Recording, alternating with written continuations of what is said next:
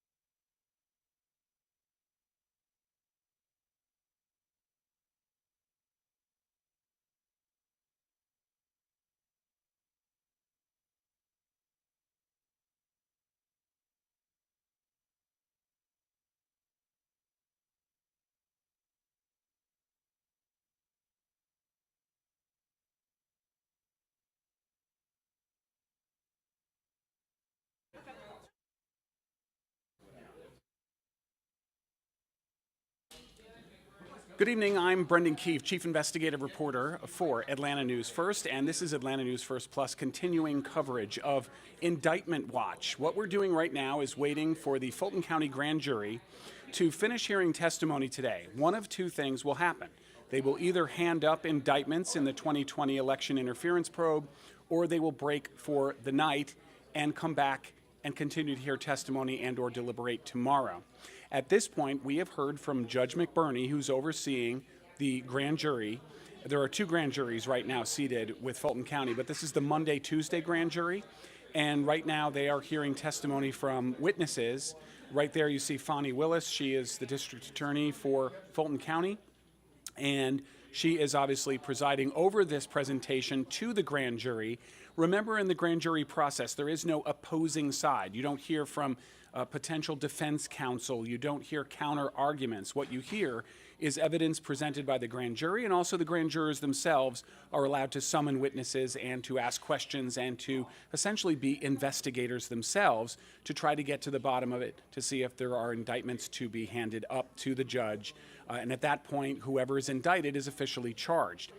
At this point, it looks like we have 1 hour, a little less than 1 hour now left, because Judge McBurney has indicated that there is about an hour left in testimony, and that the grand jury will break at that point. And that means that, again, we'll either have indictments handed up or we'll have the grand jury taking a break. Given the witnesses we know whom are left to testify, 3 or 4, it sounds likely, but this is merely speculation, that we would be looking at the grand jury taking a break unless they've decided they've heard enough testimony to be able to deliberate and hand up indictments. That would leave a very short deliberation period, but deliberation can be as simple as, hey, let's all take a vote, and if enough grand jurors present want to indict, then they can hand up those indictments.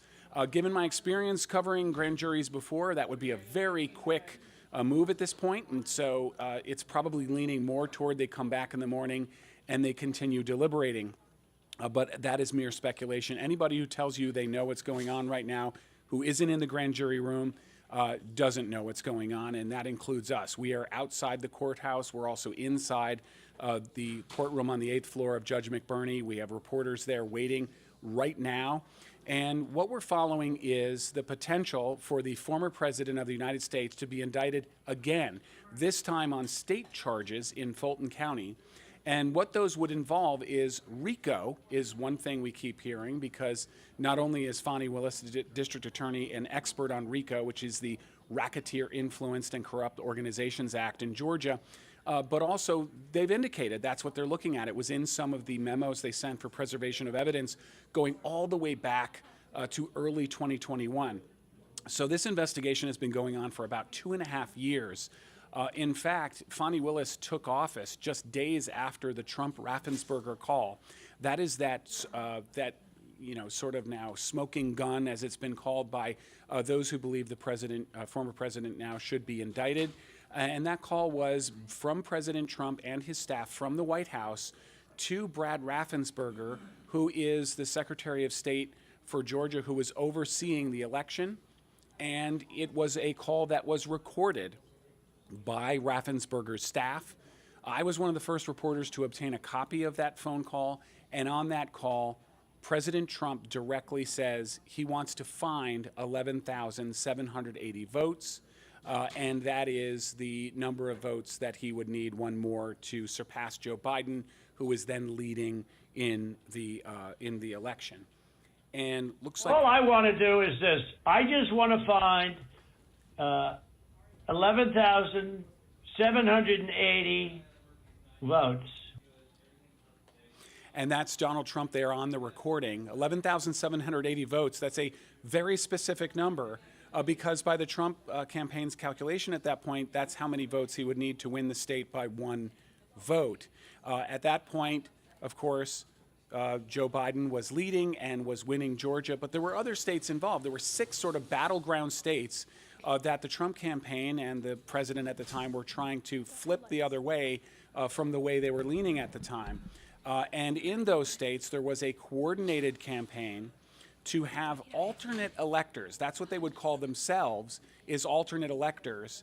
And that means is essentially they were calling themselves alternate electors, but they have now since been called fake electors. Why would they be called fake electors? The reason they would be called fake electors is because those electors in 5 of 7 states swore an affidavit and signed their names saying they were the duly elected electors. So not alternate electors in case President Trump would prevail in court, but rather in those 5 states, including Georgia, they affirmed we are the duly elected electors for the state of Georgia, and that would go to the Electoral College, and then those votes would be counted by Congress in the Senate, with the Vice President, Mike Pence, presiding. Those ballots would be opened and counted on January 6th. That date may sound familiar to you because, of course, that's the date that Trump supporters stormed the Capitol to try to delay and or prevent the counting of votes. That's part of the federal indictment. And also Georgia plays a huge role in that federal indictment because it's mentioned multiple times because of the so-called fake elector scheme. And that also plays a role here in Georgia, of course, because what we have is the possibility that some of those alternate or fake electors could be indicted, but many of them, and we don't know exactly which ones, have essentially entered into an agreement with Fani Willis to have immunity. So their testimony comes with the possibility of no charges in Fulton County.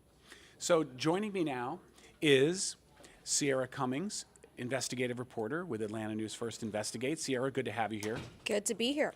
So Sierra, tell me what we're looking at right now in terms of, look, nobody has the answers, right, but we're on indictment watch. What are you looking for right now? Yeah, a little bit of speculation going on here. You're right. None of us really have the answers, but for the last few months, really the last 2 years, there's been speculation of what the charges could be, and we've been hearing RICO charges. You've talked about that. RICO is a much different statute at the state level in Georgia compared to the federal statute. And I've talked to several legal analysts about these possible indictments. And one thing that they note about RICO charges at the state level here is that this, quote, is like a prosecutor's dream to bring about RICO charges in Georgia because at the state level, the threshold threshold for actually proving the RICO is much lower than, say, like a federal jurisdiction or any other jurisdiction in the entire country, for that matter. So you've defined what RICO is, and essentially we kind of hear it with mobs and alleged gangs, right? And so you think of that criminal enterprise. But here in the state of Georgia, the prosecutor, the Fulton County District Attorney, Fani Willis, she wouldn't actually have to prove with the state statute that there is an underlying criminal enterprise. Under the RICO state statute here in Georgia, it's broad. She can paint a very broad picture, broad strokes, and she's just got to prove various criminal conduct and essentially suggest that it's furthering this criminal enterprise, but she doesn't actually have to prove that the criminal enterprise exists. So it's much easier. That threshold is much lower if you bring about state level RICO charges here in Georgia. So that's something we're paying attention to. Right, and there are more charges than in the federal RICO statute. Now, we don't want to turn this into like a law school class, but what it comes down to is that basically we're talking about a conspiracy between two or more people that are part of an organization, and that organization has committed crimes, where members of that organization has committed crimes. But the crimes in Georgia could be as simple as false statements to officials, right? Right. The prosecutor that you'll hear from on air and later online today, he gave me a really good analogy. He said, think of it like a bicycle wheel. And so at the center, you've got the hub, but you've got all around the wheel the spokes. And so many different people represent the different spokes on the wheel. And the RICO tool is utilized to kind of, what was the quote he said? Air everybody's dirty laundry, not just the person at the hub, not the person at the center, but it has this sweeping effect where you can bring in so many allegations, so many suspects, and I just thought that was a really, again, this is not law school, but that painted the picture very clearly to me. Yeah, but what it comes down to is that essentially a former president has, it can be treated almost like a mob boss in terms of, and a lot of people are going to, on both sides of the political spectrum, sort of, not understand that. But really, the law, justice is blind, right? So the law looks at it as a perpetrator and other perpetrators of crimes who are conspiring together. And this statute in Georgia has, whether intended or not, the capability of ensnaring a former president in a criminal conspiracy. The other thing that strikes me, though, is that this particular RICO statute and the way it's applied through the case law in Georgia allows them to consider charges from other counties than Fulton County, and also from other states, other crimes that may have been committed in furtherance of the conspiracy outside of Fulton County? Yeah, you raise a solid point, because, again, that's that sweeping effect. Even when the one allegation you're trying to prove under the state statute, you can bring in everything else, even if it isn't a part of the main case. So I've read some articles where they describe it as a whirlpool. Literally everything goes. You bring it all in. So even though this is about Fulton County and what happened here in the city of Atlanta, she's going to bring up stuff from Coffee County. She's going to bring up things that are allegations that involve incidents happening in places that weren't just Fulton County. Like the fake electors in Michigan who've already been indicted in Michigan, for example. That could be considered an element, because remember, all of the alternate or fake electors met at the same time on December 14th in 7 different state capitals, or at least attempted to meet in those state capitals, to send these alternate slate of electors to Washington. Yeah, you raised a fair point about the conspiracy and bringing it back around to the mob. Like, even if the alleged mobsters didn't actually do anything, whoever they task with doing, even though their hands might not be super clean, the allegation is that their hands are dirty because all of these other parts, all of these other players are involved to further the conspiracy or further the alleged criminal enterprise. Right, and Donald Trump has basically said, at least in terms of the federal indictments that somewhat mirror what we're looking at possibly here in the state of Georgia and in Fulton County, he said this is protected political speech. Not only does the First Amendment protect free speech, but it specifically protects political speech. And as a political candidate who was running for office, he was entitled to, very broad First Amendment protections. But as many legal scholars have pointed out, if a mobster says, I want you to, knock over this, this bank or this numbers operation, or I want you to whack this this particular enemy or something, the mere act of asking them to do that isn't protected if then action is, takes place. So in other words, saying, I want you to meet and then, vote on these alternate ballots that essentially are fraudulent. If they were directed to do that by the former president could be charged with a crime. But that also brings us back to the possible solicitation charge. That phone call, we all know it's going to be a huge part of this case. And one thing to point out, solicitation doesn't require agreement in the same way that maybe conspiracy does, Sure. right? So just the mere request, according to what we think the indictments will be, the mere request to find the 11-something thousand votes, is that really protected speech, or is that pressure to do something that you feel is illegal? But that would be at the heart of the solicitation charge, that phone call and saying, I need you to find those votes. And although the Secretary of State didn't find those votes and maintain there were no other votes to find, the Fulton County District Attorney will argue that the solicitation did happen. But we've said a lot of this from the perspective of the Fulton County DA. A good defense will likely say, well, the president had every right to seek clarity on whether there were more votes, whether other votes existed. So it'll be interesting to see the other side of that. Well, I mean, in the call, I'm again just playing the devil's advocate here. President Trump at the time did tell Brad Raffensperger, he said, we believe 5,000, dead voters cast ballots. We know that wasn't true. What we don't know is that Donald Trump knew that wasn't true. That's a fair and so point. this is where that's in legal terms they call it mens rea. It's criminal intent. And so did the president have criminal intent Right. when saying, I need you to find 11,780 votes? As you pointed out, if he believed there were votes to find, then is it a crime? Right. But then what it really comes down to is the totality of the circumstances. Any good prosecutor tells a story and tells the story to the jury. And do you have enough sort of breadcrumbs to lead the jury to this was a criminal conspiracy? I do want to ask you, though, about one complicating factor that happened today. Clearly, no matter how it happened, it wasn't the plan of Fani Willis, we assume, for a document that appears to be essentially a draft of charges against Donald Trump ends up on the Fulton County court clerk's website, where Reuters is able to download it and post it, and then it disappears. This is according to Reuters. Right. According to the Fulton County Superior Court clerk, that was a phony document. It wasn't essentially a real document. But when you read a little further into it, they basically said a real document would be one that is, properly formatted and stamped and filed with the clerk. So what we don't know is if that document was a real draft, or how did it end up on the clerk's website, and we only have Reuters' word to take that it did.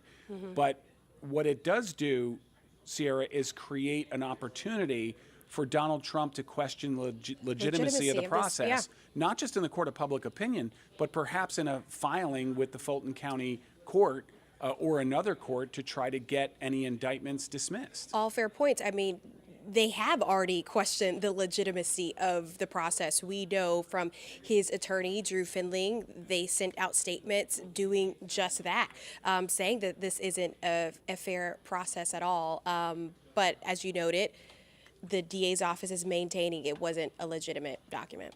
Yeah, it's really interesting. I posted it to Twitter. It immediately took off when I posted what the county clerk, the clerk of court, said.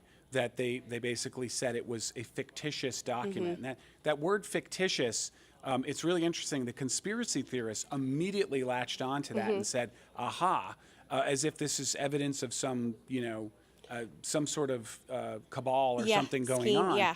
But what's interesting is all of that really doesn't matter. As there's been two parallel things going on really since the election in November of 2020, is you've sort of had the partisans in these two silos, right? And then you've had reality.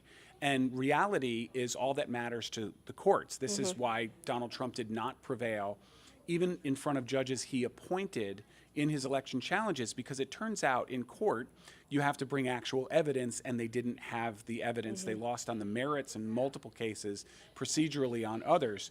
But what's interesting about this so-called fictitious document is it does give the ability, and they're already doing it, as lawyers are already doing it, it gives Donald Trump the ability to say, hey, wait a second. This isn't the grand jury handing up these indictments. This is the district attorney who's already written the indictments, which, by the way, is the standard practice. For the most part, district attorneys write the indictments because they're the lawyer of the grand jury, if you will. They're the ones who know how to put it in the proper format and all of that. And then once they present all the evidence, they read their sort of draft, and then the grand jury can either make changes, or they can issue a no bill and say, we disagree with you, or they can issue a true bill and say, yeah, you know what? The district attorney presented a case, we agree with this, we're going to sign our names to it.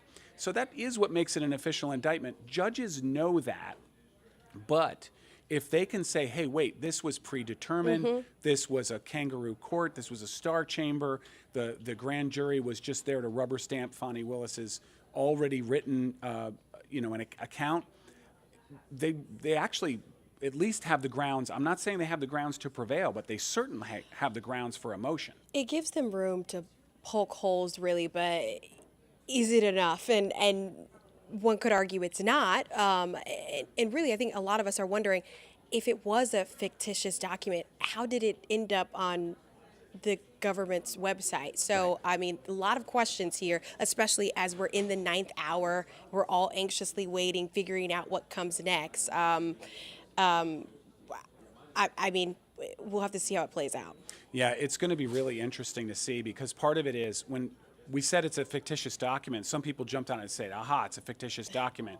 Others said it was a plan. Look, we don't want to get into the speculation of the internet and all of the reactions and quotes, but a number of people pointed out that it had a case number on it, and the case number is sequential to the number of current cases that are filed.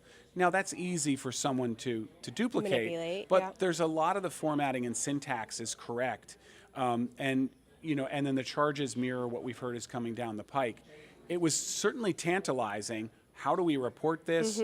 Reuters actually reported it as here it comes. The district attorney had to come out and say, no, that's not it. But if this ends up mirroring that document, then I think that actually gives more fuel to at least a motion by the Trump camp. It's really an unforced error if this really did come from the district attorney's office. I think it's similar to the special grand jury foreperson who kind of went on a media tour right after the special report was issued, because the grand jury does give district attorneys cover. It gives them the ability to say, I didn't indict the former president. The citizens of Fulton County did, and these are representative of those citizens. But the old saying goes, a good district attorney can indict a ham sandwich with a grand jury. But in reality, a grand jury is used as an investigative tool. It is clear, because we know before they were even seated, what Fani Willis intended to present to them. This document tends to mirror that. But again, this is sort of an unforced error if it does turn out to be from the DA's office. I mean, but the DA's office has been so meticulous for the last 2 years. I mean, it really makes you wonder whether it was legitimate or not. I mean, and speaking of that timeline, more than 2 years. We're finally at this point, but it's been more than 2 years. And it really does go back to the charges. The legal analyst we've talked to said she could have possibly brought about charges with the solicitation or the conspiracy, but really wanting to be so detailed, taking all the time to get us here. So it'll be, I think we're all just so anxious tonight to see what happens. But in the meantime, it's kind of informed speculation. Well, I almost tweeted that every newsroom in Atlanta has just ordered, 40 pizzas. I mean, that's sort of your indictment watch right there. But for those of you watching either on your phones or at home, watching our stream, if you're watching our YouTube stream, post your comments and we will answer your questions. This is an informal report right now as we're sitting here waiting with you. And we can answer your questions, and we're monitoring those right now. Unfortunately, I have to be wearing my reading glasses to read them myself. So, but as they come in, we'll certainly answer your questions and get them to you. Just a quick question. Is that the stream here on the left of questions? Okay, great. I will put my reading glasses on then, just because 55 now. And so, Yeah, we've got a lot of people. It's really interesting. So there you go. You've got sort of the whole gamut. There's a lot of two-word responses, and so you've got conspiracy, you've got witch hunt, you've got on one side, and then you've got well done, let's go, let's get it done. Part of what we're dealing with right now is that we live in a polarized America. When I do a report, I can get called a radical left liberal, and then I do another report and I get called a right-wing, extreme right-wing conservative. And that happens to you too, Sierra, and it's just merely because we are truth tellers, and sometimes that truth upsets one group and sometimes it excites another. But the problem is that polarized community is from whom we're pulling the jurors if this does go to trial for anyone indicted tonight, tomorrow, or whatever it happens. How do you pick a jury? How do you pick 12 people and 2 alternates who can hear a criminal trial in Fulton County for the former president of the United States, if it comes to that? I mean, how do you talk about just the polarized world we're living? The polarization is amplified because of social media. I mean, hello, your tweet kind of taking off and people doing their own investigations in your comment section. I mean, it's such a fair point to raise. I wonder what that jury actually looks like and what they've been exposed to, because you've got to assume they've witnessed it all the last more than 2 years. No, you're absolutely right. And I also have faith. What's interesting is I've been doing this for 33 years. And when I started, literally before the internet, the viewers were not as well informed in terms of broad knowledge of how the justice system works and politics and all of that. Now people are sort of over-informed, but often in their own silos. And so it's interesting because you'll get really, heavily informed comment, but heavily informed from only one side or the other. And it's sometimes frustrating because, The Onion put an article out a few years back that said, scientists discover new strain of fact-resistant human. It is tough sometimes to, show people the truth. It is. Because to one side there's cognitive dissonance, and to the other side it's confirmation bias. And that's really tough. But I have faith in the people watching right now, and I have faith in the jurors of Fulton County to, hear any evidence that's presented and to come to a true and faithful decision. You're like, where's the question in there, Sierra? But I have one for you. I do have one for you, which is, do you think, the state case, the Fulton County case, how is it more perilous for Donald Trump if he's indicted here than the federal January 6th indictments, for example? Well, a lot of analysts have said that they feel like the federal indictments are really lacking teeth. I think in Fulton County, that phone call, a lot of people feel like it's the smoking gun. You've got that alleged solicitation happening in the call. Like, it's clear as day. The audio is very clear. It exists. It's been there. We've all heard it over and over again. And plus, we've talked about those RICO charges, the state statute. It's much easier to bring about RICO charges here in Georgia. And then just the whirlpool of all of the folks that are involved, the fake electors. We've got really reputable elected officials who have been able to testify and tell their side of things. I mean, just in the last hour we saw the former lieutenant governor speaking with CNN after he finished testifying in front of the jury today. I mean, they've got really reputable voices on this case. Yeah, and that call, as you said, it's sort of a Rorschach test. Do you hear a president who feels he's been cheated out of re-election, or do you hear someone trying to verify the numbers? Reverse the outcome of a Democratic election. And either answer, because again, there's actually a reasonableness standard in the law. You don't judge someone based upon what we know now. We know that the election wasn't stolen. Right. We know that there weren't 5,000 dead voters. There were 4. So that's not a statistically significant sample. I personally knocked on the door of a voter who was identified as dead by the Trump campaign and by Tucker Carlson, and she answered the door, and she was a sweet old woman who happened to vote with her husband's name, Mrs. James E. Blaylock, because that's how she was registered. And the statistics that the Trump campaign got said James E. Blaylock because it didn't have the Mr. or Mrs. column. And she voted as Mrs. James E. Blaylock, not as James E. Blaylock, and so she wasn't a dead voter. But we know that now. The reasonableness standard says actually you have to put yourself in the shoes of Donald Trump during that phone call on January 2nd. And you have to say, okay, what was, this is literally the day after New Year's, and he and Mark Meadows are calling Brad Raffensperger, and, what's his mindset? Is his mindset, the election was, the election was stolen from me, Donald Trump, or is his mindset, I know I lost, but I want you to find, these 11,780 votes to put me one over to win the state of Georgia. And realize even if he did, he had to go get 5 other states to make that happen.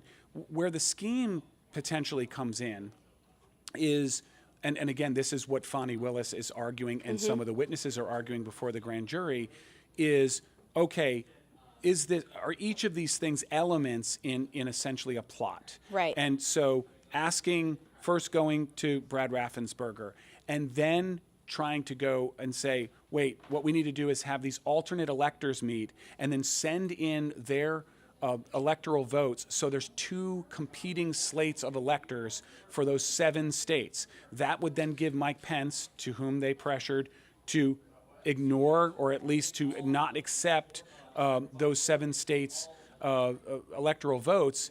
And if nobody gets to 270 electoral votes, under the Constitution, it goes to the House of Representatives to pick the president. At the time, it sounds like inside baseball, but it's incredibly important because at the time, you get 1 vote per state delegation in the House of Representatives to vote for president if no one gets to 270 electoral votes. That's the simple math. Well, it turns out of the 50 state delegations, 26 were Republican, 24 were Democrat. But what no one takes into account is that Liz Cheney was the sole representative from the state of Wyoming. And Liz Cheney was not going to vote for Donald Trump, which actually would have made it split 25-25, and it would have gone to multiple ballots. We never got to that point because Mike Pence refused to, even entertain that there were competing ballots because there really were no competing ballots. There were these certified ballots, and then there were these sort of alternate electors or fake electors, whatever you want to call them. And now if that was a crime, and that's, again, a big if, then you have the federal indictment, then you possibly have Fulton County indictments. Before I let you go, Sierra, anything else you think is important to watch tonight and possibly tomorrow? Just my final thoughts. It really comes down to how good a storyteller the district attorney can be. She can paint a phenomenal picture. She can paint a very broad picture, but the defense can also poke holes in that very broad picture. So as you've pointed, it really comes down to how convincing the Fulton County DA is. And I think we are all eager to see. It's going to be very interesting. Obviously, all eyes in the nation and the world right now are on Fulton County. And I thank you, Sierra Cummings, for joining us, investigative reporter with Atlanta News First Investigates. I'm Chief Investigator Brendan Keefe with Atlanta News First Investigates. You're watching Atlanta News First Plus, continuing coverage of Indictment Watch. One thing I want to do is reset right now. Let's tell you where we are and where we're headed. Right now, looking at my phone, it says 8:05 p.m. We have about another 20 minutes before that 1 hour is up that Judge McBurney gave us. At around 7:15, 7:20, he told reporters in the 8th floor of the Fulton County Courthouse to expect that there was going to be 1 more hour. There's going to be 1 more hour. And by the way, folks, let me know if anything breaks over here. I'm looking at the assignment desk. When you see me look off camera this way, I'm looking at basically our nerve center of information coming in. And when I look down here, I'm looking at your comments on YouTube. So continue to send those in. Alicia Smile says all eyes on Georgia. And we've got, we even have Russia tuning in. We could go off on that, but we won't. What I will tell you is that Judge McBurney told an assemblage of reporters in the courtroom on the 8th floor of the courthouse, at about 7:15, 7:20 that he expected the grand jurors would hear another 1 hour of testimony before breaking for the night. He didn't say break and come back tomorrow. He just meant they would be done for today. Now, the grand jury is in charge of the grand jury schedule. The grand jury could say, you know what, we're close, we're going to go longer. They can still say that regardless of what Judge McBurney had said. But the other thing, reading the tea leaves here, is that witnesses that were scheduled for tomorrow were actually told to come in today. And so we had witnesses that thought they had until Tuesday who had to testify today, and that meant things were moving much more quickly. We started to hear rumblings. For one, they closed the security gates at the Georgia Capitol today. That's only a block or two away from the courthouse. So then you also had them closing more streets, restricting traffic more. And then, of course, you had that strange document that was posted suddenly on the Fulton County Court Clerk's website, and it was then reported by Reuters before it was taken down, that now they're calling essentially a fictitious document, according to the clerk, adding intrigue to all of this, because was that a draft? Was it fictitious? How did this happen? How did we get here? It's going to be a huge bone of contention and possibly a motion from the Trump campaign sooner than later, if and when there are indictments.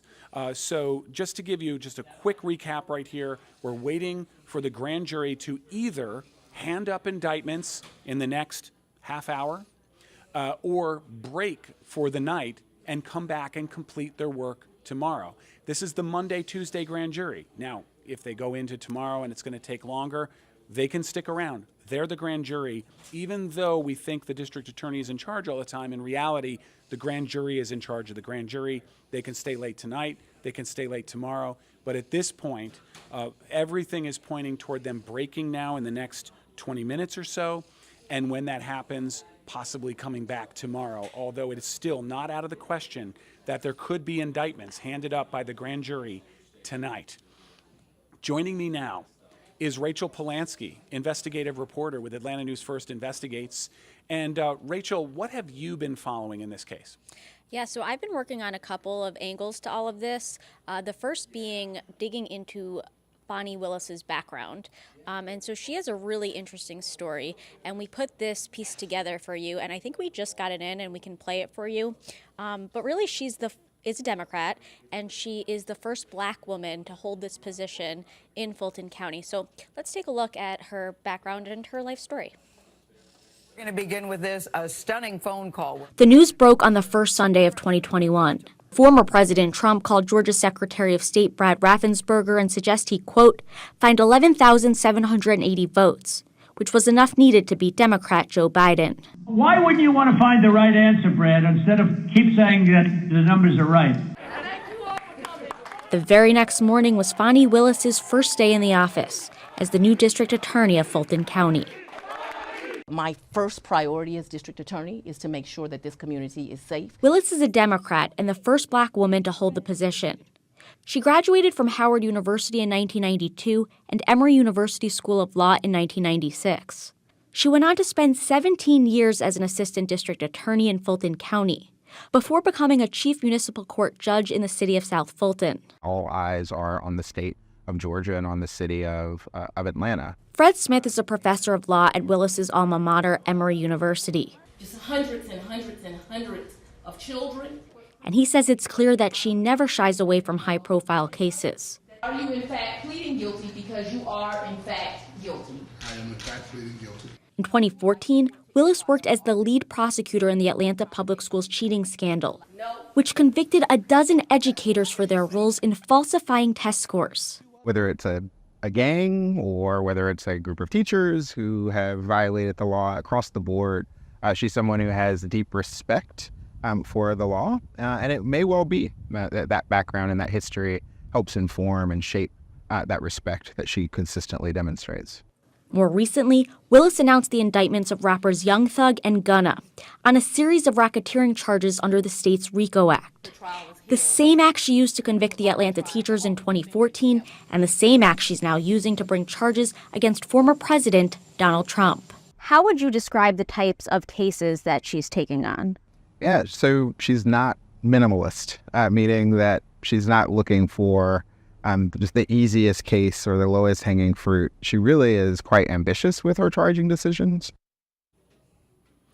And we're back now live. I want to tell you before we talk about this particular point, Rachel, is that we are hearing, and this is not confirmed, that the grand jury right now is deliberating. There are multiple reporters from multiple outlets who are at the courthouse who are reporting that there is deliberation going on right now. We can't confirm that because we're not in the grand jury room at this point, but this would conform with what Judge McBurney told us just an hour ago, that he expected this to take another hour before the grand jury would be done for the night. Done could be voting on indictments, and done could mean done for the night. But at this point, it now looks as though it's leaning toward indictments tonight. Now, one sort of important distinction, all of the indictments for multiple people don't have to come down all at once. We've actually seen this in other cases. Unless you're charging the RICO and you're charging all of them, at that point, you basically are talking about you could indict one person tonight and then indict more tomorrow. But based on what we know about what was presented to the grand jury, it would appear as though the district attorney has the case laid out for the grand jurors. Remember, there was a special grand jury that already did the sort of heavy lifting for this grand jury. They've already been read into that report, and now they've heard from additional live witnesses. So what that means is they have the ability to vote now on indictments that have already been drafted by the district attorney. And again, it's important to point out that grand jury indictments are very often drafted by the district attorney. Grand jurors didn't go to law school. Some of them did if they have a JD and they're lawyers and they're on the grand jury. But more often than not, they're people like you and me who don't have that legal training, and that is why the district attorney almost always drafts the document that then the grand jurors will vote on. And I've seen this before where grand juries will go, yeah, we don't like that line, we want to change that, or we don't agree with that part, we agree with this part. And just another important distinction, grand jurors don't vote yes or no. What they vote is no bill, which is no indictment, or true bill. And that is essentially, validating what I just said, that they're looking at what is the bill essentially given to them by the district attorney and saying it's either true or it's not. And what they're doing is essentially formally charging whoever it is they're indicting. And we're told right now, again, this is not confirmed. And normally we would not report things we have not confirmed, but what we can tell you is that multiple reporters on the scene from multiple news outlets are saying that the grand jurors are deliberating. Unfortunately, in these situations, in the vacuum of information, there is a lot of speculation, but it's speculation that is more like analysis because it's from reporters who are on the ground and are getting information as it's filtering out through the courthouse. And some of the reporters, including our own, are right now in the 8th floor courtroom of Judge McBurney getting this information firsthand. I can tell you as a reporter for more than 3 decades, you can get a sense of what's going on by the people running down the hall and the noises you're hearing that maybe we're not breaking for tonight. So I would give a little extra weight to some of those reporters who are reporting that now. Rachel, what do you think we should be looking for tonight if indeed indictments are handed up by this grand jury? Yeah, I mean, there's a lot of things to be looking at, and I think something that I dug into a little bit and people might want a little bit of a behind the curtains look at would be the grand jury process and how this all came to be. So this grand jury that we're waiting on, they were seated in July. And basically 2 panels were selected in Fulton County Superior Court. And each panel includes 26 participants, 23 of those grand jurors and 3 alternates. And up until this point, they've been handling cases, ordinary criminal cases like robbery or assault. But now one of those panels is also the one that's looking into this Trump investigation, and that is likely who we will be hearing from tonight. So what have they been looking at this whole time? It could be a number of things from transcripts, testimony, recordings, among other things. And, I think something else to note about the DA, Fani Willis, in talking with various attorneys, they say that she has a very methodical approach. As we've seen here, it's been a 2.5-year investigation. And based on her previous cases, the Atlanta teacher scandal, for one, and of course now she's working on the Young Thug and Gunna case, two high-profile cases along with this one, she takes that approach where she takes her time. She's not rushing. She's methodical, and that is something that I think we'll likely hear more on tonight. I've been looking at the Twitter comments, looking for questions, but what I'm seeing is sort of comments on both sides of the political aisle that are sort of rallying for one side or the other. You know, there are people who want one outcome or the other. We obviously are just reporting what we see, and we'll if you do put some questions on there, we'll be happy to answer them. One thing I want to mention, because I asked Sierra a moment ago about what makes this case more perilous than the federal January 6th indictments that have already been handed up for Donald Trump. And what's interesting is, in my research, Georgia is one of only 4 states that does not give the governor any pardon power. Yes. We're not saying that Governor Kemp would essentially pardon Donald Trump, but even if he wanted to, he couldn't. And the other thing is there's no preemptive pardon. Now, you know, we saw Donald Trump even, you know, essentially give pardons on his way out the door to certain people who were facing charges.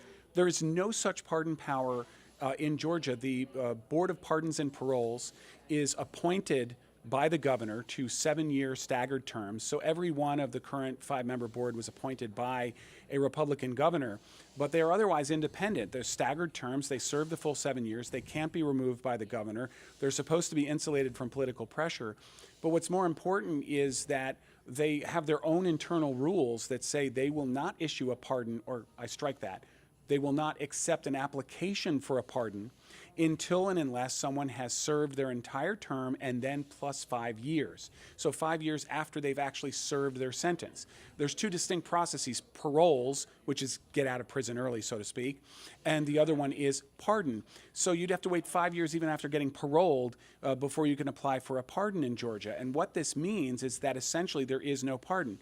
So I know what you're saying, Rachel, and I'm not letting you ask, so I'm going to ask for you, which is, well, can't the president, if Donald Trump is reelected, can't he just pardon himself? Legal scholars actually believe he can pardon himself for federal charges. The pardon power for a president is absolute. There's no indication in the Constitution that it's in any way limited. However, it is limited by the fact we have a federalist system. And what that means is, while we have a federal government, we also have these state governments that have a level of autonomy, and that autonomy extends to the pardon power.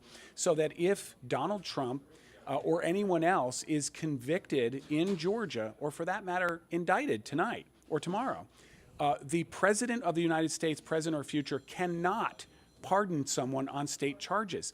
That makes these charges, if they are indeed handed up, these indictments, essentially far more perilous than the federal charges, because the strategy of delaying until the November election for some of these federal cases simply won't work in Georgia, because even if Donald Trump is reelected president, he can't pardon himself for the Georgia charges.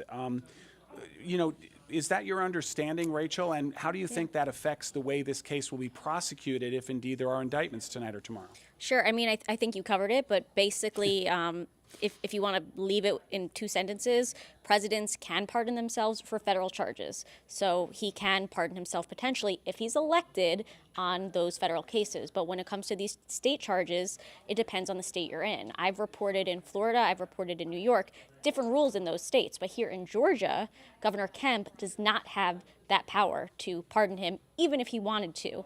Like you said, it's up to the Georgia State Board of Pardons and Paroles. So should we get to that point, they're an independent board. Of course, they're appointed by the governor. However, we'll have to wait and see what they say. Now, that's different in other states. If he's looking at charges in New York, the governor there, Kathy Hochul, she would have the power to pardon him potentially. But here in Georgia, that is not something that Governor Kemp would be able to do. No, you're absolutely right. And you're always better at taking what I say and compressing it into far fewer words, right? So I'm not, as one news director said to me years ago, we don't pay you by the word, right? But you did succinctly sum up that, if he's reelected as president, he can pardon himself for the federal charges, but these state charges don't apply. Now, here's another thing. There are people, I'm seeing it in the YouTube comments, oh, great, Donald, and I'm saying from their perspective, from one side of the aisle, oh, Donald Trump gets convicted in Georgia, he can't be a reelected president. Hey, guess what? That's not the way it works. There are only a few requirements to run for president of the United States. You have to be 35 years old, you have to be a natural-born citizen, and you have to have lived in the country for a period of time. That's it. There are no other requirements. And guess what? You can be a convicted felon and be elected president of the United States. You can be in prison and run for president and be elected president of the United States. It's never been tested before, but now what we're facing essentially is the possibility that you're going to have at least a president awaiting trial on felony charges because they're already existing at the federal level. And then you may also have these state charges, which, as we just described, are far more perilous because of the lack of pardon power, not only for the sitting governor in Georgia, but for the president of the United States. And you might have the possibility of a conviction pre-election, which may or may not affect the outcome of the election, because in some cases it seems to be helping former President Trump in his bid for the Republican nomination.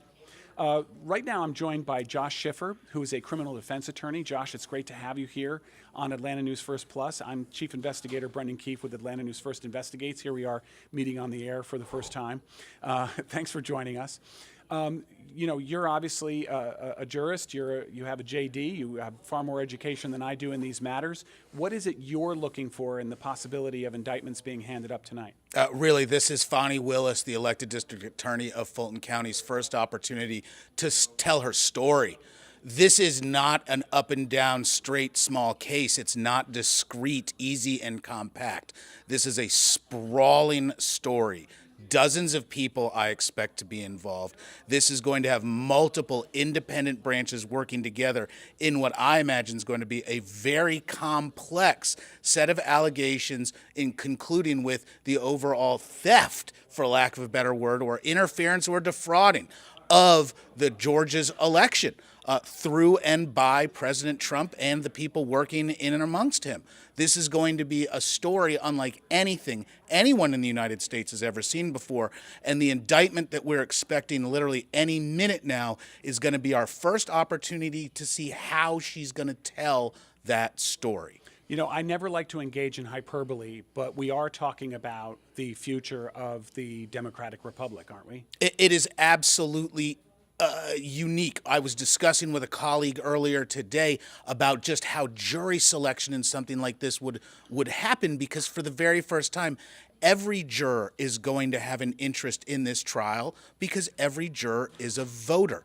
Generally, we try to have the most independent jurors. That's impossible in a unique manner in this case, and in a way that we've never statutorily considered. This case will result in new law.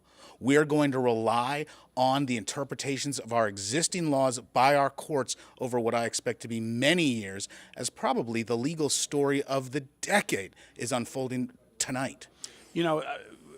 Objective observers have said that early 2021 that the judicial branch of the three branches of government, the other being executive and legislative, that the judicial branch saved democracy. Again, I don't like to engage in hyperbole, but essentially is the American election system on trial in these multiple cases across multiple jurisdictions. Yeah, and at a time when our institutions, according to a lot of people, are struggling like never before. Mm-hmm. The great thing about America is that while our institutions have struggled, and they have, they've always come back better and stronger. A great test is necessary to perfect the experiment that is the American dream. And this is going to be another one of those tests. For the very first time, a substantial portion of Americans believe and support someone running for national elected office who's been accused of 3 sets of crimes and soon what we expect to be a 4th. Nothing like this was considered. Nothing like this was thought about. There haven't been congressional committees talking about fair checks and balances. It's going to come back down to our court system, and our court system is going to guide us through this. So Josh, you're a criminal defense attorney, is that right? Primarily criminal defense, but we do a variety of interesting things, you can say. Of course, sure. I'm sure you've been a plaintiff's attorney and a civil defense attorney as well. So tell me, though, in the criminal defense side of things, I want you to put that hat on for me. If you were a criminal defense attorney, would you see this leak or this false posting or whatever, this fictitious document, this draft of, we don't know exactly what it was that ended up on the Fulton County Superior Court clerk's website earlier today that Reuters then published and then it was removed from the site. Would you consider that a gift if you were the defense attorneys for Donald Trump? It is going to be something. Every action in this case is going to receive substantial scrutiny, and it's going to be tested for its validity. Do I feel that what happened today needs an explanation and we will probably get one? Yes. I really wondered myself and talked with other colleagues, was this intentional? How could this have happened in something so carefully choreographed? But then again, I work in Fulton County. This could easily be a unfortunate administrative screw-up where someone was trying to do an important job and made an error. I have no doubt it will be tested. There will be allegations. I'm sure some conspiracy theories are out there, but people need to understand the clerk's office, DAs, and judges all work closely together every single day. There are communications. That collusion idea, that's not going to gain a lot of purchase with anybody familiar with how criminal courts operate. Well, we already know how each side of the political aisle is going to view this document. You know, one side, there's going to be a conspiracy theory that the fix was in. There's going to be another saying something else. My question would be, how do you think a judge would look at this as an motion to dismiss or for summary judgment, arguing that the indictments should be thrown out because essentially they were decided before the grand jury deliberated? You know, there is that idea, and I'm certain that it will be included in an omnibus series of motions that is going to be exhaustive. They're going to throw the kitchen sink and the kitchen sink's cousin up against this case. It's going to go back and forth to the courts multiple times. The great news is the judge that we all know is going to be in charge of this case is one of the finest jurists in Georgia. And no jurist would be better prepared to handle a case of this complication, both from a professional experience level, but also from an optics level. And who is that judge, according to your information? Judge McBurney has been the named judge in charge of the special grand jury process, and then he was actually assigned to be in charge of the regular grand juries this week. Judge McBurney is a deeply respected jurist on both sides of the criminal bar, both prosecutors and defense, Harvard-educated, military experience, deeply respected by some conservatives. I have some strong conservative values, deeply respected by them, while also very well appreciated by the more progressive community that makes Fulton County its central home. He's an excellent representative for justice and fidelity to the system, and that's going to be what carries him through this. Trump's still going to probably try to kick him off the case, but that's going to be expected in any case that's going to be fought as hard as this one is. Well, and just because he supervised the grand jury doesn't mean he'll be the appointed Superior Court judge. We're hearing it might be one of two other judges. There is that, and in fact, there's a robust discussion over what happens if judges want to push between each other on how that is assigned. That would introduce a lot of interesting variables. Judges, especially in a prominent county like Fulton. Fulton, for those of you who aren't familiar, it's really the home of Atlanta. There's a core set of counties, but Fulton is the big one. And there are unique, influential, historic jurists on our bench with strong personalities and strong thoughts. That judge is going to bring personality to this case. Well, and Josh, it's important to point out that some of the judges who currently serve as Superior Court judges on the Fulton County Superior Court aren't necessarily, sort of elected liberals from a Democratic county. Some of them were appointed by Governor Deal, by Governor Kemp, and then ran for re-election and won. And so these aren't necessarily of one political ilk or another. And granted, we don't always talk about judges in terms of, their political background, but it is important because if there was sort of a monolithic approach from the judiciary within Fulton County, that would be a sort of an easy layup for the Trump camp to say, hey, the fix is in. Yep. But in this case, it's going to be very hard for them to do that if it's a judge who was appointed by a Republican governor. They don't, the Trump campaign and Trump organization doesn't have that ability with someone like Judge McBurney and a bench as diverse as Fulton County. Even though Fulton County is traditionally thought of as almost a Democrat stronghold, there are very conservative portions both north and south. The bench reflects that, also being the home of Georgia's busiest business court, criminal court, and the home of state government. Who sits on the Fulton County Superior Court bench is a little bit more important than some other circuits. So the governors over time, and most judges are appointed by a governor and then run for successive elections. Most of the judges appointed have fit a more conservative mold, but that's not to say it's not a diverse bench representing all of Fulton County. Which do you think of all of the sort of charges that have been floated by Fani Willis in her target letters and in her preservation notices, which of those do you think is the most serious or the most likely to prevail? Is it the alternate/fake electors? Is it the Brad Raffensperger call and attempting to influence a voting official? I mean, we sort of have a whole bunch there. Or is it the overarching RICO charge under state RICO? There's so many different ways to interpret the pathways.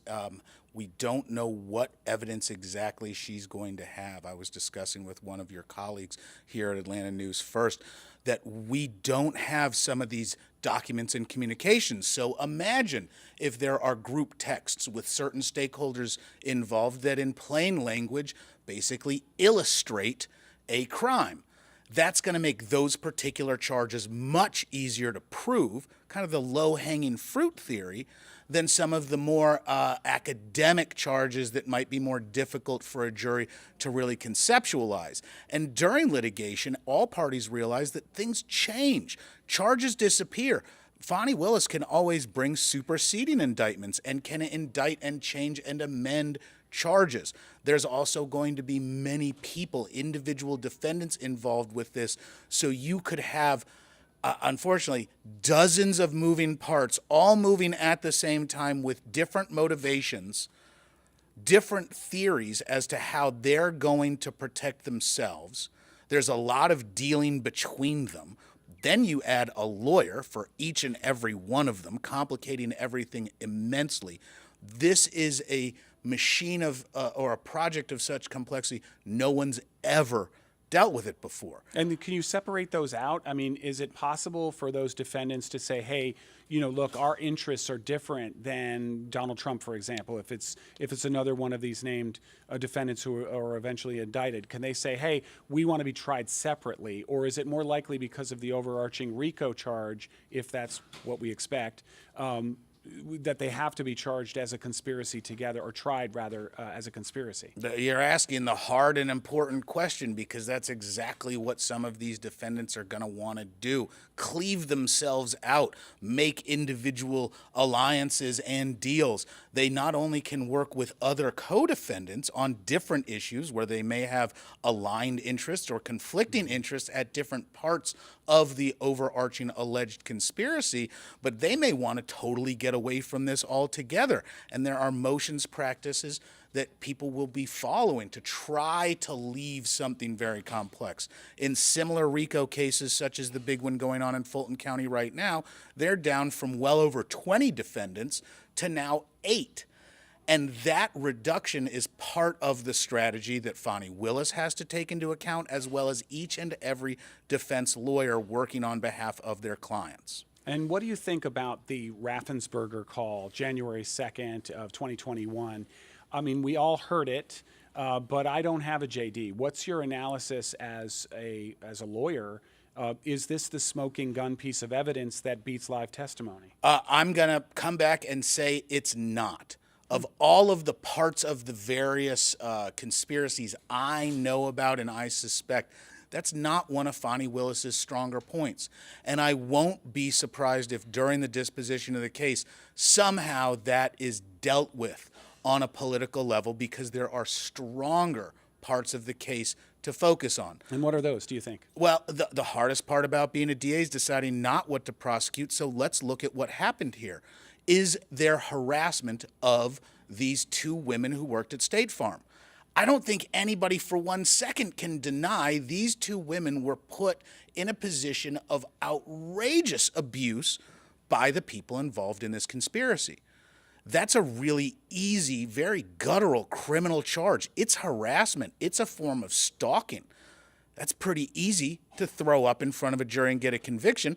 And there's really serious punishments for harassing people to the level that they were harassed. Well, but and that's just one little piece. That's alleged as part of the that would be the conspirators led to the harassment. We do know they were actually harassed by real people because they received death threats and they had, to leave town and go into hiding. This is Ruby Freeman and her daughter Shay Moss, who we know committed absolutely no election fraud, but they were accused by Rudy Giuliani. They were accused by Donald Trump of essentially stealing the election and, suitcases of ballots, which we know were standard ballot containers. The State Farm video is actually almost a law school class on how showing people a video and narrating it, you can get them to see anything, to see suitcases that weren't suitcases, to see multiple scanning of ballots that were single scanning of ballots.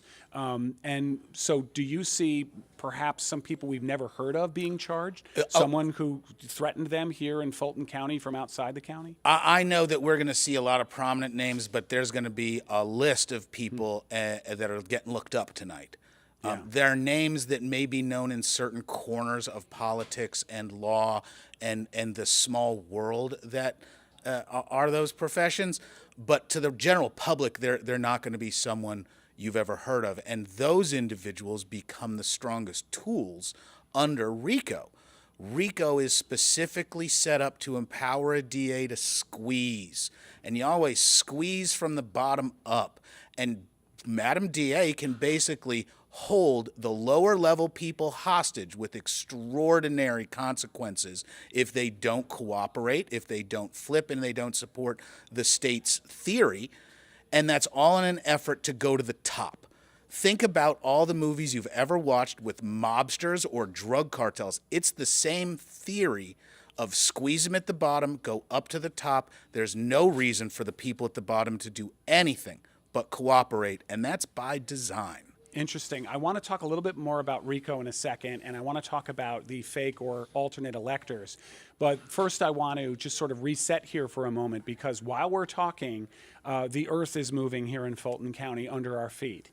Right now, we believe, we do not have confirmation, but there are strong indications that the grand jurors are at this point deliberating, that they have heard from all the witness testimony they're going to hear tonight, and they are deliberating at least on some of the possible indictments. I do want to ask you, Josh, as an attorney, is it typical that a district attorney would draft the indictments in advance, draft the proposed charges, and then present that to the grand jury to deliberate upon and to decide no bill or true bill? Or does the grand jury write these indictments typically? Generally, there's substantial guidance and assistance from the district attorney's office because there are technical complexities that need to be satisfied in order for the indictment to be returned as a true bill.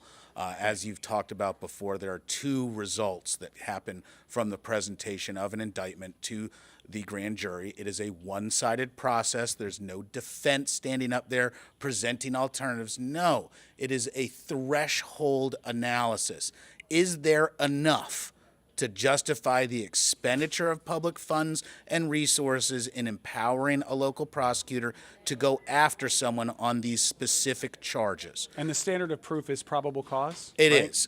Probable cause basically meaning specific articulable facts. You can put words to a crime or violation of the law and can testify that it's probable, that you saw something, that there's a causation of a criminal act connected to the actions of that person.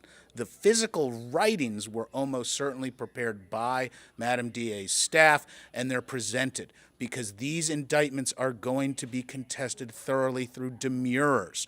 Demurrers stand for it's one of those boilerplate motions. You're entitled as a citizen to be charged perfectly, with perfect form, with perfect intent. You can beat up on a case through a bad indictment. So I know these indictments have been put through the ringer by Madam DA's office, knowing that they're going to be contested later. Well, and the reason I asked if the DA drafted this indictment or these indictments and then the grand jurors deliberated and voted yay or nay on them, true bill or no bill, that wouldn't be an indication of a sort of rigged process, would it? Or would it be the standard course of business in a typical grand jury? Not at all. And I'll be the first to tell you, I have big problems with the indictment process because it really acts more as a rubber stamp now than ever before in history. But it serves the exact same purpose that it always has. It brings in this threshold of community members to give tacit approval that, yeah, it looks like a crime happened.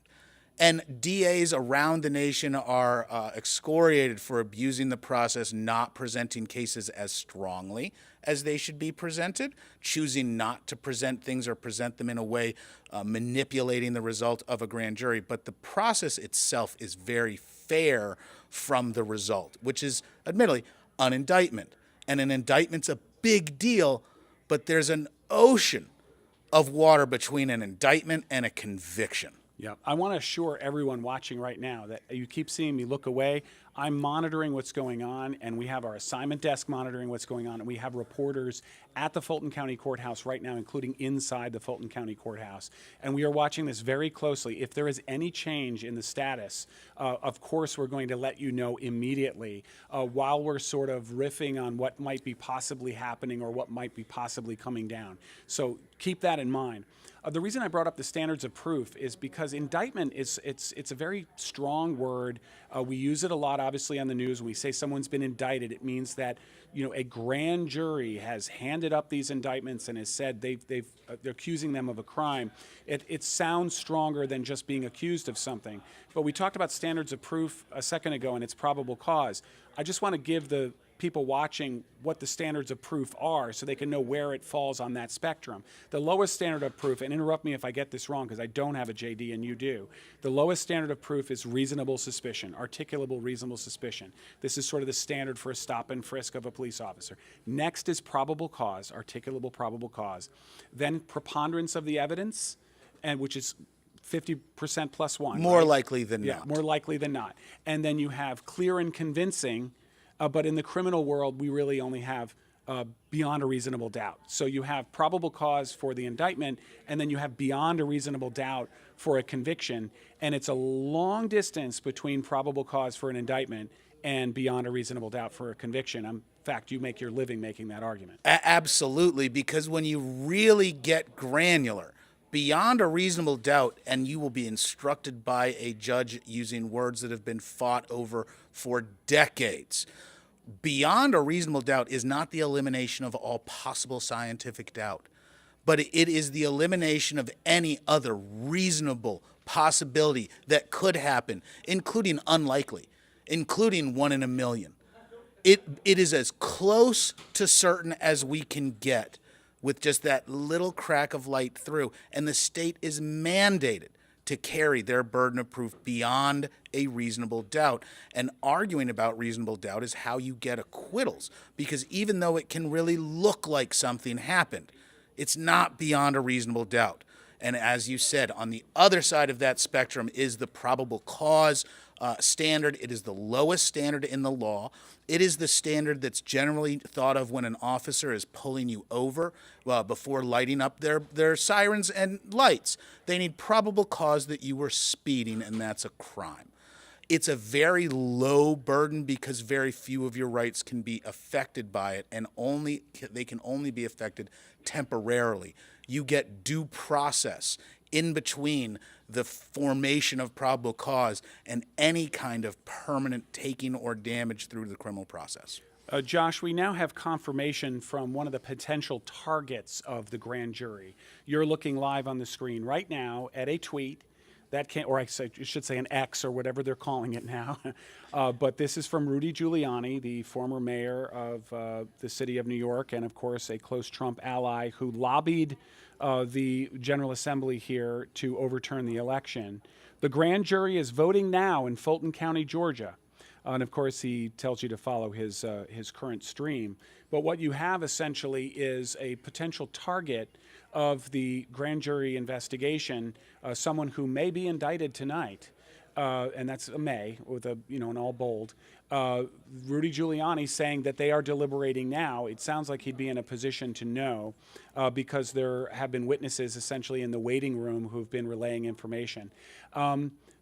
Since Rudy Giuliani is right now saying the grand jury is deliberating, the most important question is, and this is a tough one to answer, I understand, I'm putting you on the spot. How long is this going to take? The process is indeterminate at its most generous. The actual voting on an indictment can happen very quickly, and it could literally have already happened during this conversation. As for the process of these cases, you'd be insane to think that President Trump and the various other individuals aren't going to thoroughly contest the most serious allegations. And in a good, easy, straightforward case, that's 1, 2, 3 years to go through a simple set of appeals. And remember, almost all criminal cases are going to be subject to trips to the Court of Appeals. This case, with so many people and so many interlocking, interdependent, conflicting, problematic clauses and allegations, it's going to take a very long time. 1 second, Josh. Do we have anything breaking, guys? Here we go. All right. We have right now, George Cheedy is now tweeting, "We are done. They didn't need me." George Cheedy was a witness scheduled to testify, and he did not testify, according to him. George Cheedy was the independent journalist who essentially stumbled into the meeting of the alternate or fake electors at the Georgia Capitol. He was initially told to leave, and according to him, that it was an education meeting and that he was told to leave. We know from the January 6th documents, from the January 6th committee documents, that there was an email from the Trump campaign saying to keep it secret and don't talk to the media. But he says he was kicked out, and then eventually he was invited in along with some other cameras, and then they cast those ballots. But essentially, George Cheedy saying he wasn't needed. Do you suspect that the grand jurors said, "We've heard enough, we're ready to deliberate"? I really, given the time of day and the accelerated time frame that I think Madam Willis has put everybody on today, I think that he Josh, really... I don't mean to interrupt. Nope, We're this is gonna the go. big one. We are going to Judge McBurney's courtroom right now, where the Judge McBurney, as you mentioned, Josh, is the presiding judge over the grand jury, and he's speaking now. Let's listen. Don't move it. All right. That was a bad sheriff joke, sorry.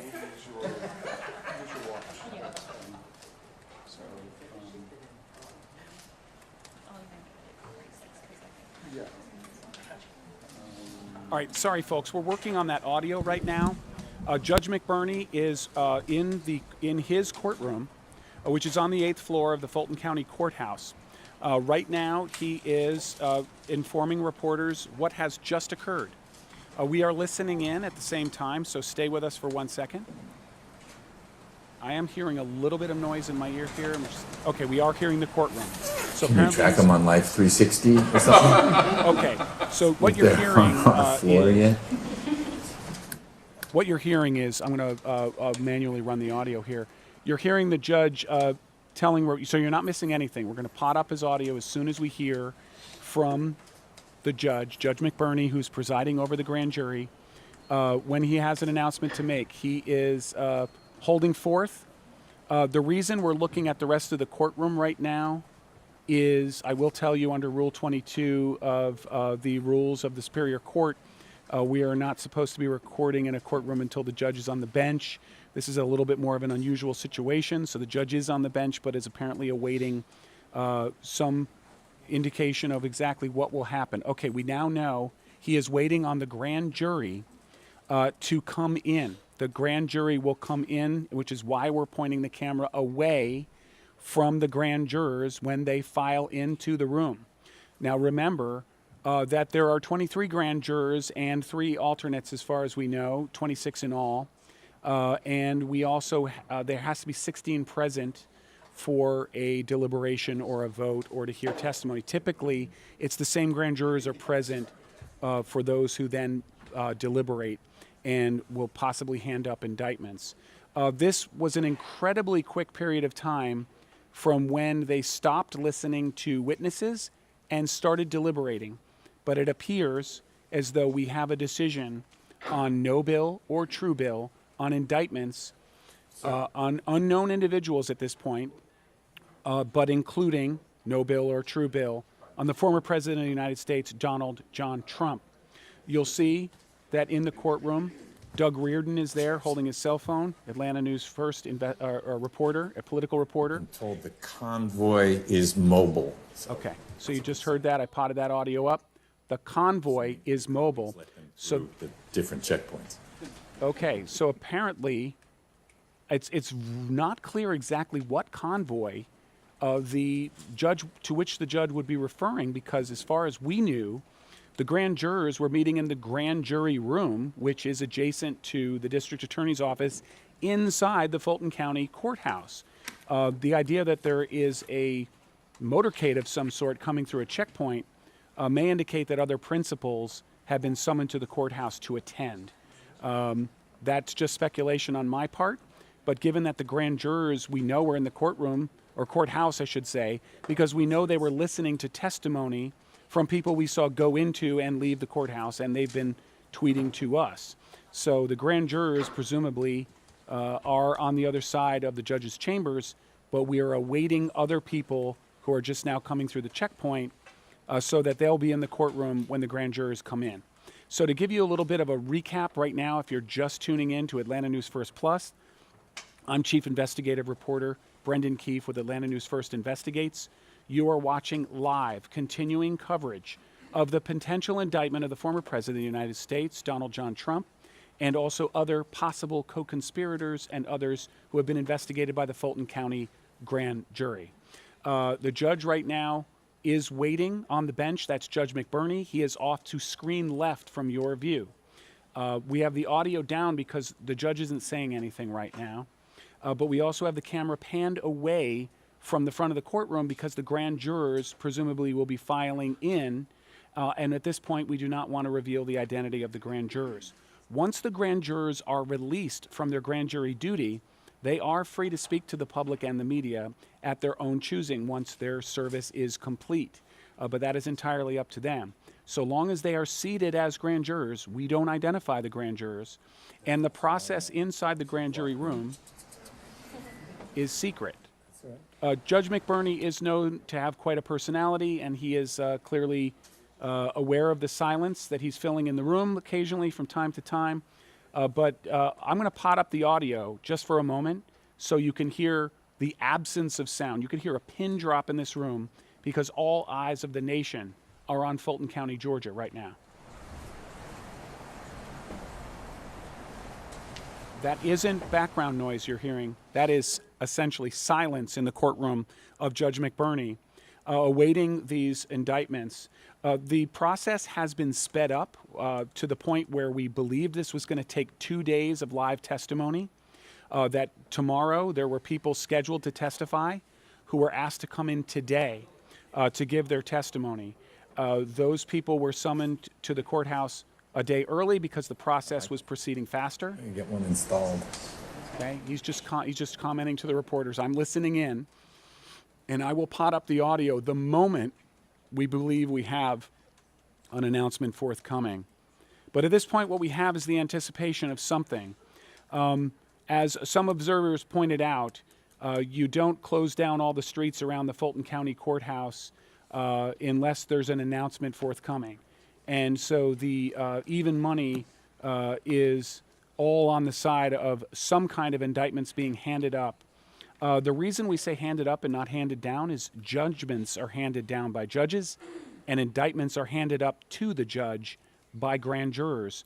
That's why we use that phrase. An indictment, again, just an accusation, but it is an accusation from a grand jury, and we are awaiting some dignitaries possibly parties to the case up to and including members of the district attorney staff, could be the assistant district attorney. Remember, some people didn't know when this was going to happen and have to come back, just like when we're waiting on a regular criminal trial jury.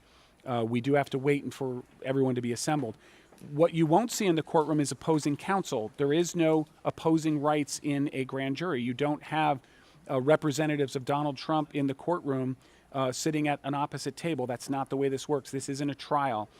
Trending earlier on X, formerly known as Twitter, earlier today was the phrase mistrial, just because of that document that came out that was posted on the Fulton County Clerk's website momentarily, that was downloaded by Reuters, that's been later called a fictitious document. A number of people were saying mistrial. Well, you can't have a mistrial without a trial. There is no trial for a mistrial to be declared. This is simply the grand jury process deciding whether or not people should be essentially accused of a crime. The indictment is merely the formal accusation of those crimes. We are expecting, just based upon the information over multiple days from multiple sources, that a dozen or more people could be indicted this evening. And those charges, we know from the target letters and from the preservation notices that were sent to multiple individuals all the way back to early 2021 by Fani Willis in the very beginning days of her administration, because remember, she was elected in 2020 as well, and in that same election. And she had won her primary already against the longtime former district attorney, and so she essentially was going to be elected no matter what at that point in the general election, because she really didn't have a credible opposition at that point. But she took office after the 2020 election, immediately sent out preservation of evidence notices, and then we know what the crimes are. We're talking about crimes like RICO, which is the Racketeer Influence Corrupt Organizations Act. It's a fancy name for basically saying that it's like organized crime, basically committing crimes as an organization in furtherance of a conspiracy, essentially.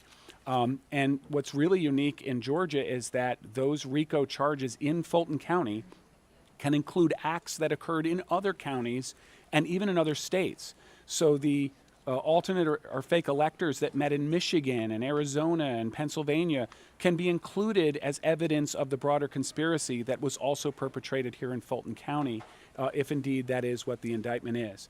We're seeing people filing into the courtroom. Of course, any moment immediately draws everyone's attention. 8D, right? Okay. If they're in 5D. Okay. It sounds like they're waiting for... They were just asking what news organization that person was from, so I wonder if certain reporters who were scheduled to be in the room, they're making sure they can get in the room. So it could even be that we're waiting on journalists before this announcement is made. It's not clear at this point. The bailiff, who is a deputy with the Fulton County Sheriff's Office, is talking to him briefly. This guy's heading back out. This is really just sort of window dressing for what we're really waiting for. The grand jury, by all indications, has come to a decision. Okay, now we are seeing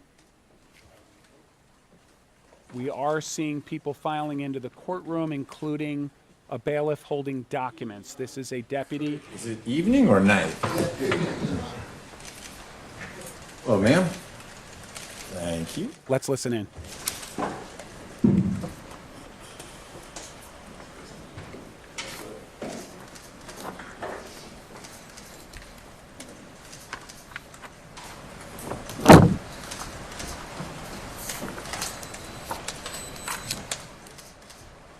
Madam?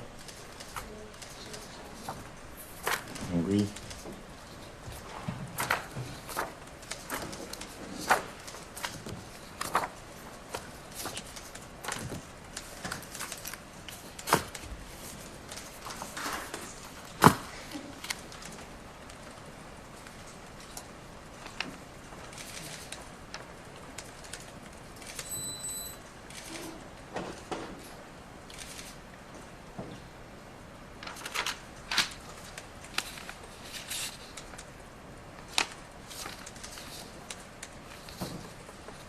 One second.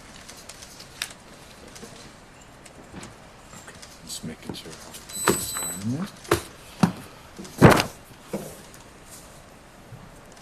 Mr. Royals, everything went as it should have in front of the grand jury? Yes, sir. All right. Ms. Alexander, you're prepared to take this? I guess I'm delivering it to the clerk. You'll maintain custody of it from here? Yes, sir.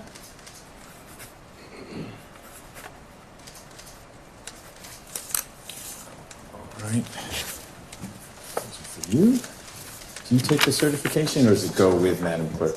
All right. Thank you all. Yes, you too. All right, you guys, make way.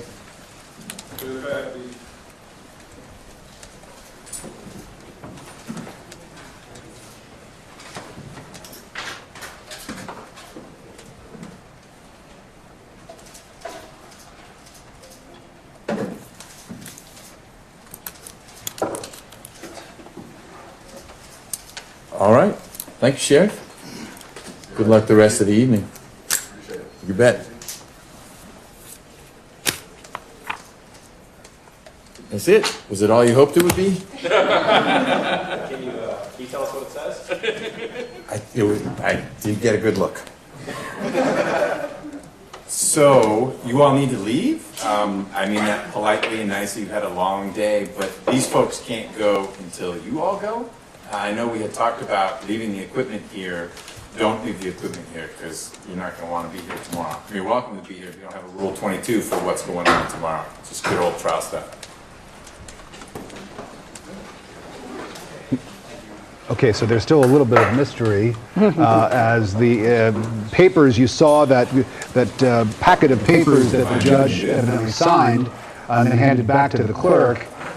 Exactly what those papers say, whether they are the indictments that everyone has been anticipating, remains to be seen. We do know that the court is going to make these statements and the indictments available, whatever it is, on their website. So a lot of people are now refreshing their computer screens to see when that information is posted. But this is the grand jury that is deciding whether or not to hand.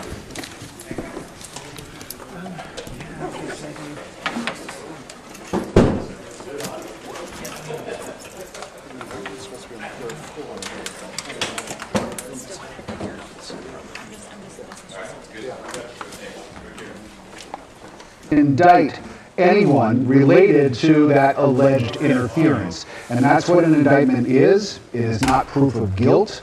It is just a statement that enough of the grand jury members, in this case 12 of them, found that there is probable cause in order to indict. And that's what we're waiting to find out, whether in fact that is what they found. Right. We do know the grand jury had a very long day today, starting earlier this morning, about 9:30 or so, and now wrapping up about 9 o'clock tonight.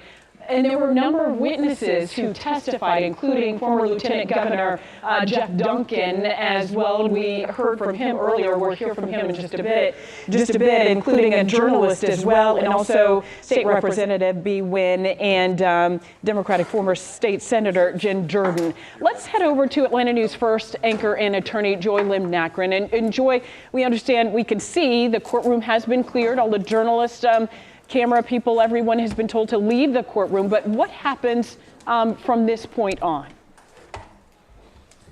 Yeah, so obviously the important thing that we've got to do is find out what is in that paperwork, right?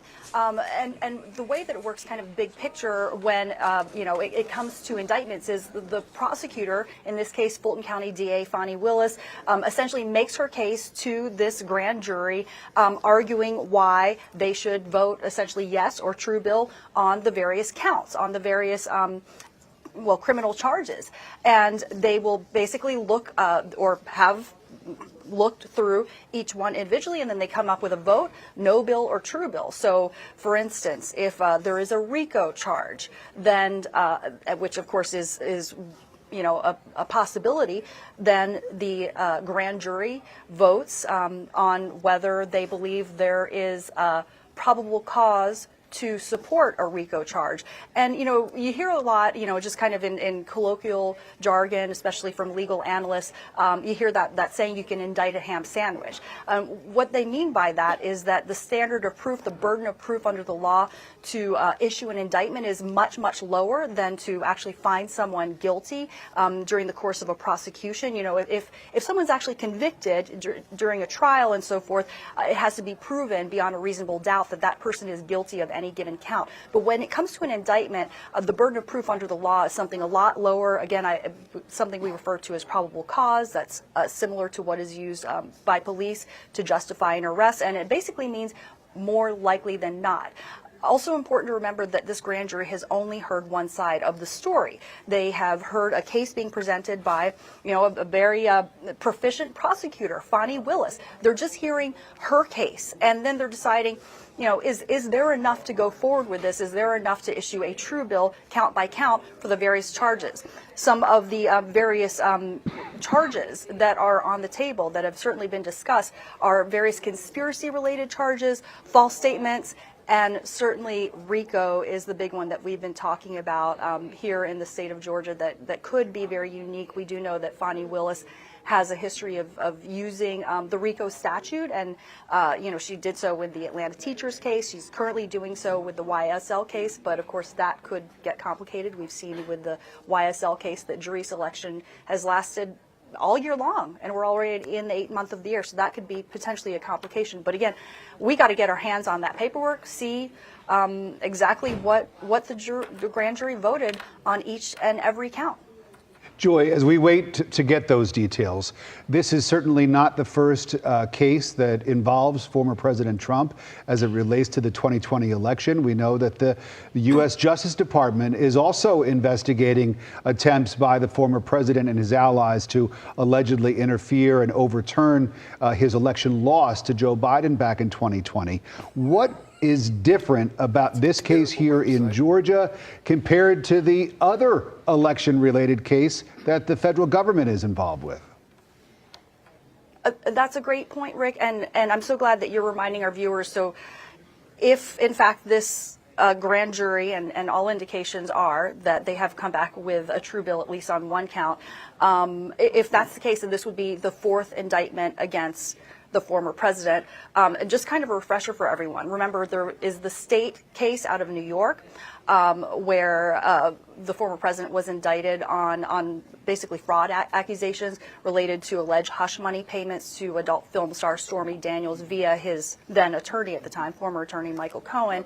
And then there were there was a 40-count indictment out of Florida, also in federal court.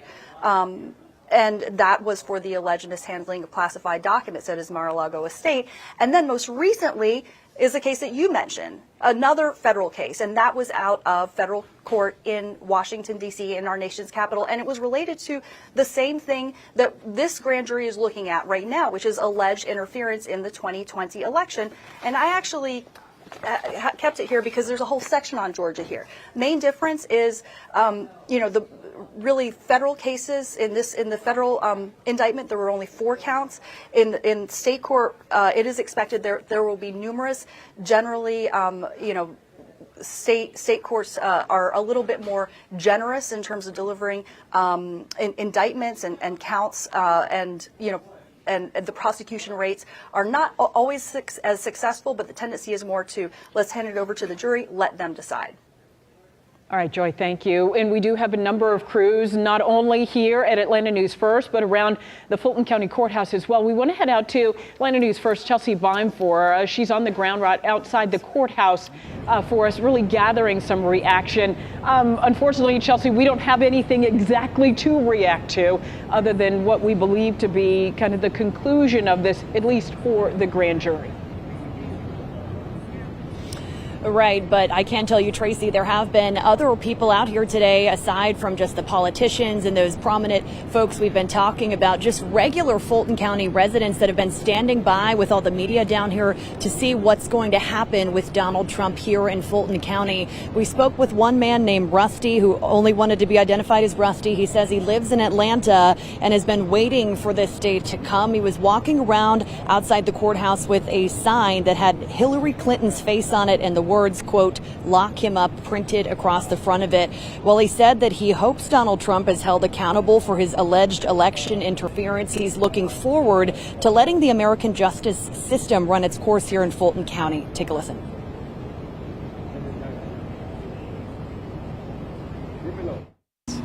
Justice, justice. I've been looking forward to this moment for quite a while to see if anything really happens here. I'm a big fan of the DA. I'm a big fan of American justice, and I have my leanings towards what I hope will happen. But if the grand jury comes back and does not see an indictment pending, then I will respect that wholeheartedly. Everyone has their rights, and I respect that all the way around. So again, at this hour now, we're just waiting for that final decision. We have several crews on the ground here across all sides of the courthouse. We're going to try to get you some information, possibly from the district attorney and some of the grand jurors if they'll speak with media. For now, reporting live in Fulton County, Chelsea Bime for Atlanta News First. All right, Chelsea, thanks very much. One of the witnesses who was prepared to testify in front of the grand jury today is an independent journalist named George Cheedy, who is based here in Georgia. He happened upon a meeting that was taking place in the State House, and it turns out that meeting was a group of Republicans who were allegedly coming up with a plan to put forward a fake slate of electors that would be in favor of the former president instead of President Biden. Let's go out to Tori Cooper, who is standing by with George Cheedy right now. Tori. Rick, you explained it, but hearing it from the person who lived it is way more significant. So I'm here with George Cheedy. We're going to pan over. So just walk us through that day in December 14th. You're at the Capitol. Walk our viewers through what that moment was like. So I was there in part because I was concerned that there would be extremist activity because of all of the crazy things that had been happening leading up to the electoral vote. While I was there, I saw someone I recognized as someone who would have been a Republican elector if they had won. This person is someone, I've known him since he was 12 years old, but he wouldn't make eye contact with me. So I assumed something was going on. When he went into a room in the Capitol, I followed him with the camera going and was chucked. Before they told me to leave, before they made me leave, I asked, why are you all here? What kind of meeting is this? And I was told, this is an education meeting, and plainly it was not. Okay, and so when that happened, you said you started recording? So I was recording as I walked in, and that's something I learned as I was covering protests in the streets in 2020. If you're live streaming, even if they take your camera away, the video's still out there. And I want to walk through that a little bit. And today, right, you were called back here to show up at 4 p.m. Take us in the courtroom with you. So I hadn't been expecting to be here today. As a matter of fact, hey guys, you're just here on. You can still see a law enforcement presence out here, but it is. There's way fewer deputies. They sent home most deputies faster than we thought. Don't you think? Be here at 4. Found a jacket, and then I sat. And I sat in the waiting room until, half an hour ago. Mic check 1 2 3. Mic check 1 2 3. Need that testimony. Guys, we are just right down the street here. Fine. That's actually it's been shut down all day long. Victory for journalism. All right. Well, George, we know one last traffic question. jam was people going to Beyonce. You're not going to be called back tomorrow. A lot of people want to know if this is going to carry on until tomorrow, but we did see the judge sat and he's going through papers. What do you think? I honestly Oscar, do you mind at one point we just... My understanding. All right, we're having some audio difficulties, as you probably heard. Some other reporters' microphones sort of bleeding into our audio. We're going to get that sorted. It is a hectic night out at the courthouse. There are so many different reporters and media organizations from all over the world who have come here to Atlanta to cover this event. And so it's a little chaotic. Yeah, and as you can imagine, of course, for the last few weeks, there's been concern about security there, not just for the DA's office, but there at the Fulton County Courthouse. Let's head out to Atlanta News First, Patrick Quinn. He's been covering this story for several days for us now. And Patrick, certainly there is no shortage of a police force down there, a number of other people trying to maintain and make sure things don't get out of hand once we learn about what the grand jury has decided in this case. Tracy, that's exactly right. And the county knew that this place, this courthouse, would be a pressure point when this indictment, if this indictment did come down. And we're starting to see that presence right now as we have the barriers going up around the courthouse roughly a week ago. And there certainly is a presence from deputies out here. Those blue lights, those are deputies. They have been on all sides of the courthouse all day long. Rick, you call this a chaotic day that has extended into the night. And you have to remember, just to paint the picture a little bit, this has gone on now for roughly 2 2 years. A lot of people have been very critical of this process and how long it has taken to reach this moment tonight. And now we're seeing in the 11th hour that maybe Fani Willis, maybe Judge McBurney wanted to speed up things just a little bit as we're reaching that finish line on if any potential indictments will come down for, as you heard from George Cheedy and from other people who testified, a lot of them, they expected maybe to give comments tomorrow. They expected potentially any indictments to come tomorrow night. That all has been moved up to tonight. So when you say that it's been a chaotic day, that's certainly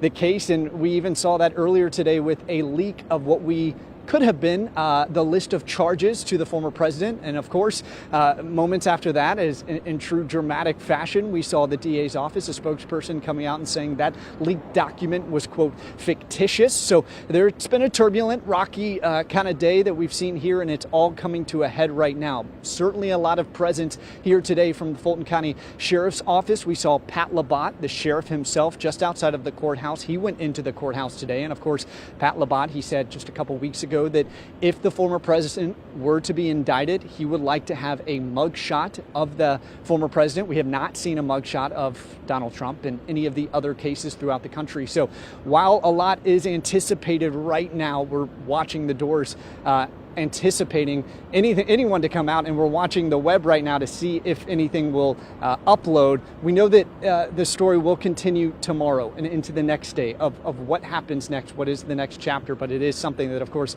started in 2020, and here we are, 2023. It's all culminating. Back to you. All right, Patrick, thanks very much. And as Patrick was talking, we are in fact starting to get some bits of information about what the grand jury has decided. And we can tell you now that this grand jury has approved 10 indictments in the case against the former president and his allies. We can also tell you that the grand jury did not vote against any of the indictments that were presented to it today by the Fulton County District Attorney Fani Willis and her team. Remember, Fani Willis's investigation first began with a special grand jury that was seated that did its investigation for a long period of time and then issued advice, basically recommendations on indictments. And we heard from that special grand jury a couple of months ago. We also heard from the foreperson of that jury that, in fact, they had recommended that Donald Trump be one of those people who was indicted. And so this is a new grand jury that was just seated, and they were presented with the information and the advice that the previous grand jury had come up with. And then, of course, Fani Willis and her team of prosecutors able to present all of those recommendations to this grand jury. And apparently they decided to go along with every one of the recommendations, at least as far as we can tell right now, that they were given. Yeah. And actually, you know, when we look at the timeline of this has been a long process. As Patrick had mentioned, you know, Fani Willis came into office the 1st of 2021, I believe. That's right. And, you know, basically started on this case shortly after that. I remember talking to her about this when she talked about possibly pursuing a case, and there were concerns then about her security and the security of the staff in the office there. And at that time, I remember her telling me no one is above the law. And that's how she's approached this really every step of the way. So right now we want to head over to Joy Lim-Nakrim, our Atlanta News First anchor and attorney there. And Joy, you have a guest with you, and really to kind of help break down the case and where we stand right now. Right, I have with me criminal defense attorney Josh Shipper, who also is a former prosecutor, and you do a lot of work at that courthouse, Fulton County. We were just discussing this news. You know, CNN is reporting that there were 10 indictments actually, you know, this is according to signed paperwork that have been approved, and that there were no bills, so true bill on everything. So in other words, the grand jury. It makes a lot of sense approved. That the grand jury took what Madam Willis, the DA, presented to them and approved it. These indictments have been in process for so long. I'm certain that they were thoroughly vetted by DA Willis's finest people, because the president and everybody else accused is going to contest the form and perfection of these allegations as written indictments returned as a true bill. So it doesn't surprise me that they were all true billed. What I'm surprised at is, like CNN's reporting, the 10 separate indictments. That provides a great amount of discretion and storytelling ability, because that's 10 individual cases individual counts under that and individual defendants under each indictment. And so that's what I want to ask you about. So when we're talking about 10 different indictments, under each of those 10, there can be numerous counts, right? So when we're talking about one or let's say multiple indictments, could multiple of those indictments be against one defendant? How many defendants are we talking about? So the way that I'm interpreting what's being relayed, and this is super hot, this is just happening, we're waiting to confirm everything. Each indictment is an individual case number. It will be 23 SC number. That individual case can have an unlimited number of charges and an unlimited number of defendants as long as they're related to some core central case. So there can be a leg of a case represented by indictment number 1 and then a different leg of the case with different people and the same people in a separate indictment. And what we're seeing right now is reported is 10 separate cases, each of which is going to involve some of the same people telling a very complicated story that allows Madam Willis to cut apart. We were talking earlier about cleaving individual portions of the case away. Say there is the Coffee County portion. She can effectively pluck those individual cases in an effort to prosecute all 10 of the indictments together. It creates a little bit of a logistical nightmare and is unbelievably complex, but she has taken a very aggressive stance in how she's going to prosecute these 10 individual indictments. So, so just to kind of break this down a little bit further, one of the things that we know, for instance, from the federal indictment, just kind of pulling out some fragments here and there, that some of the co-conspirators in the federal indictment are accused of illegal activity right here in Georgia. Rudy Giuliani, former attorneys, Rudy Giuliani, John Eastman, Sidney Powell, for instance. But so when you're talking about individual indictments, for instance, would it stem from the alleged incident where Rudy Giuliani did a presentation to the Judiciary Subcommittee of the Georgia State Senate with this heavily edited video out of State Farm Arena alleging, basically widespread fraud? Defrauding the people watching that hearing, presenting knowingly false information in an attempt and in an organized fashion to trick people and defraud them and to then steal the results of the election. That could be one of these 10 indictments. Kind of, you could call it the elector's indictment. Then there could be perhaps a Coffee County indictment or maybe a Raffensperger call indictment. And DA Willis has spent 2 years game planning this, boarding out how it can proceed, because once a case starts, it's hard to stop. The defense has a lot of rights once the indictment is attached to an individual, because that's a formal legal proceeding. And fighting these individually, there are so many different potentials. That's why she's reserved her right to aggressively prosecute multiple people through multiple concurrent indictments. She can extinguish an indictment or dispose of an indictment over here and still have those same people wrapped up in an indictment just a couple feet away. Interesting. So, for instance, indictment number 1 could be the State Farm video that we've been talking about, right? And the the presentation surrounding that. It could hypothetically, it could implicate Rudy Giuliani, former President Trump. And then indictment number 2 could also implicate them. And say you had one set of indictments with relatively easier to prove allegations versus one with the more complex and academic. It would definitely be something prosecutors do to go after the easy stuff, get the conviction, and use that leverage of conviction, that leverage of incarceration to push the disposition of the more complex charges. If they've already got you for some period of time, it's easier to get you to dispose of some additional time. It really is a complex calculus, unlike anything we've ever seen before.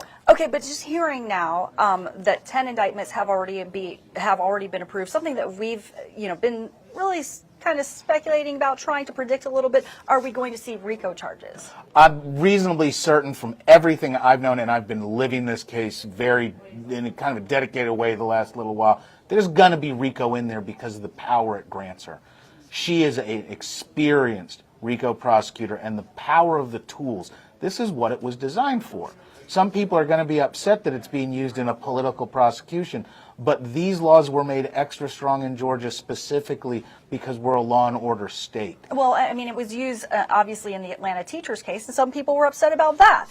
But what is the rationale? You're talking about the power that going, with the RICO statute gives DA Willis. What is that power? It's the power to basically squeeze more people and bring more people into a prosecution. Individual prosecutions are very linear. They're straightforward, so it made it very difficult for states and the nation to prosecute complex crimes. That's because so many people were either supporting or not supporting, and there were difficulties with getting cooperation. RICO kind of fixes that by giving the prosecutor the ability to go squeeze those people on the bottom early and often. That creates contemporaneous evidence of inculpability or culpability moving up the chain. It is the standard logical process we've used to attack organized crime now for about 45, 50 years. And because the RICO statute requires certain underlying offenses, such as conspiracy, right? And conspiracy, when it came to the federal indictment, we saw 3 of those 4 counts were conspiracy charges. So is that part of the reason why you think RICO is something we're going to see? Yeah, I expect that the RICO will be related to the fraud allegations, convincing people who are state officials, soliciting them to break the law. There's a number of what we kind of call paperwork allegations because they're really uncommon and they're evinced by documents. We're going to see those put together in a way that tells the story of a fraud. That fraud overarching story being everything involved with the election, but there are individual frauds underneath that. Got it. All right. Well, we're going to come back to you for more analysis. I want to send it back to you all in the studio for now. All right, thanks very much. Let's go back out to Tori Cooper, who is outside the courthouse with someone who was on the schedule to be a witness today, an independent journalist from here in Atlanta. Tori. And that independent journalist is George Cheedy, and he's right here. We wanted to make sure we heard it from you. You were just in there, and you tweeted out just a few minutes ago saying, looks like I was not needed. Yeah, it looks like the grand jury heard from 7 or 8 other people, and that was sufficient for them to make a decision. All right, and then so people may be tuning in right now. You were one of the witnesses that was called to testify because of the day, December 14th, and what you saw. Walk our viewers about what you saw in the Capitol that day here. On December 14th, the electors were voting, and each state votes for their electors on December 14th. You choose them when you vote in November. Because we don't elect our presidents directly. The problem is the Republican losers, in this case, wanted to submit an alternative slate of electors. They wanted to claim that they had won the state. And so I noticed that they were meeting in a room, and I went in with a camera going. And I was told to leave. I was made to leave. And before I did, I asked them what kind of meeting they were having. And they said it was an education meeting, and that was untrue.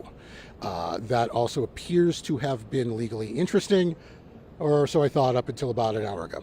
All right, and you started recording on that day, and there was 2 grand juries, with the special grand jury that was sat, and then the grand jury tonight. You already testified before the special grand jury, correct? Yes, I testified a year ago to the special grand jury, and I may have to testify in front of the regular jury given the indictments. I don't know that yet, and it's way too early to be talking about that.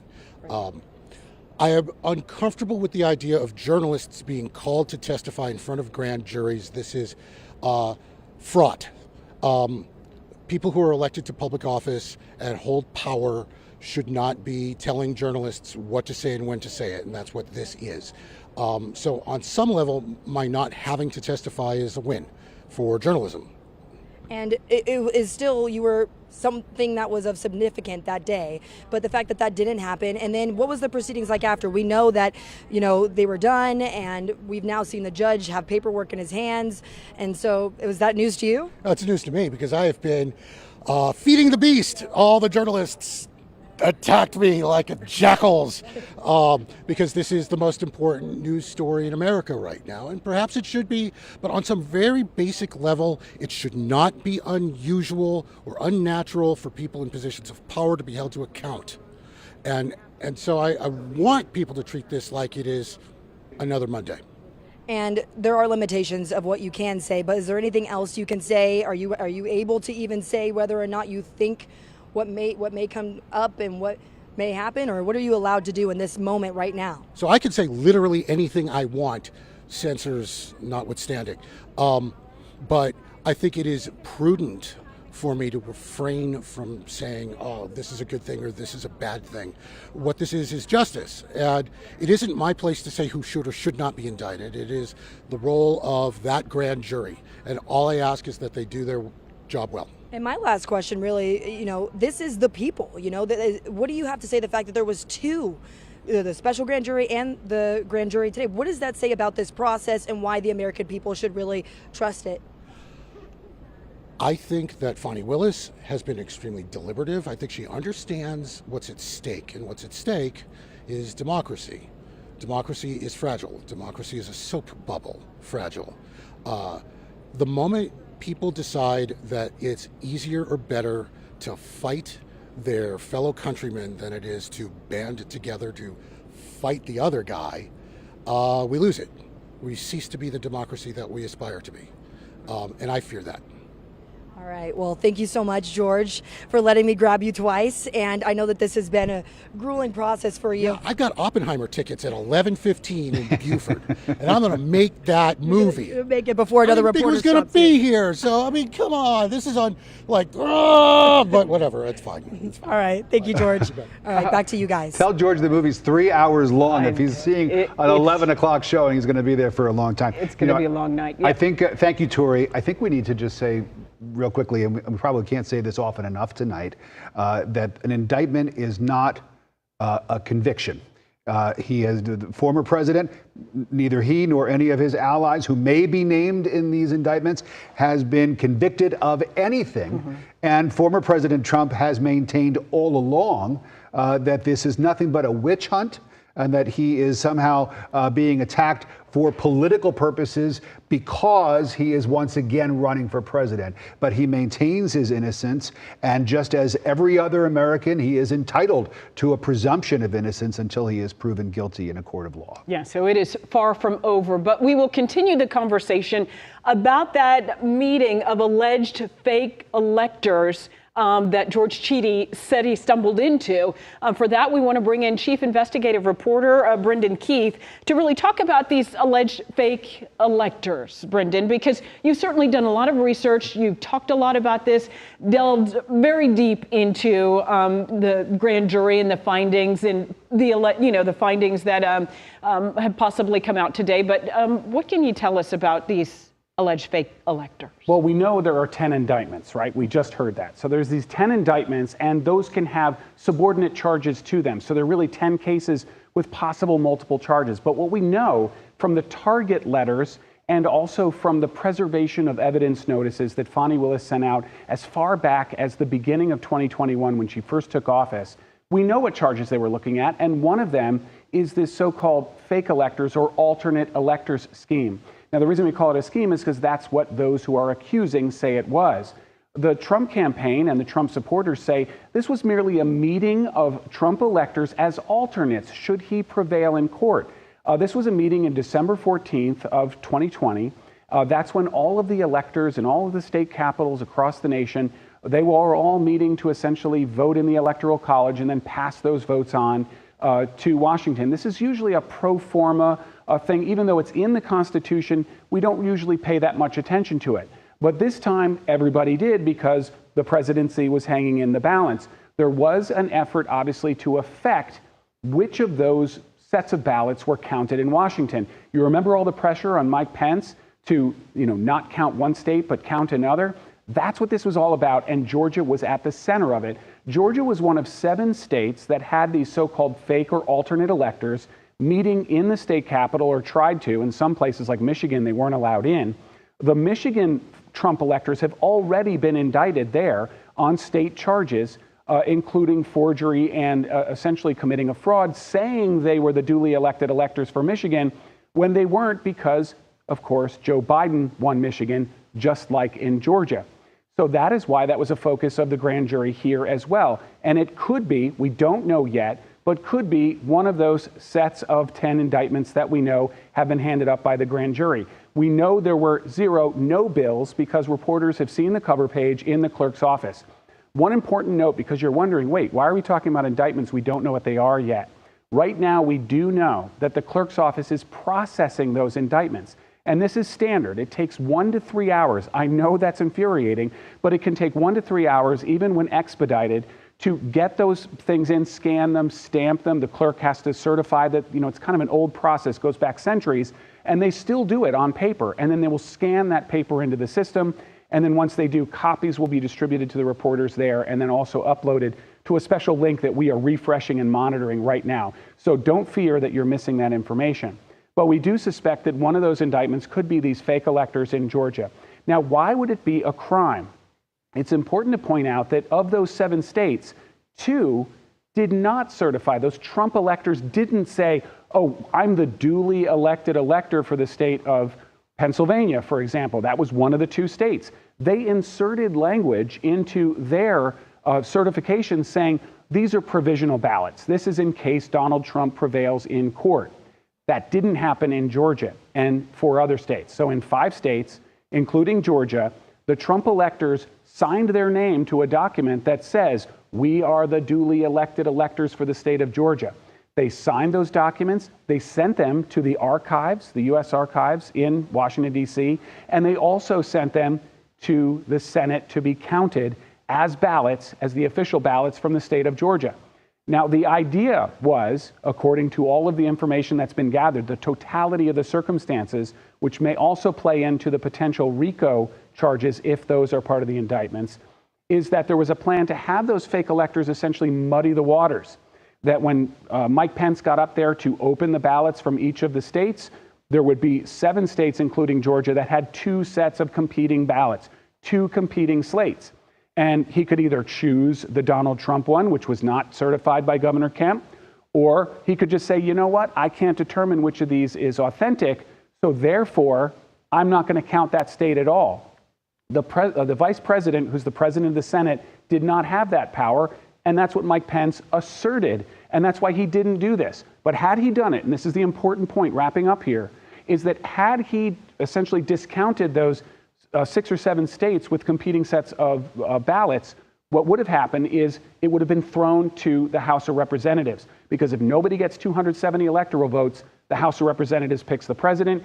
And at that point, it was 26-24 in terms of state delegations where it could have gone toward Donald Trump, except that one state, Wyoming, only had 1 representative, and that was Liz Cheney, unlikely to vote for President Trump. It would have gone 25-25. It never came to that. But because they certified that they were the duly elected electors of the state of Georgia, that could make it criminal, that could make it forgery, and it could be one of the indictments we are expecting to see tonight.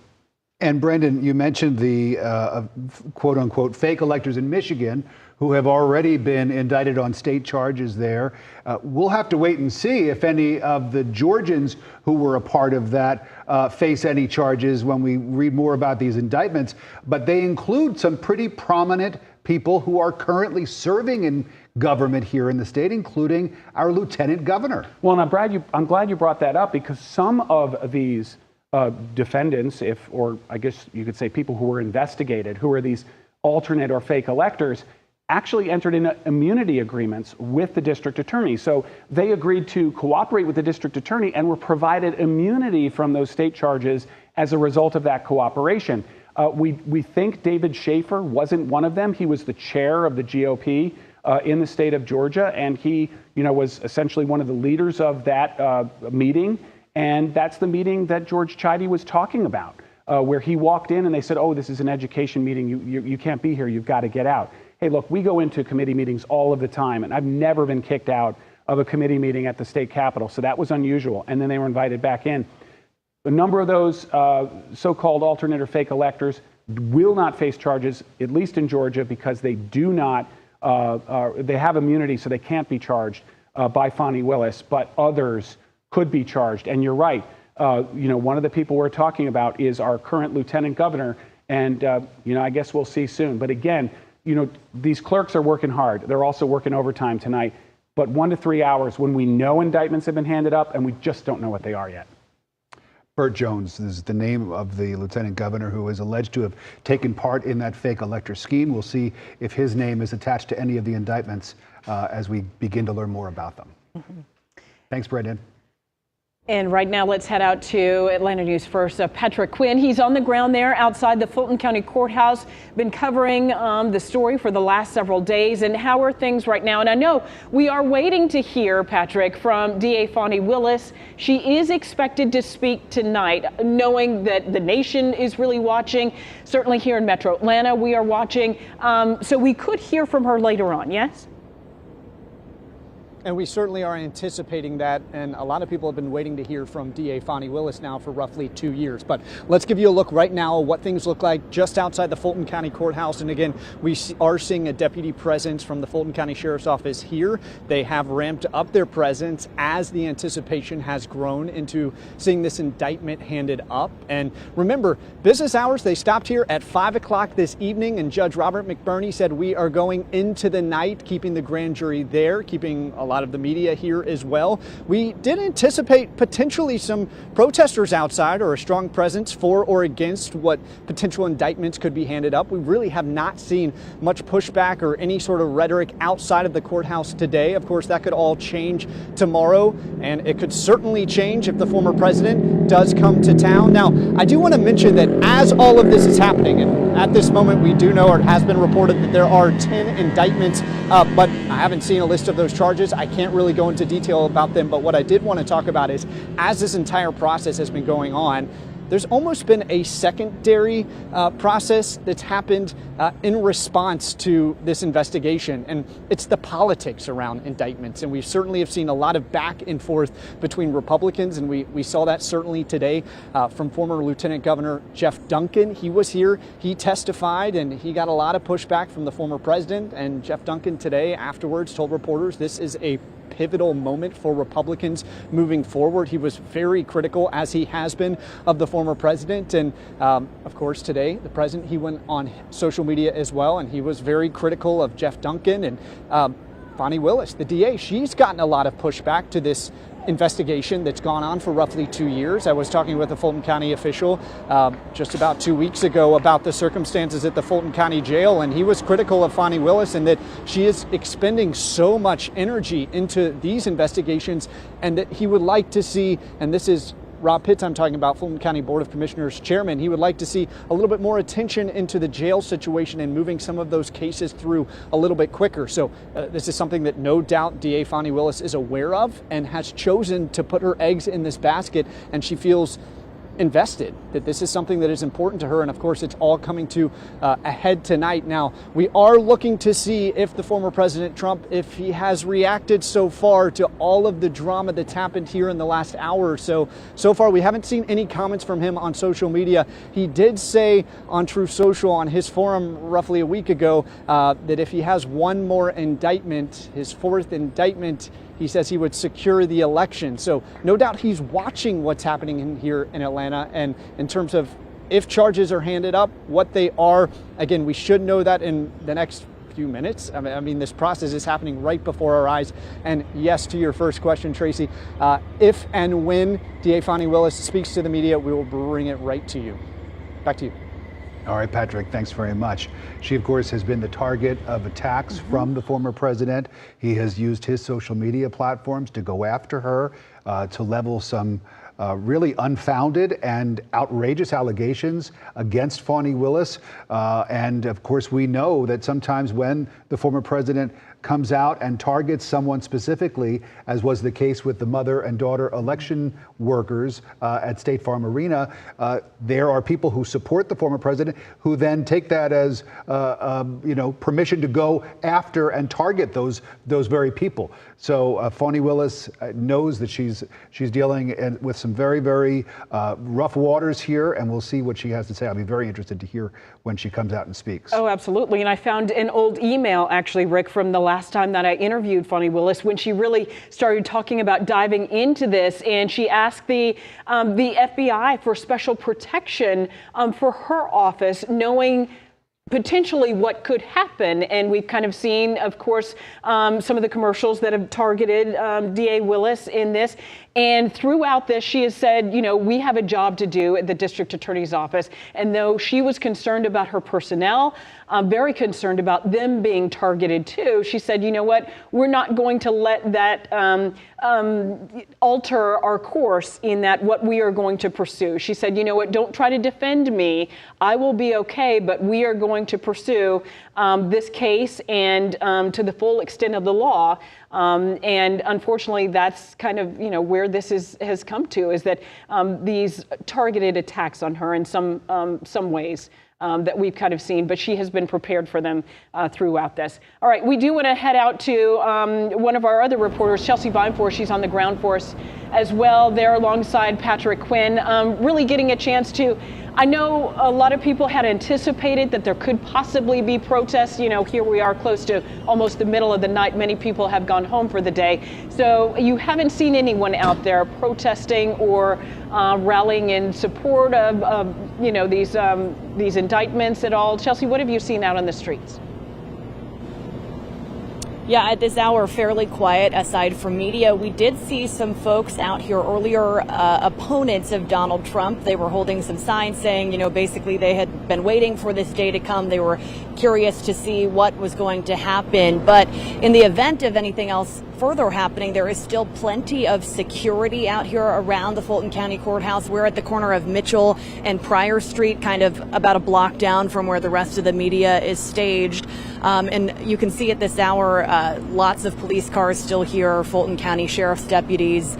And that street down here that you're looking at on the left, we know that there is an underground parking garage. So it's possible the grand jury members may be let out through there. My photographer and I did a big lap around the courthouse earlier tonight, and police told us that we could not film on the backside of the courthouse or the road closer down there where we know that parking garage is. And right now I can see about 5 or 6 police officers standing by where that garage is. So again, possible that those grand jurors could be coming out of there, or any of these prominent figures we've been talking about as well. I know that we are still waiting to learn if the district attorney's office is going to be holding any kind of news conference, but obviously a lot's still unfolding, but dozens of police cars still out here tonight. So that's what we're seeing from our end, and we'll be sure to bring you another live update from out here. Guys, back to you.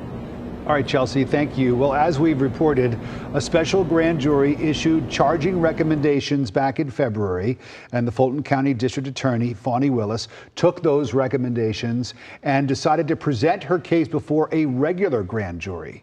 Atlanta News First investigator Rachel Polanski joins us now to explain how the grand jury process works, because it's kind of confusing for the average person, Rachel.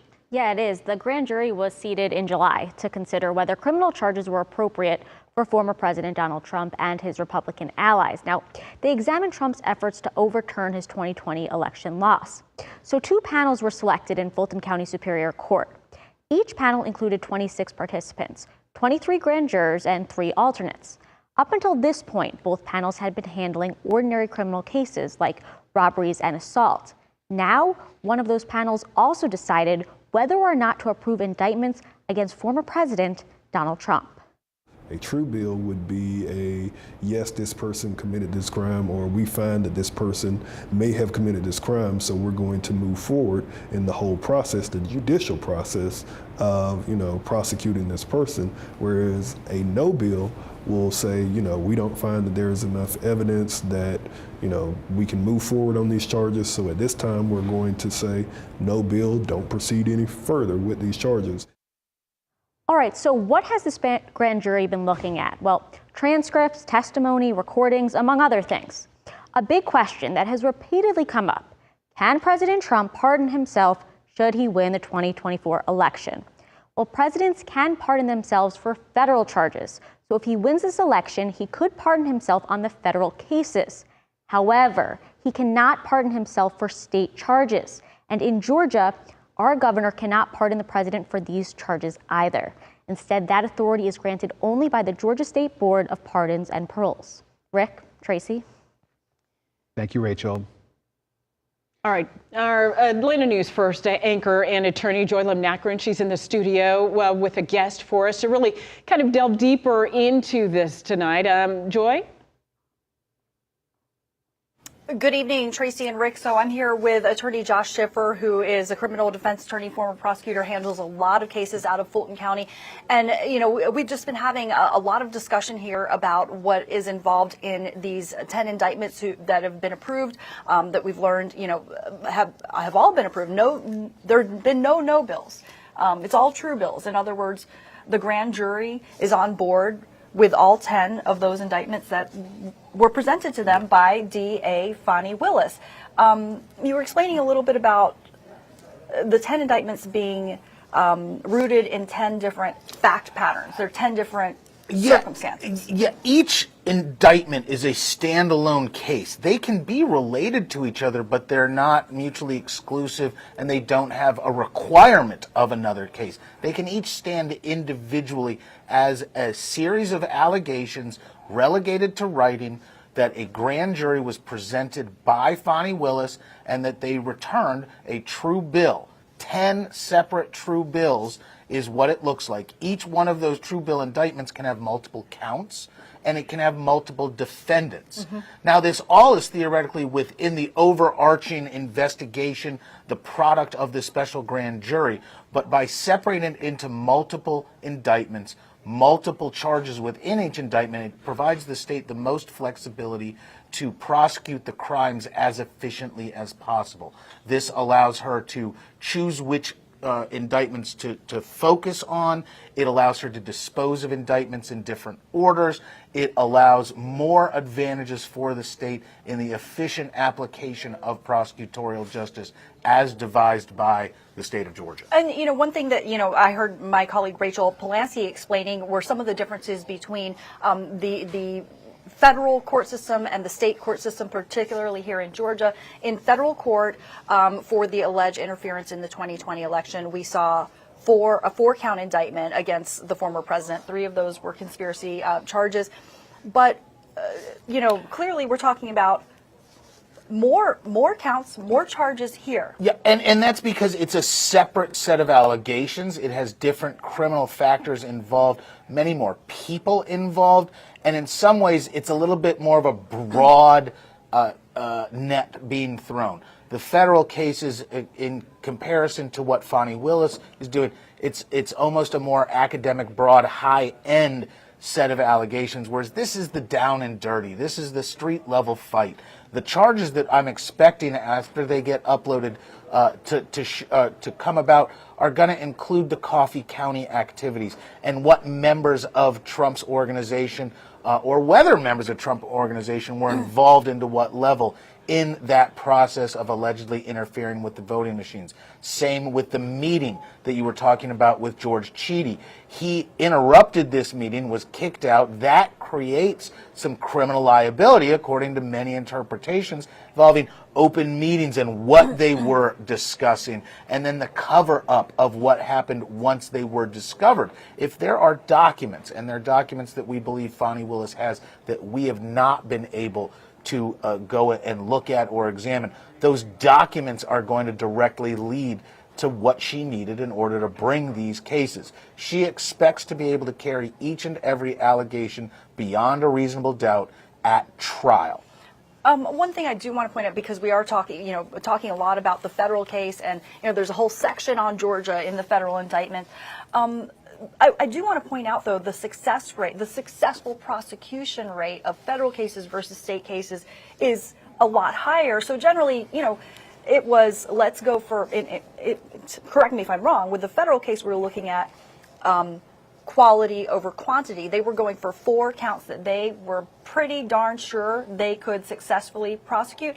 Here, would you argue that Fani Willis is going to put forth whatever she thinks she might be able to successfully prosecute? It looks to me like she's chosen to aggressively go after whatever justice she can grab, because she understands her obligation as the elected head prosecutor of Fulton County, Georgia. That presents her with specific obligations. Those are very different obligations than those carried by the Department of Justice, which is all of our federal prosecutions are going to come top down from the Department of Justice. And you're right, federal cases, very few of them ever go to trial, and almost none of them result in acquittals. It has about a 97, 98% conviction rate in federal trials because of the efforts involved, and they tend to be much more complicated than state cases. State cases, these are faster. There's more aggression necessarily because of some of the speed involved. The charges that she has available to her that the feds didn't. They have different sets of charges to choose from. She had a really open book on some of these more physical charges. So we're talking about the harassment of the women at the State Farm arena, the possibilities of the lies being told to really specific people in smaller settings than on the national stage. By separating into 10 cases, she has a lot of flexibility in where she wants to be aggressive. Is she going to go target specific people more aggressively at the beginning versus the end? It's a lot of dynamics. And if this is a complex novel, there are a lot of different storylines, and you just touched on one of them. These poor women, Ruby Freeman and Shay Moss, who were, accused of facilitating voting fraud. Lives were ruined. At State Farm Arena, right? And we know that they were harassed, and there was an investigation. They were finally cleared just this summer after investigation by FBI, GBI, and several other agencies. Imagine if there is text messages that we know, lots of text messages have been gathered, reflecting on what those women were going through and showing some opinion or feeling about them. Something like that could be really damaging. So I want to ask you then, because, I was just reminded when I was looking back at the cases of Ruby Freeman and Shay Moss, that they were just cleared. It was fairly recently, just this summer, that they were cleared of wrongdoing. So do you think that has to do a little bit with the timing of this? Do you think that that piece of it had to be taken care of? Because then we can go back, or one could go back, the prosecution could go back and say, look, what Rudy Giuliani accused these women of doing and what Mr. Trump accused these women of doing was wrong. We've investigated and they didn't do this. I think that there's a lot of opportunity now, and I believe that Fani Willis could have proceeded on a lot of what she has a long time ago. She wasn't able to, both out of professional obligation and consideration to other prosecutorial agencies, and they have discussed some cooperation and collaboration, but also I believe she's continuing to receive more accurate and actionable charges. We had testimony through today, and so she might have just been bolstering, crossing those T's, dotting their I's, because if there's ever been an indictment that is going to be scrutinized and fought, it's this. True. Every document in this case is going to go through the ringer. Absolutely. Tracy and Rick, of course, so we're going to continue the analysis when you come back to us, but for now I want to send it back to you. Well, before we say goodbye to you, I just want to go back to the subject of Fani Willis and the attacks that she has come under from President Trump and his allies. Of course, they point out the fact that she is a Democrat. They say that this is a partisan witch hunt, and that they have tried, unsuccessfully, but tried to get her removed from this case. Does it seem to you, and maybe Josh, as a defense attorney, you could talk about different strategies that may be employed by the defense. Could she be put on trial as much as any of the people who are going to be indicted, whose names are going to appear in these indictments tonight?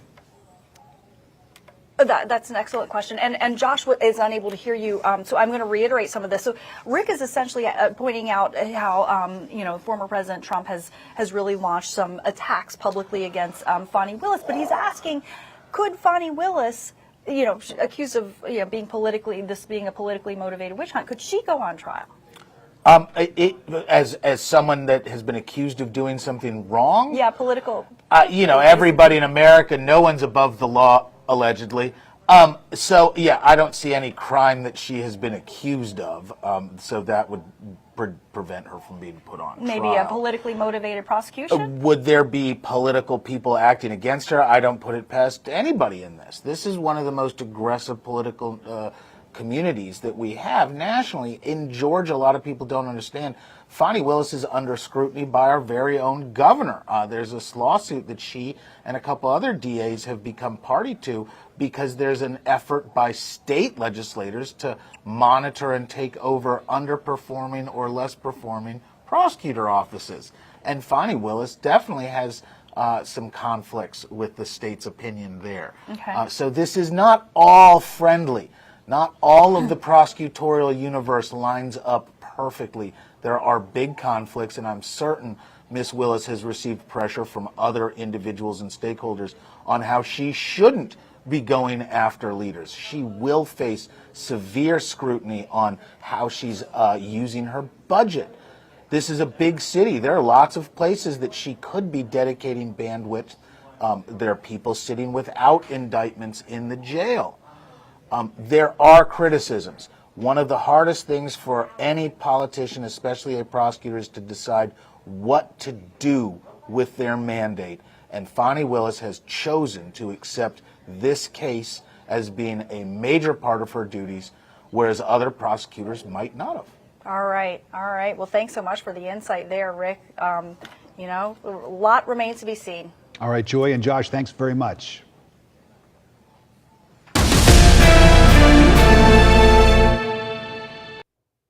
And good evening. Thanks so much for joining us on an historic night where we have learned that 10 indictments have been handed up by a grand jury in Fulton County against former President Donald Trump and his allies related to the 2020 election here in Georgia.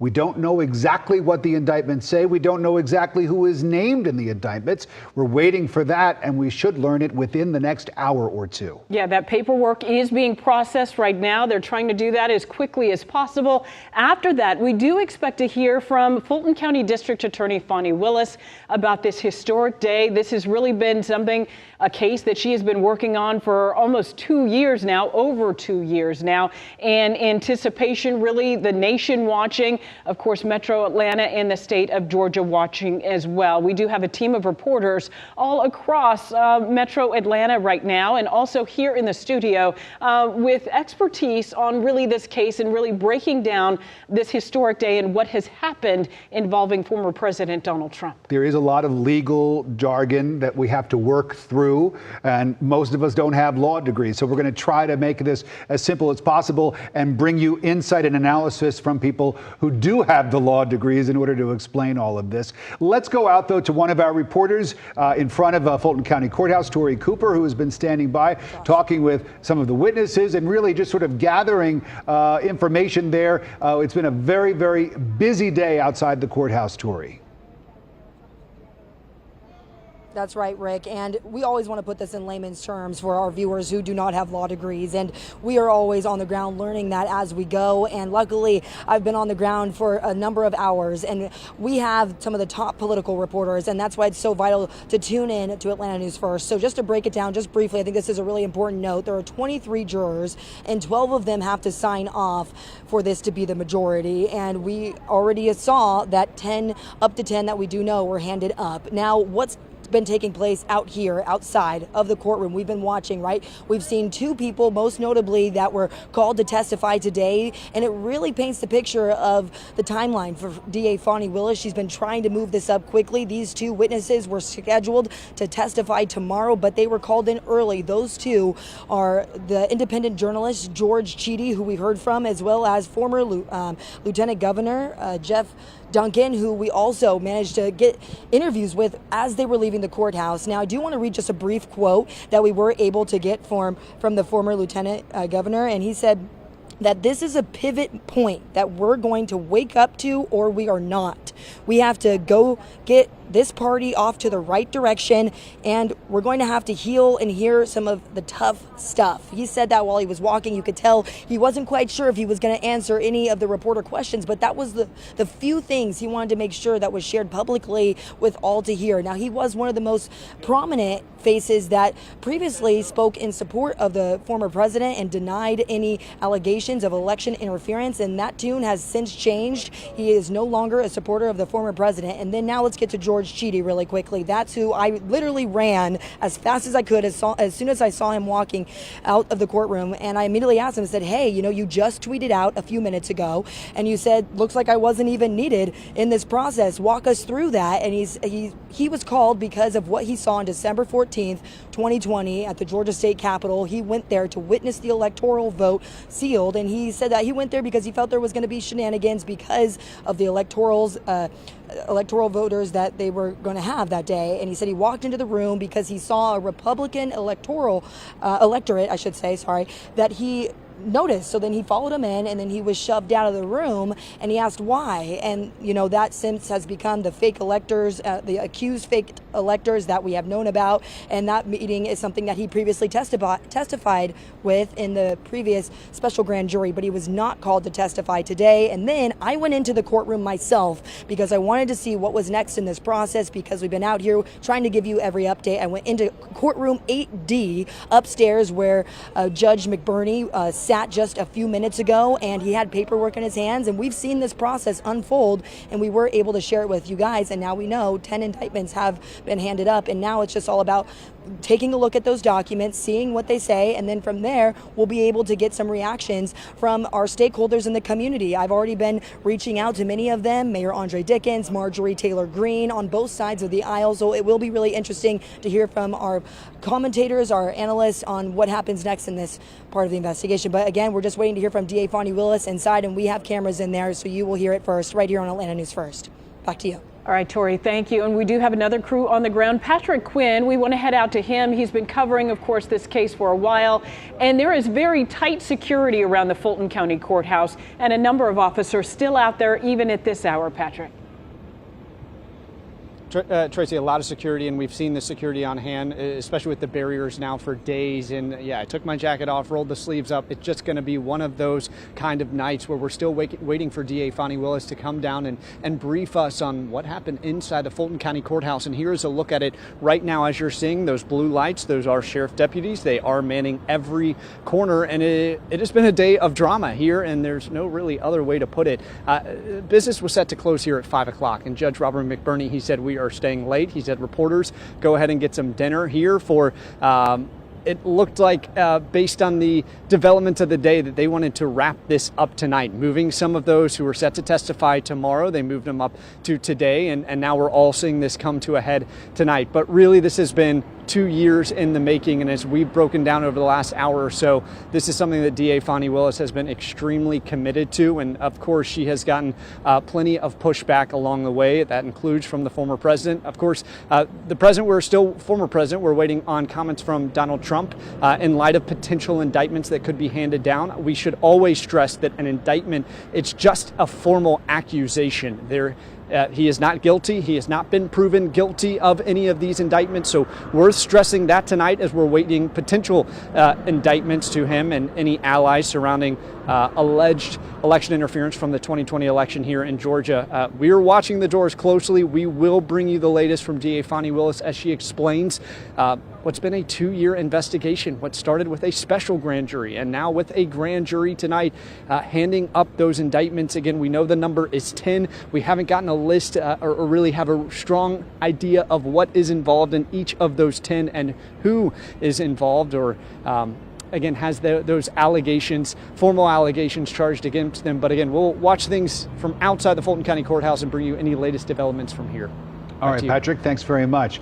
Joy Lynn Nakrin is one of our anchors. She's also an attorney, and she has been giving us some background information, trying to explain this process as it's played out in the days and weeks leading up to tonight. And Joy, we haven't yet gotten our hands on these indictments. The county clerk is still in the process of uploading them into the system so that they can be made public. Is that right? Absolutely. And, you know, one thing that we did notice is that it's a very thick pile of papers that, you know, that the court officers were handling there. So that could be indicative of what we might see. But, you know, certainly we are anticipating numerous charges on, you know, of course, on the menu, if you will, conspiracy, false statements, potentially even some RICO charges here, and the potential for numerous defendants. at least a dozen defendants. That is certainly a possibility.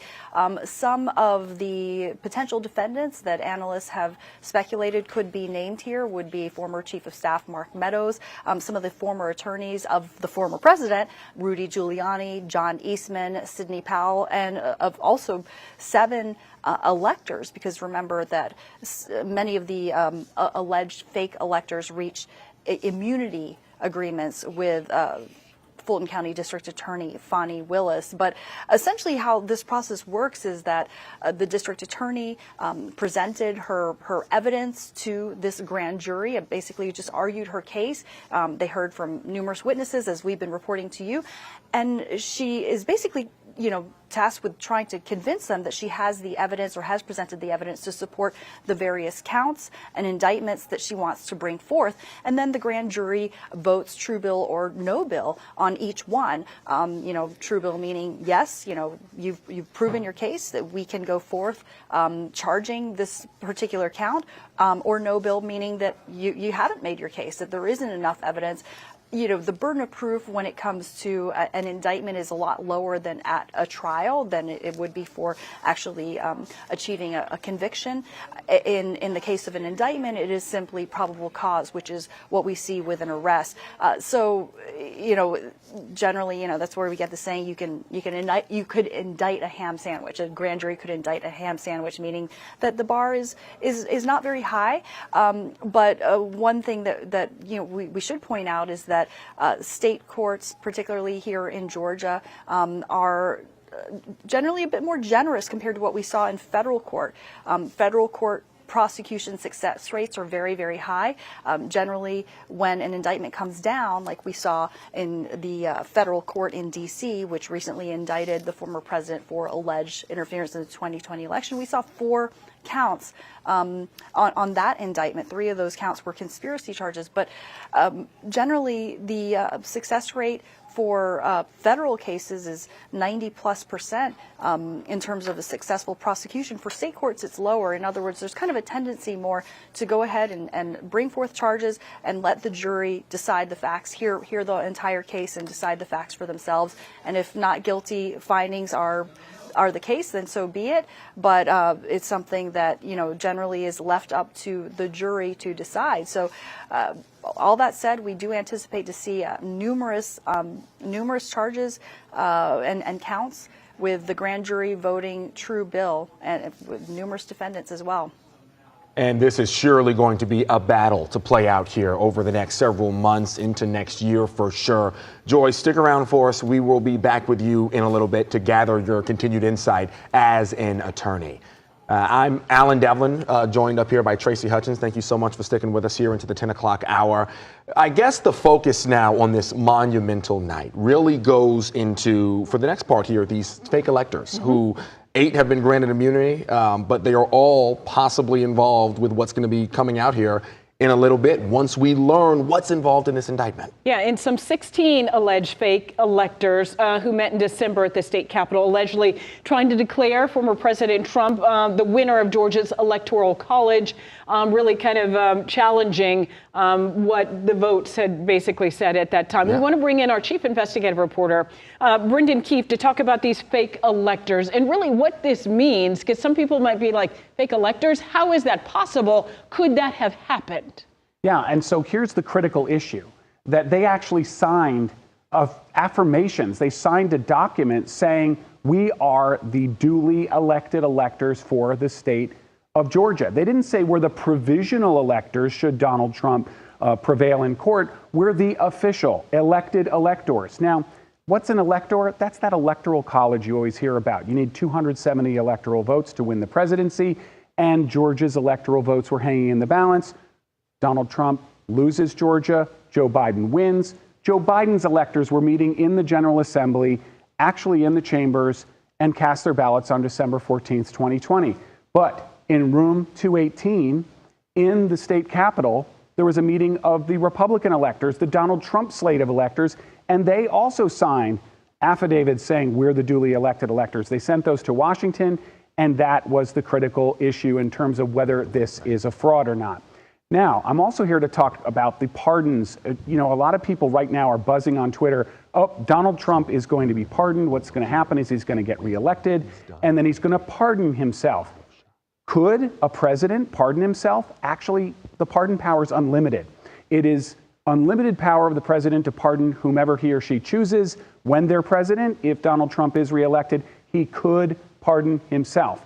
There are probably consequences to that. There could be impeachments, other things if he was the president. That's way down the road. But that's only on federal charges. You cannot pardon, a president cannot pardon on state charges, and that's what these indictments would be. Now, sometimes in the federal system, you do see preemptive pardons. That's where the president will pardon someone who's merely accused of a crime or might be accused of a crime. You remember Gerald Ford pardoned Richard Nixon before he was charged with any crime at all. And that preempted a criminal case against Nixon after he resigned. The reason I bring that up is there's no such thing as a preemptive pardon in Georgia. The governor cannot pardon anyone in Georgia. We're one of only 4 states where the governor has absolutely zero pardon powers, none. It was taken away from the governor. It was given to an independent board appointed by the governor, and that's the Board of Pardons and Paroles. And the Board of Pardons and Paroles, right now currently all Republican, but they serve 7-year terms, and those terms are staggered, and they cannot be removed by the governor. The governor can't just fire the board and reappoint the board. So Governor Kemp could not pardon, even if he wanted to, any of the people named in these indictments tonight, including the former President Donald Trump. If Donald Trump's reelected, he can't pardon himself on any of these charges. And turns out the Board of Pardons and Paroles has rules of its own. And those rules say that in order just to apply for a pardon, you have to complete your sentence, that's post-conviction, complete your sentence, and then apply 5 years after you complete your sentence. Now, you can be paroled and have that sentence shortened, but then you'd have to wait 5 years just to apply. The only thing unsettled in all of this is whether the Board of Pardons and Paroles could act sua sponte, which is essentially Latin for on their own. Could they issue a pardon just of their own volition without an application? It appears they can if it was to come to that, but at this point, it appears pardon is strictly off the table. And the reason we bring all that up is that makes the Fulton County case, if Donald Trump is one of the named defendants in these indictments, the most perilous to Donald Trump. Because of those federal cases, he can delay until an election. If he gets reelected, he can literally order the Department of Justice to drop the case. Or he can pardon himself, or both, but not on those state charges. And that's critical as we look at the fake electors issue and all of that. And one more thing I think it's important to point out to both of you, Tracy and Alan, is that right now we're all waiting. You're like, why are you guys talking about these indictments? We don't even know what they are yet. The reason we don't know is the clerk's office, it runs the way it has for more than a century. Hard copy delivered, they have to review it, they have to give it a case number, and that's a different case number for all 10 indictments. They have to stamp it with date and time, they have to physically file it, then they have to scan it, and then they have to give hard copies or a link to us.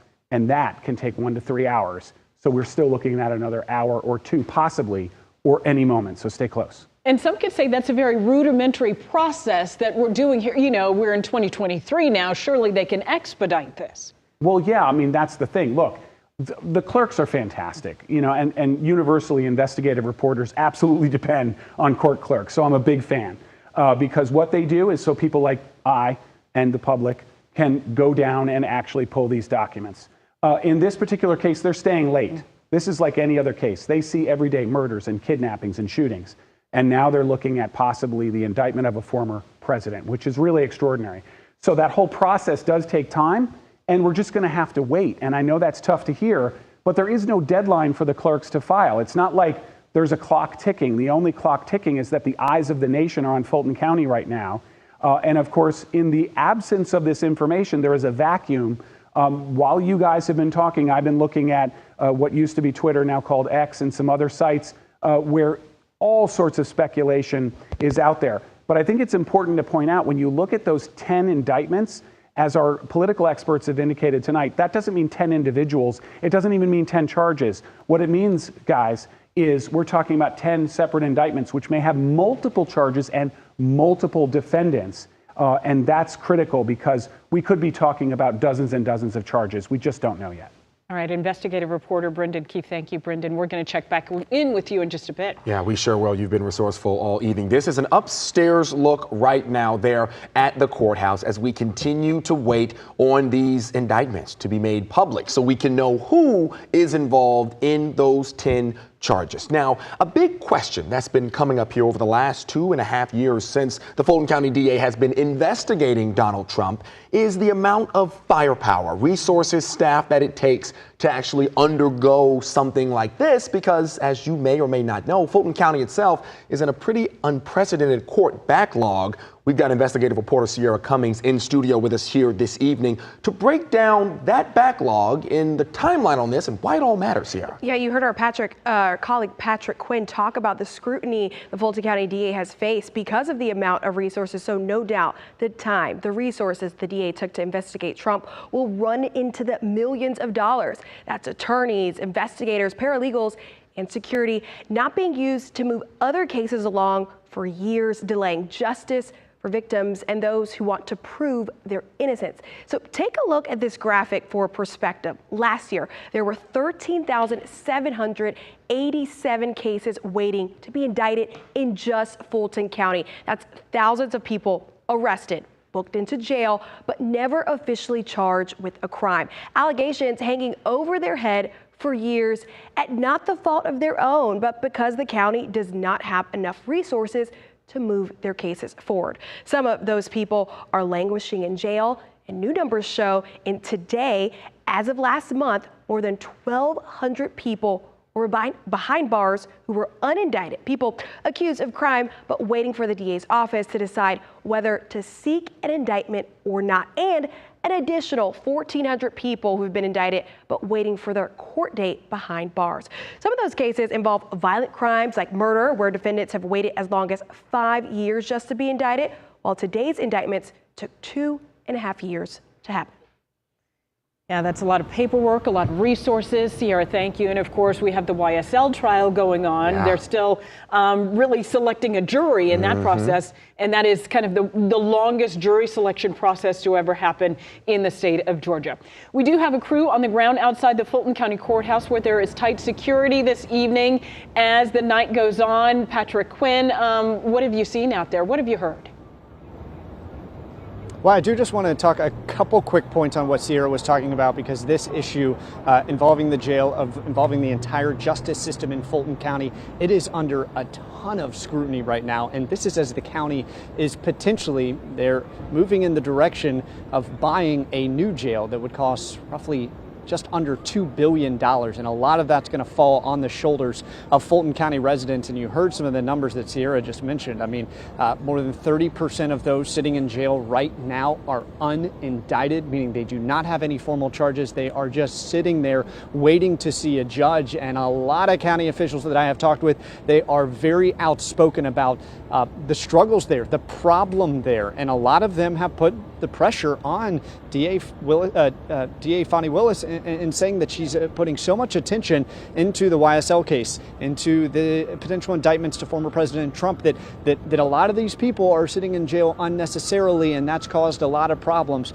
So we've talked about it. There's a lot of scrutiny for DA Fani Willis, and yet she has remained committed to this for roughly 2 years. And now here we are just waiting to really get a formal look at those indictments. And as Brendan is talking about, we are refreshing pages right now. We are going through the motions, a little bit frustrated that here we are on a 110-degree day, or it certainly felt like that, that we're being forced to heat this out and wait this out just a little bit longer. But again, any moment now, we are expected to hear from DA Fani Willis, and I know right when we get word from her team that she is available, we will bring her to you for a lot of these questions might come up.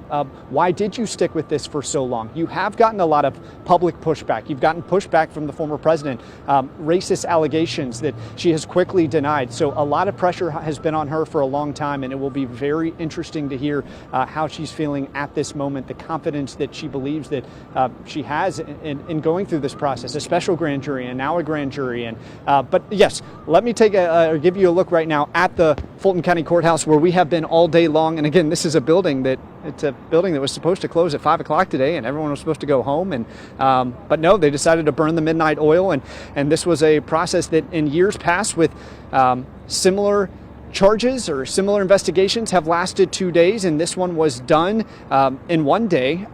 Some people who were set to testify yesterday, they got moved up to today, and so we're all kind of bracing accordingly. You're seeing a sheriff's office deputy posted right outside of the Fulton County Courthouse into the late hours of tonight, and Sheriff Pat Labat, we saw him here on the ground as he was walking into the courthouse, and he said just a couple weeks ago that if the former president, if he were to be indicted, that there would be a mugshot of Donald Trump, and that's something that we have not seen in any other cases. So while there is a lot of drama, and there has been a lot of drama today and in the days building up to it, the drama is not over, and we could see a lot more in the coming days if the former president were to come to town and face these potential charges. Will we see crowds follow him? We've seen that in the past. So a lot of watching and waiting here in downtown Atlanta, and the wait continues just a little longer. Back to you. And Patrick, before you go, I do want to ask you one more question. We talked about a possible mugshot. Fulton County Sheriff Pat Labat saying, we would not treat former President Trump, we would treat him like anyone else. But there would be video from the courtroom, too, of the court proceedings as well, correct? That is my understanding. There was video inside the courtroom today, and that is something that Judge Robert McDurney has been very forthcoming about. He is someone who is a staunch supporter of transparency, and so this, in his eyes at least, why it was so important for him to have cameras in the courtroom today so that we could see at least the handing up of that indictment. He wanted cameras on that process just to really preach transparency. So we could also, see that as well if the former president come to town. Obviously, it will be interesting to see how the former president potentially uses that moment. He has put out on social media that if he receives a fourth indictment, it secures, I'm pretty sure that's the wording he used in that, secures the election for him, the presidential election. Obviously, right now he is the front runner for the Republican Party. So potentially he could use that mugshot as part of campaign rhetoric and to improve things for him. We've seen him strategize and use a lot of these moments that for a lot of other people would be very damning. He has used them to his advantage. So potentially we could see the same here in Atlanta. Tracy. Yeah, these indictments here in Georgia certainly different from the previous indictments in other states. So for sure. We will see. For sure. And I'm glad you brought that up, because what everybody should understand is that while he has been indicted 3 times already, once out of Florida, once out of D.C., once out of New York, we have only either gotten just still images of anything happening in the courtroom or nothing at all. Here in Georgia, there is a possibility that we could actually see video of Donald Trump, if he is named in this indictment, inside a courtroom, which would be a first on top of that mugshot that you and Patrick were just talking about. So moving on here, I want to bring in Joy Limnacron and Josh here, who have been here all evening so far. We just kind of rolled here into the next step of this process. Let's say this indictment comes down here. I believe the deadline they gave us was right around midnight, 3 hours from 9 p.m. Let's say that indictment comes down. Let's say Donald Trump is named in this indictment. The former president is going to be making a trip to Fulton County, right here in Atlanta, and that's going to be a monumental, significant day for everybody here. What will that look like? Will it be similar to what we saw in the 3 other cities with those 3 other indictments? Yeah, and Josh unfortunately can't hear you. So I have attorney Josh Schiffer joining me, who is a criminal defense attorney, former prosecutor, handles numerous cases in the Fulton County Courthouse. Alan is asking about what it would look like when these indictments are, when this is all unsealed, Well, they're getting ready to be published. They're literally being scanned right now. And for the president, for the former president, I should say, what will the process look like of him actually being called to face these charges potentially? So almost certainly his lawyers are following all this very closely. They will be obtaining a copy of the indictment through the standard way that everybody else is, that we're all waiting for this clerk's office website to have this information entered, populated, and published to the public. That's where they'll get their first copy of it, but there's probably some communications directly between DA Willis's office and the known target teams that are already represented. Remember, it's not a surprise that this is happening, so there should be some sort of coordination on the front end, and there might even be a courtesy copy being sent as soon as it is returned.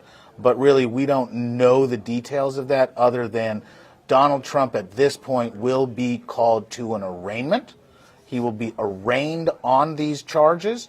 He will have an opportunity to have them read to him in court, or he can accept paper copies.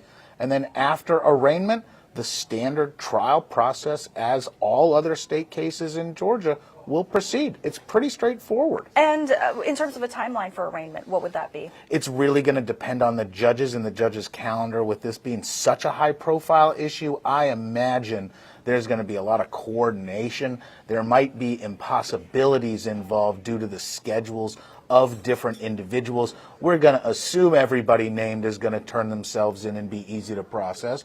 But what happens if some of the people in one case or another aren't easily findable and escape service or go on the run? The system's set up to handle all comers. The system was devised that whether you're compliant or non-compliant, the system has a solution to ensure that you are going to participate in the case.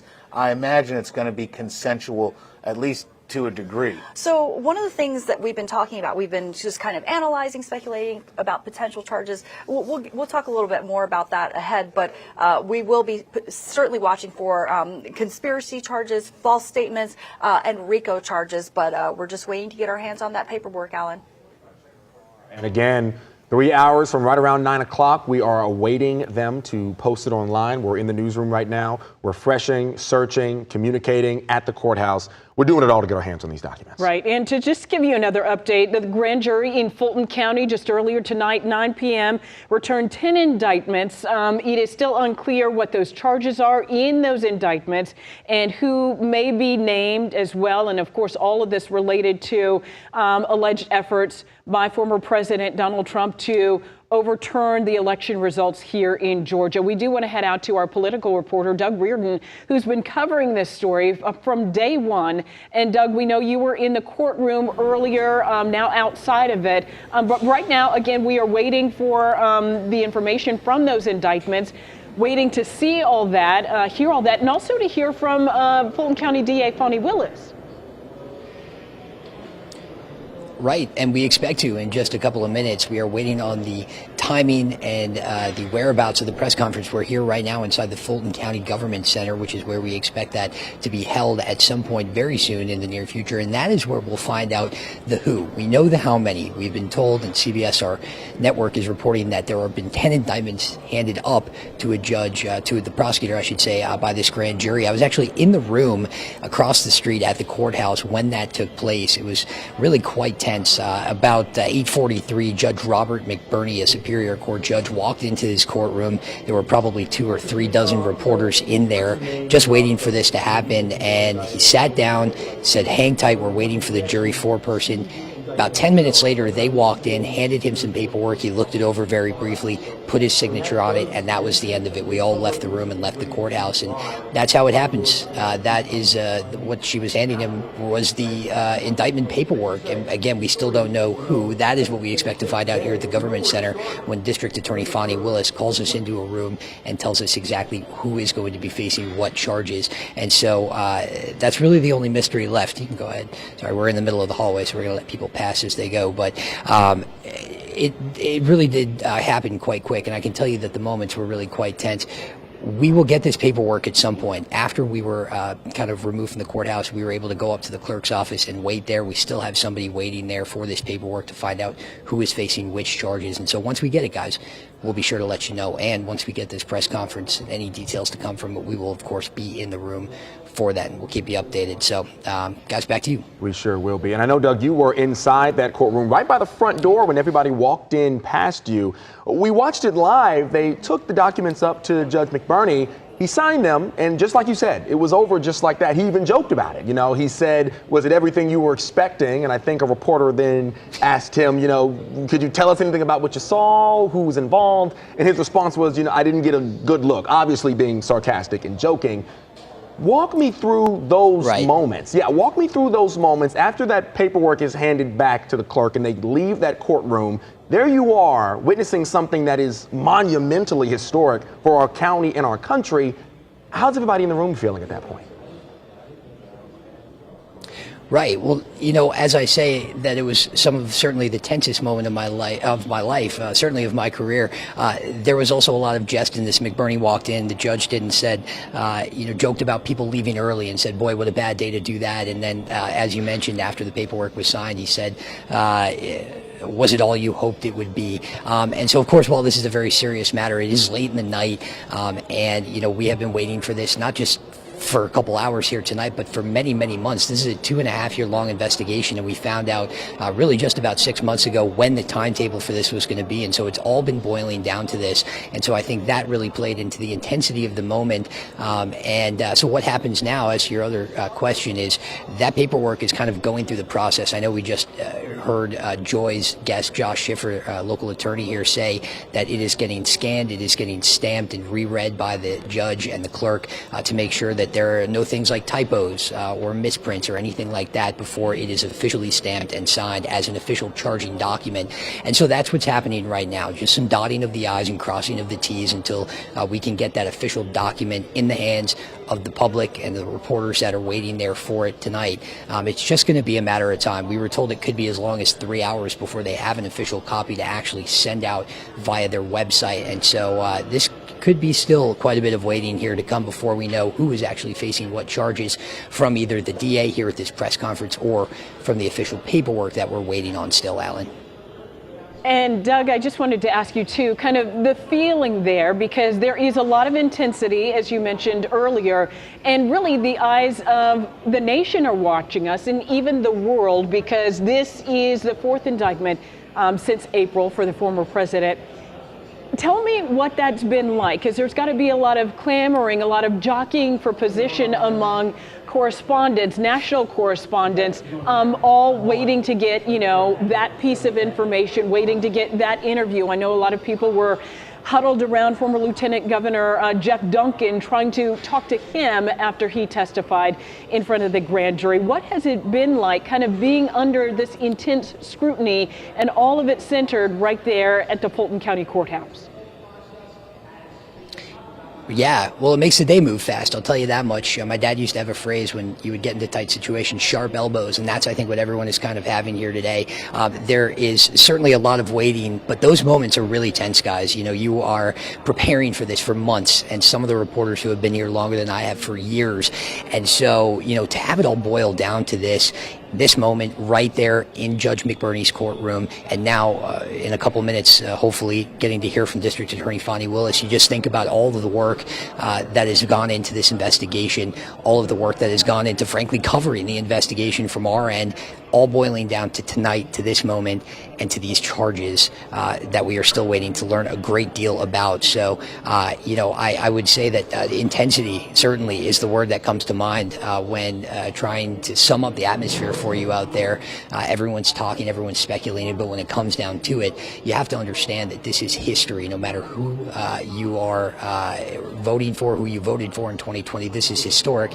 And we do have some movement over here, guys, so we're going to go see what the deal is, and hopefully we can get back to you with some more details after this. Got it. Go ahead and go get it done. We'll be checking in with you in a little bit. And one thing, as we all wait for these to be unsealed, for us to take a look, for them to be uploaded, I want to point out, you hear 3 hours when it comes to getting these documents back. Think about any time you've dealt with technology, a copier, a scanner, and what it takes to actually make sure that what you're scanning is accurate and uploaded correctly and in the right order. That is what these clerks are doing right now with one of the most important documents of all time.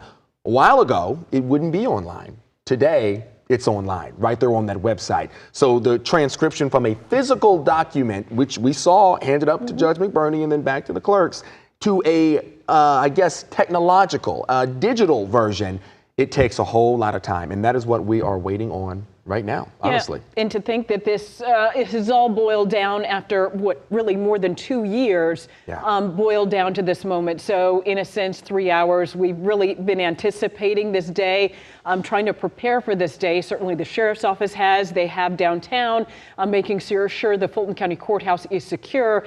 A lot of people have waited a long time for this moment. So we will certainly bring that to you as soon as it happens, and hear from DA Fani Willis as well. Right now, we do want to go outside the Fulton County Courthouse. That's where Atlanta News First anchor Tori Cooper is.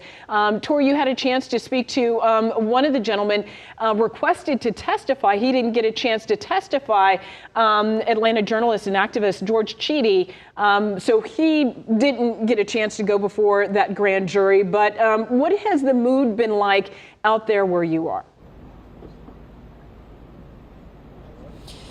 George Cheedy did leave just a few minutes ago. Really, he's been swarmed by reporters because of what took place that he saw on December 14th. He told our viewers about 30 minutes ago about what it was like at the Georgia Capitol that day when he saw a meeting taking place, that he saw a Republican, what would have been a Republican elector, and he followed him into a room, and he says he was eventually shoved out, which was unusual. And then he also said that he asked why, and he said they told him they were having an educational meeting, and that meeting became a very important meeting that DA Fani Willis wanted to know more about, and that's why he was called to testify before the special grand jury. And then again today, he was called to testify. Now, he wasn't scheduled to testify today, but he was scheduled to testify tomorrow. But again, they expedited that process just because, again, this has been 2 years into this investigation, and just really seeing the urgency behind this to get this done on the behalf of DA Fani Willis. It really was showcased today when she called in George Cheedy,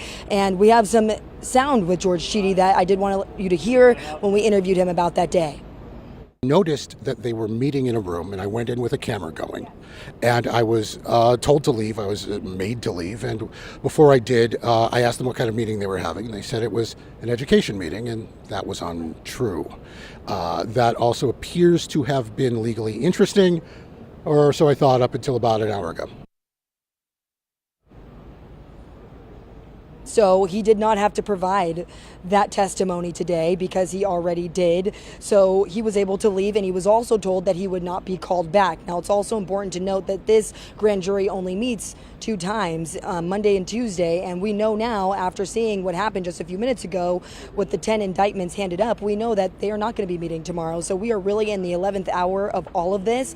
And he was not the only person that we rushed to get an interview outside of the courtroom that eventually left. We did hear from a former Lieutenant Governor, Jeff Duncan, who said that this is a pivotal moment and that we're going to have to heal from the things that we are going to hear in this investigation that are going to come out. Now, we have not had a chance to look at those felony counts potentially that may come down in the indictment that was handed up, so we're going to be keeping an eye on that. But I did get to touch base with other key stakeholders in our state that have had their eyes on this investigation, including Marjorie Taylor Greene, who I did hear from earlier today. I did talk about some of the stuff that happened outside of the courtroom when we heard about the Reuters outlet releasing what was later called by the clerk's office a fictitious document where it listed several felony counts. We were told that, there was a document circulating around that was fictitious. They didn't name the Reuters outlet by name, but I did ask Marjorie Taylor Greene about that, and she essentially said in part that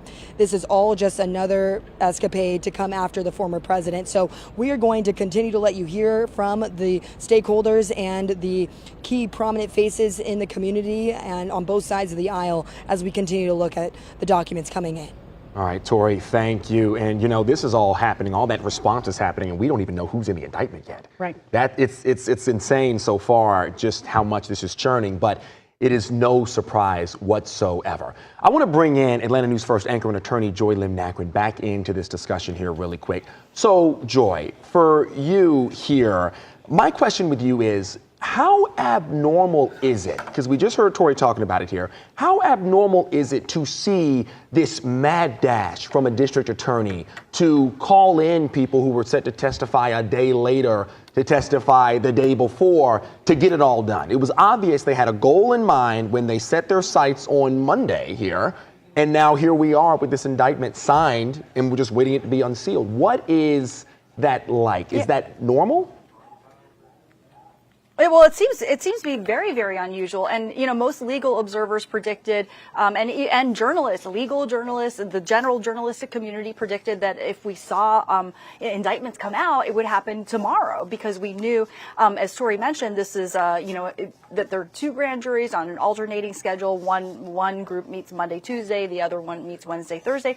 So, the general journalistic and legal communities were anticipating that these indictments would actually come out tomorrow.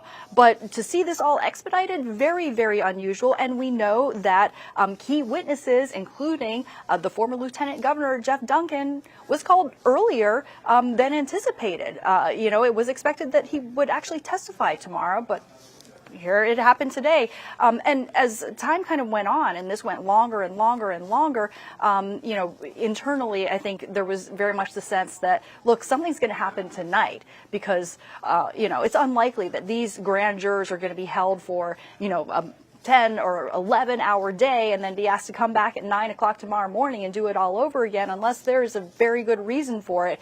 So highly unusual, but clearly, the DA here, Fani Willis, was very judicious. She was very, methodical in terms of how she went about not just the investigation, but laying out these indictments. As we've been saying numerous times, it's a result of a 2-year-long investigation, and then she carefully mapped out what indictment she wanted to present to the grand jury, and it's up to them ultimately to vote, true bill or no bill, on every single criminal count there. And everything that we've been hearing is that it's 10 indictments, so that would be 10 individual cases or fact patterns that she would be going after or prosecuting. And with each one of those indictments, there could be numerous defendants, there could be numerous counts, and they would be linked to individual instances, such as what happened in Coffee County, such as the presentation to the Georgia State Senate, the subcommittee there with the heavily edited State Farm Arena video, wherein the accusation is that Rudy Giuliani falsely accused, some election workers of voting fraud. So, it's a very, very complex case, but we've seen that Fani Willis has prosecuted complex cases in the past. One thing that she, I guess you could say, is known for is her prosecution of RICO cases, and that's something that's certainly a unique feature here under Georgia state law.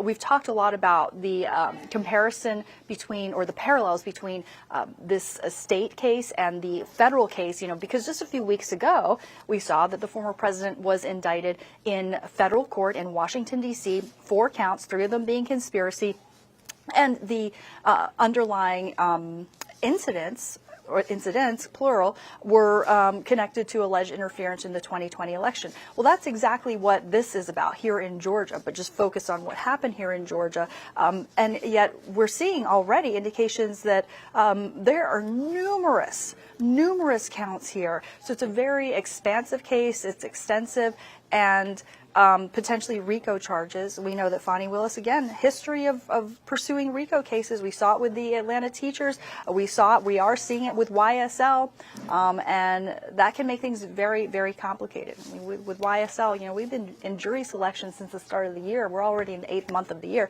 Trial hasn't even begun yet. The trial, in fact, so. Look, if this does involve RICO charges, as is anticipated, this could be very, very complicated. No doubt it could be. And Joy, I did want to ask you too, of course, we have those other cases, those 3 other indictments or series of indictments before. With this particular case in Georgia, some have said it could potentially be the strongest case against the former president. We have that infamous phone call, of course, where the president was recorded talking to Secretary of State Brad Raffensperger, saying, "I just want to find 11,780 votes, which is one more than we have because we won the state."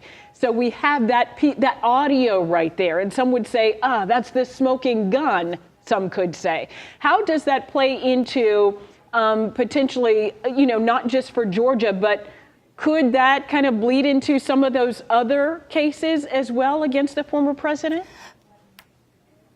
Well, with the federal case out of Washington, D.C., it seems that it could, because federal prosecutors can share their case information with state prosecutors and vice versa. Now, the other two cases, it seems that, the link would be very weak. Just to remind our viewers, if we see what we think we're going to see in this paperwork, this is the fourth indictment of the former president. And just to remind everyone, the first one was out of state court in New York, and that is related to alleged hush money payments to adult film star Stormy Daniels via attorney Michael Cohen, and those are state charges there of essentially fraud, a business type fraud. And then the second one that we saw was out of Florida, but that was federal court. That's federal court, and that was related to alleged mishandling of classified documents down at Trump's Mar-a-Lago estate. And then the third one is the one that is really linked to this, and that's what I think you're really focusing on, Tracy, rightfully so. And that was a federal case out of our nation's capital, and that was the one that was all about alleged interference in the 2020 election. And so, you're absolutely right. There are parallels between the indictment there and what we could potentially see in that paperwork tonight. And in fact, prosecutors at the state level can work with prosecutors at the federal level. And so absolutely, it is possible that what we see here could inform what we see as the federal case develops as well. But, an excellent point I've seen some of my colleagues bring out in our coverage here is that while in theory, if the former president is reelected and becomes president again, and if he is also convicted here in Georgia, he cannot pardon himself. And he could do that in federal court when it comes to those federal charges. And so that's another reason why these state charges could potentially be a lot stronger. He cannot pardon himself in the state of Georgia. Again, this is a lot of ifs. If he's convicted, if he's reelected, nor could the governor pardon him. In the state of Georgia, it's up to a board to issue pardons. So, this could be the thing that sticks if the federal charges don't. All right, Joy, thank you. And so it sounds like right now, if I'm getting that right, we have a shot of the podium where, Sophie, I believe we might be hearing from District Attorney Fani Willis, not speaking yet, but this is the room where she will be speaking. We've learned here, this is again a live look inside the courthouse. That podium right up there is where we're going to be hearing from the District Attorney here. Honestly, any minute now. We've been waiting now since about 9 o'clock. It sounds like they're getting a mic check in that room, and at the same time this is happening, and we've got this camera right now getting a focus there in that room. Atlanta News First reporter Chelsea Binefor says that right now the clerk just entered her office here about 5 minutes ago while we were listening to attorney and anchor Joy Lim Napgren, and she closed the door behind the locked door and is currently in some kind of discussion right now. And that was a return to her office. Another live look back out at that podium as we await again District Attorney Fani Willis. And so as we enter 10:51 here, going on to 11 o'clock, we're about to be in that last hour of when they said they would be telling us what is happening. Again, right now, that's just a mic check. We will be taking this live. As soon as she gets to the microphone, Atlanta News First will bring you inside that room. Now, Tracy, in the meantime, we'd like to bounce back outside the courthouse here, inside to outside. Patrick Quinn, who's been there all evening for the most part, covering this from top to bottom. So, Patrick, last time we chatted with you, you kind of walked us through a little bit about what had been happening, what's going on. Has anything changed as we, as Troy Cooper said, get into this 11th hour? I don't think, guys, there has been so much anticipation tonight for scanning, just process work, procedural work, and all of us just waiting for computers to do what computers are going to do. Before I kind of break down what we're seeing outside of the courtroom, I just wanted to talk about a moment that we saw earlier tonight. For right now in Atlanta, there are two elements that really have the community just in a grip. And one of those is what's been happening here at the Fulton County Courthouse all day long. And then the build-up of today. The other one is, of course, the Beyonce concert. And Beyonce played once again tonight. And around 7 o'clock, 8 o'clock, as so much drama is going inside the courtroom, and we're watching people come in and out, and we're chasing down those who have testified, and we're waiting for any potential indictments to be handed up. You see the swarms of Beyonce fans starting to go to the concert. And of course, it's less than a mile from where we're standing. So we were seeing people on bikes and on scooters wearing silver and just decked out in their best Beyonce gear, having a quick look over at the Fulton County Courthouse before they were on their way to the concert. And I just wanted to provide that moment for those two issues right now. That's really not maybe the best way of describing it, is really what Atlanta is all about right now. What we're seeing going on right now in the Fulton County Courthouse, we will continue to keep tabs of. And as you just saw, there were we're bracing for DA Fani Willis to potentially speak any minute now. Of course, she will speak when those indictments, they are scanned in, and when they are on record officially, and that's something that we're certainly bracing for. And this has been honestly a day of drama over where Beyonce is playing, a lot of drama right here, and we certainly will continue to watch it and bring you the drama as it extends closer and closer to midnight. And Patrick, you touched on it there. As we get closer and closer to midnight and enter Beyonce's third show, those concerts have usually been letting out around midnight, around 12:30. Have you heard anything from police? I'm sure they're anticipating those crowds making their way down those side streets right around the courthouse to get home. Are they prepared for what's going to be a rush of thousands and thousands of people right outside the courthouse? We have seen deputies on hand here, Alan, all evening long, and right around that 7:30, 8 o'clock hour as they were on their way to the concert, I mean, there were just swarms and crowds of cars, and certainly we saw the traffic impacts here around the courthouse. Obviously, some of the roads here, they're blocked off, there are barriers, a lot of cars can't get through. It will be an interesting moment to see what traffic looks like on the way back, and to see fans spilling out and on the streets again, certainly in a different mindset than what's going on here. So to see those two worlds collide will be something that I certainly will be anticipating, but certainly it'll be a long night here.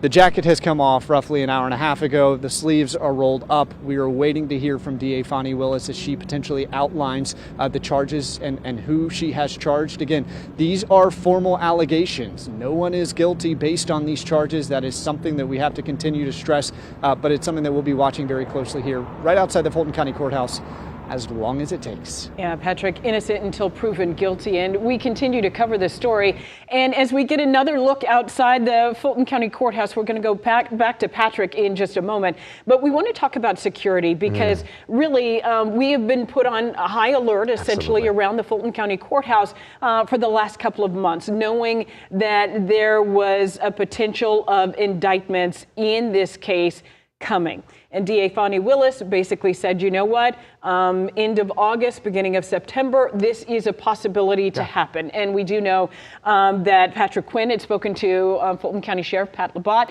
really talking about, you know, they are prepared, they are ready for this. And if it comes to it and, you know, the former president is charged, there will be a mugshot taken of the former president, and there will be video from the courtroom during those court proceedings as well, which has not happened in those previous cases against the former president. So truly historic here in the state of Georgia and for the country, really. And what you have is a little bit of a back and forth here. You've got President Trump supporters who are saying that this is something that is going to rile them up. This is something that's going to give him the White House. This is something that's going to put him over the top against likely Joe Biden coming up next year in 2024. And then the people on the other side here are saying that when we get that mugshot and when we get the videos out of the courtroom, it will turn those undecided voters who maybe are thinking about Trump, maybe they're not, but they will then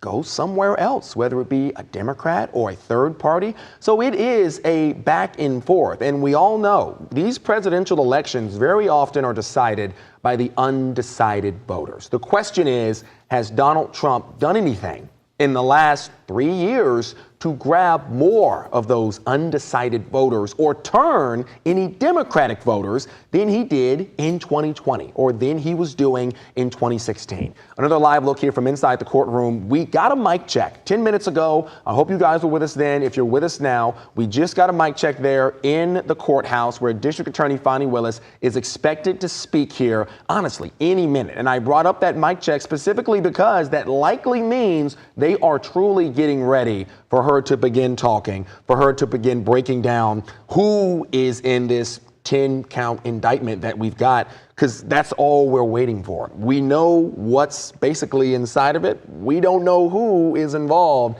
and experts are saying it very, very likely could be former President Donald Trump. Yeah, we don't know the people involved in this. We don't know the exact charges as well. We do know, of course, those 10 indictments right now involving this case. Here's a live look right now outside the Fulton County Courthouse where security is very tight. We do have a team of reporters standing by. We are covering this story in anticipation of this story.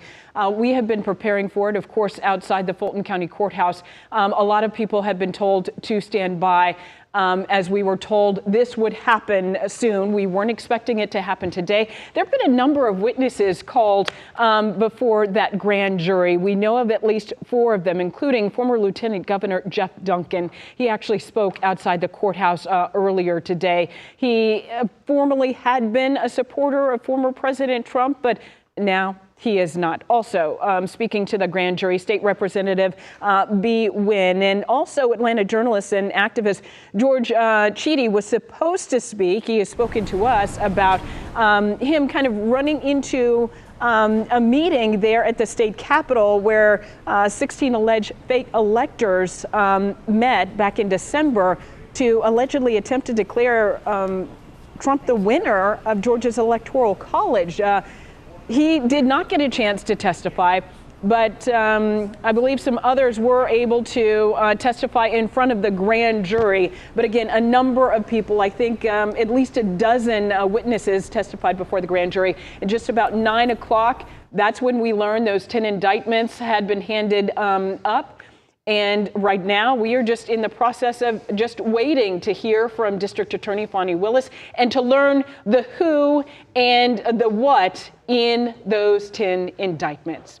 Stay with us here on Atlanta News First. Atlanta News First starts now with breaking news. And good evening. Thanks for joining us on this historic night in Metro Atlanta. Rick Folbaum along with Tracy Hutchins and the entire Atlanta News First team covering what we anticipate to be indictments of former President Donald Trump and perhaps some of his allies related to alleged interference with the 2020 election here in Georgia. We're glad you're with us. And if you're just joining us now, we are waiting to hear any moment now from Fulton County DA Fani Willis, whose office has been conducting this investigation essentially since the very first days after she assumed her position as district attorney. And you can see the room now where we're going to be hearing from DA Willis any moment now. They're getting the microphones all set up so that she can come out and address reporters and the people of Georgia and Fulton County and the entire country and let them know exactly what the grand jury has decided. We've been reporting on the possibility of 10 indictments being handed up, but exactly who is named in those indictments and what these charges are, we just don't know that yet. All right, we do have a number of crews covering this. We do want to go to Atlanta News First, Tori Cooper, who's outside the Fulton County courthouse for us. And Tori, you've really been out there. You were able to speak to that Atlanta journalist and activist, George Chidi. He was one of the ones expected to testify in front of the grand jury, but did not get a chance to. He said they had pretty much heard all they needed to hear. That's right, Tracy. His testimony was not needed today. George Chidi got here at 4 p.m. He walked into the courthouse and then he walked out and then was greeted by a swarm of journalists, including myself. I ran over there as fast as possible, and that's when we were able to address him. And the very first question that I asked him was, you tweeted a few minutes ago saying you weren't needed, and talk about why that happened. And he said, look, I saw something on December 14th, 2020 at the Georgia Capitol. I wanted to see the vote sealed, and I knew that the Republican Party wanted to provide additional electors, but I knew something may go down that day. So I was outside of the courtroom and I saw a Republican elector and followed him, and then he was shoved out of the room. He asked why, and he said he was told that it was an educational meeting that was taking place, and now we are learning more about what took place that day. He did share that testimony before the special grand jury that was set a couple of months ago, and then he was not required to share that again today. But we are now learning that former President Donald Trump was indicted tonight. We were able to report that news to you according to CNN. We did get that. I have my producers in my ear right now, and we are able to share that right now on Atlanta News First. Of the 10 indictments that were handed up, the former president was named in that, and we are going to get a look at the counts that he will be facing, the charges that he will be facing in this indictment. And this is something that has had the eyes of the entire country right now. And I've seen other people that were called to testify today, and we heard from former Lieutenant Governor Jeff Duncan, who did share that this was going to be a pivotal moment, that we were going to hear a lot and we were going to have to heal from a lot. So now we have our reporters inside, and they are just waiting to hear from DA Fani Willis. So we are going to be standing by to hear from her and officially see what's next in this investigation. All right, Tori, thanks very much. The information is just beginning to trickle in about exactly who is named in these indictments, and we can report, along with former President Trump, there are 18 others whose names are included in these indictments. We don't know exactly who those people are, but of course we're going to be learning that once that indictment is unsealed and made public any minute now. And no doubt that DA Fani Willis is the one who wants to make all that information public. We are just getting bits and pieces of information, but no doubt when she comes to the podium, she will give in full detail, lay out some of the details of this case, and also talk about those involved in it. All right, we do have live team coverage. We want to go out to Patrick Quinn. He's been outside the Fulton County Courthouse and, of course, covering the security and the tight ring that officers and deputies have around that courthouse, Patrick. There has certainly been a grip on this courthouse over the last couple days, over the last week. We know that the state capitol was closed today in light of the investigation going on to here and the grand jury forming. Barricades have been up. We've certainly seen a strong presence of deputies. And if you're watching this, and as we've been doing live coverage for the next 2 hours, I encourage you to watch for the next 15 minutes. All of this will really become unpacked as we're starting to see these formal charges being handed up, and Fani Willis is expected to address the media in roughly 15 minutes or so. So there's been a lot of wait. There's been a lot of anticipation, and certainly downtown has felt the brunt of that, both physically and more in a metaphorical sense as well. But we should know a lot. There should be a lot more cleared up in the next 15 minutes. One of those who was formally indicted, as you just mentioned, is the former president, Donald Trump. His team, they just released a statement. Just checked my email. I'm going to read you some of that.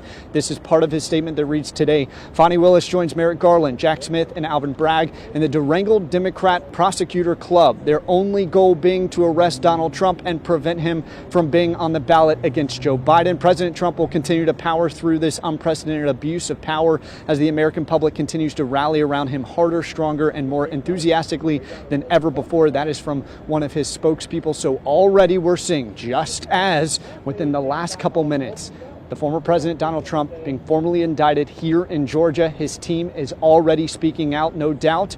He will have to make his presence known here in the coming days, and there will be a lot of, we've seen a lot of security presence here. No doubt that presence will continue for at least a couple more days. Remember, when Fani Willis said that she could potentially hand down these indictments, she said that that window of when people would work remotely and when security would be ramped up would be until August 18th. That's a few more days, and we'll continue to see this presence at least through the night into the midweek at least. Outside the Fulton County Courthouse, Patrick Quinn, Atlanta News First. Patrick, thank you. We have gotten our hands on the documents that we have been waiting for. This is the indictment. It has a list of all of the different people who have been named in the indictment, the state of Georgia v., and then a whole list. And the number one person at the top of the list is former President Donald John Trump. Yeah, and there are 19 other defendants listed in there, along with the charges as well, that include violation of the Georgia RICO. So of course we had talked about RICO, and kind of one of the strongest, widest nets that DA Fani Willis could pursue in this, and that is at the top of the list here. Let's check in with Joy Lim-Nakrin, who is one of our Atlanta News First anchors, also an attorney, and she's standing by with Brendan Keefe, our chief investigator. They're in the newsroom. And guys, you've just gotten your hands on these documents as well. What are you seeing? All 98 pages. We're trying to sift through the 98 pages. But, the major headline here, as you guys have already stated, is that Donald Trump is in fact indicted, just as we anticipated, and we are seeing 13 different indictments involving the former president. There were 39 indictments listed here, and as predicted, each one centers along a certain fact pattern, a particular fact pattern, particular series of events. And so, for instance, number one, which is, I would say, the most significant of these, is a RICO. That is an indictment for the violation of the Georgia RICO Racketeering, Influence, and Corrupt Organization Act. The former president is indicted under RICO, as well as several other now co-defendants, most notably his former attorneys Rudy Giuliani, John Eastman, and Sidney Powell in connection to RICO. And this is something that we focused on quite a bit because it is there are certain legal requirements for a prosecutor to bring forth an indictment and a grand jury to issue a true bill related to RICO. And one of the requirements is certain underlying crimes such as conspiracy and false statements, also on the list here of charges. I'm seeing here that the former president, among his 13 charges, not just RICO, but also indicted for solicitation of violation of oath by public officer, conspiracy to commit impersonating a public officer, conspiracy to commit forgery in the first degree, conspiracy to commit false statements, numerous conspiracy charges. They're 13. I don't want to keep I want to give you a chance. No, this is it, Joy. You're the attorney here, but I'll tell you in my time of investigative reporting, we now know why this took so long to file, because we're looking at 41 total counts. There's just 40 on the front page, but as you go deeper into the indictment, we're looking at 41 total counts and 19 separate defendants, and it involves basically everything we've been talking about from day one. But 13 of those charges are assigned to Donald John Trump, the former president of the United States, and he is now officially indicted on these state charges under case number 23 SC 188947. And what's next, as you know, as an attorney, that now we're going to have an arraignment, and we're likely to see Donald John Trump, the former president, treated like any other defendant, according to the sheriff. Yeah, absolutely, and that's what we've heard from the sheriff, is that we expect a mugshot. Look, we don't believe it until we see it, right? We'll report after the fact if and when it happens. But certainly that's something that the former president has said would bolster his campaign. He said, essentially all I need is a fourth indictment. But in terms of an arraignment, legally, the former president does have a right to, basically waive the in-person appearance. So it remains to be seen, is he going to avoid appearing in person for the arraignment, or is he going to, come to court and face a judge for the charges to be heard, for him to enter a plea? We've seen him enter not guilty pleas in his other cases, 3 now indictments, criminal indictments against the former president, one of those in state court in New York, 2 of those in federal court, one of those in a Florida federal court, one of those in a federal court in Washington, D.C. So that's what we're anticipating next, is the arraignment, which again, that's when the charges are formally read, and that is when the former president or his attorneys on his behalf will then enter a plea. And if we've learned anything about Donald Trump, is that he fights for his position, and he has maintained that he is not guilty, that he's innocent, that phone call was, quote, perfect to Secretary of State Brad Raffensperger in January of 2021, in which he was heard saying, I need 11,780 votes. Not all charges attached to all defendants here. They are spread out, and and by the way, these documents that we have, this is double-sided right here, so this is printed on both sides. This is a thick and thorough indictment, and there's a lot of boldface names, but there's also some names we have not heard before, and these involve the calls to Shay Moss and Ruby Freeman. Those are also indicted in here, and basically it's everything we've been talking about, but quickly, just some of the boldface names. Donald Trump, Rudy Giuliani, John Eastman, he was the supposed constitutional scholar who came up with the January 6th plan to essentially throw out the Georgia and other state electors. The former chief of staff, Mark Meadows, Kenneth Cheeseborough, Jeffrey Clark, Jenna Ellis. She was another attorney of Donald Trump. And then you've got a whole list of others, including David Schaefer, who is the former GOP chair for the state of Georgia.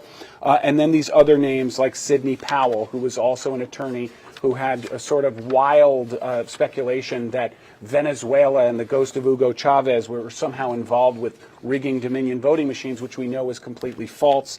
And now she is criminally charged, an attorney who recommended this plan along with the others to Donald Trump. So these are the things we're seeing, and we're seeing some very serious charges listed in these indictments. Yeah, and again, this is 98 pages, and we're just getting this, and we're just getting a chance to sift through this right now, but I'm looking at page 72, which is count 3 of the 41, and this is false statements and writings, and this pertains to, and I should say, Rudy Giuliani is indicted in this particular, in this particular indictment, whereas the former president is not. Yeah, the former president is not. But this has to do with these false statements to the Senate Judiciary Committee and the Georgia Senate about voting fraud, about how many ballots were counted, and these claims of dead people voting. Yeah, it's really extraordinary, and it's also laid out with a narrative, and the narrative has the headline, The Enterprise. Now remember, some of these charges are related to RICO, that's the Racketeer Influenced and Corrupt Organizations Act, and when they're talking about an enterprise, they're talking about a criminal enterprise. You're talking about the President of the United States at the head of a criminal enterprise. That's the allegation in these indictments, which at this point are merely accusations. He's innocent until proven guilty, but he's going to have to defend himself from charges right here in Fulton County, Georgia. Yeah, and the RICO statute as a method of prosecution is so significant, and we know we've been talking about this. We explained even leading up to this that Fani Willis is well known for really using the RICO statute, employing that, such as in the Atlanta teachers case and now in YSL. But one of the things that we're seeing in YSL is how jury selection is taken all year long, and we're in the 8th month of the year. It's the longest jury selection in history in Georgia. So what does that mean for this case? That's a really important question, because under RICO, some of the constitutional rights are a bit more. Are a bit more, the lines are a little bit blurred, such as the right to a speedy trial. Right, and so that's obviously going to come up against scheduling, because the president has a full docket already, federally and in Manhattan, and now you're going to have to say, where does this case fit? Is Fulton County even going to take into consideration these other cases? Obviously, the defendants are entitled to, a fair defense, and they have to see all the evidence before them, and that takes time. Now the question is, do these prosecutors start to collaborate? And they can, right, Joy? I mean, They can say, hey, we're going to let this go first and let this go second. So this is right in the introduction to the indictment. And this is the defendants charged in this indictment refused to accept that Donald Trump lost, and, quote, they knowingly and willfully joined a conspiracy to unlawfully change the outcome of the election in favor of Trump. One of the people indicted here is David Schaefer, the former head of the GOP in Georgia. And I want to tell you, I had a lengthy conversation with him on Twitter direct messenger. And this was 3 days before January 6th. And it was about the call with Raffensperger. I was one of the first reporters to obtain the recording right after the Washington Post, one of the first local reporters here. And he said that that should have been a private call and we shouldn't have published it.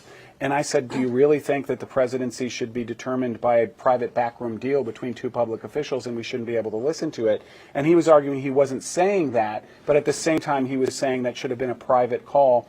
And now he is criminally indicted in this as well. And the Raffensperger call is an element of the crime. And, you know, I did not see an obstruction charge on here, but it would be interesting to see if that, you know, well, I don't see an obstruction count here. We got to look through all this. Yeah.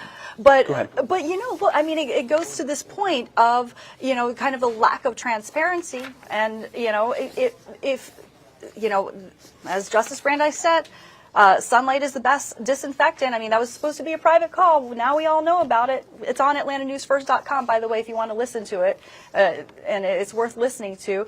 But you know, what could the potential defenses be?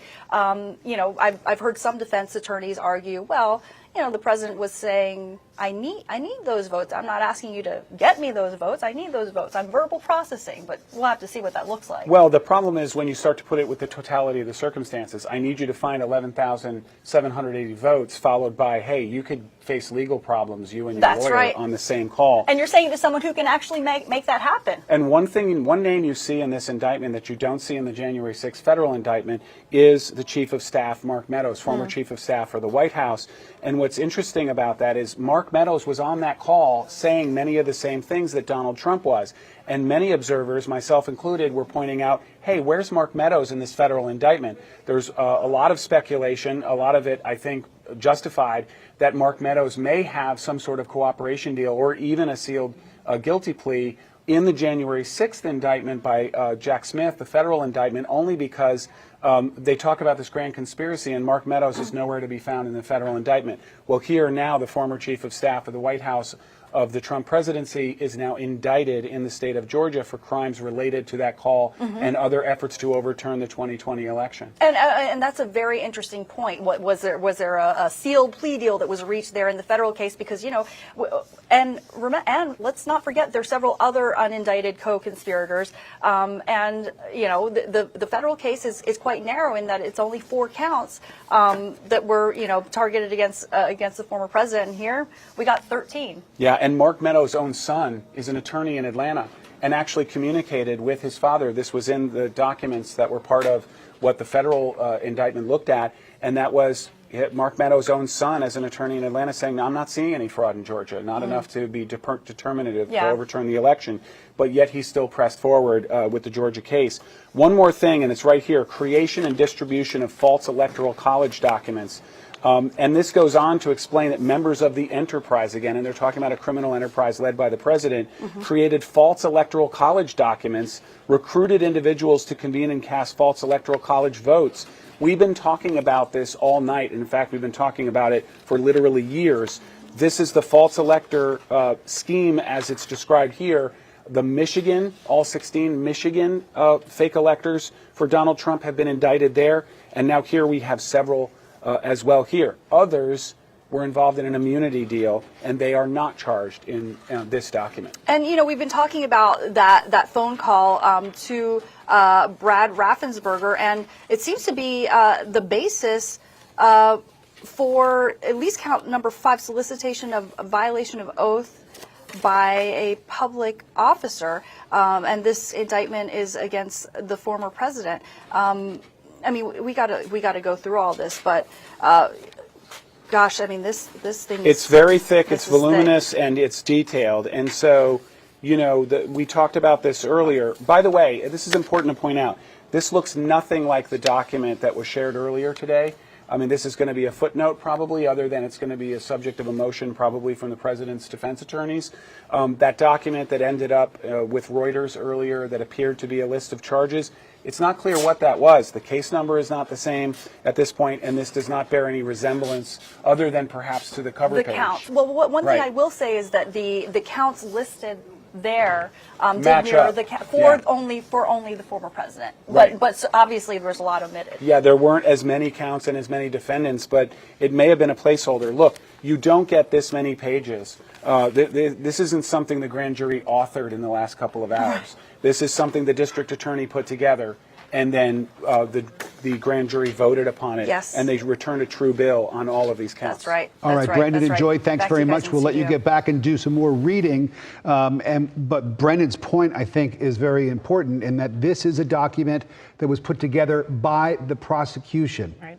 This is not the defense's side. There is nothing in here that would be in defense of the former president or any of the other people whose names are contained in the indictment. This is a one-sided document right now that doesn't give the full story, and that's what a trial is all about. And so we did hear from the former president's team tonight. They released a statement on social media as we await for Fani Willis. She's going to come out and speak any moment now. The former president's team calling a lot of these indictments fabricated and saying that Fani Willis is nothing but a partisan.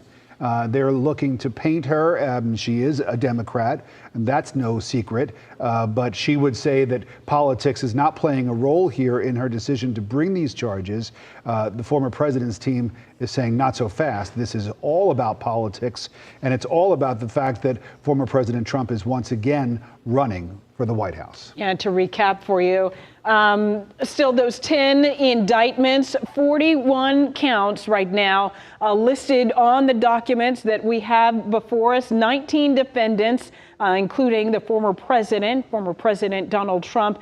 13 charges against the former President Trump alone, and those 18 other defendants, including Rudy Giuliani and Mark Meadows, and a number of people aligned with the former president. We were actually looking for some familiar names here in Georgia. I did not see those on this, Rick.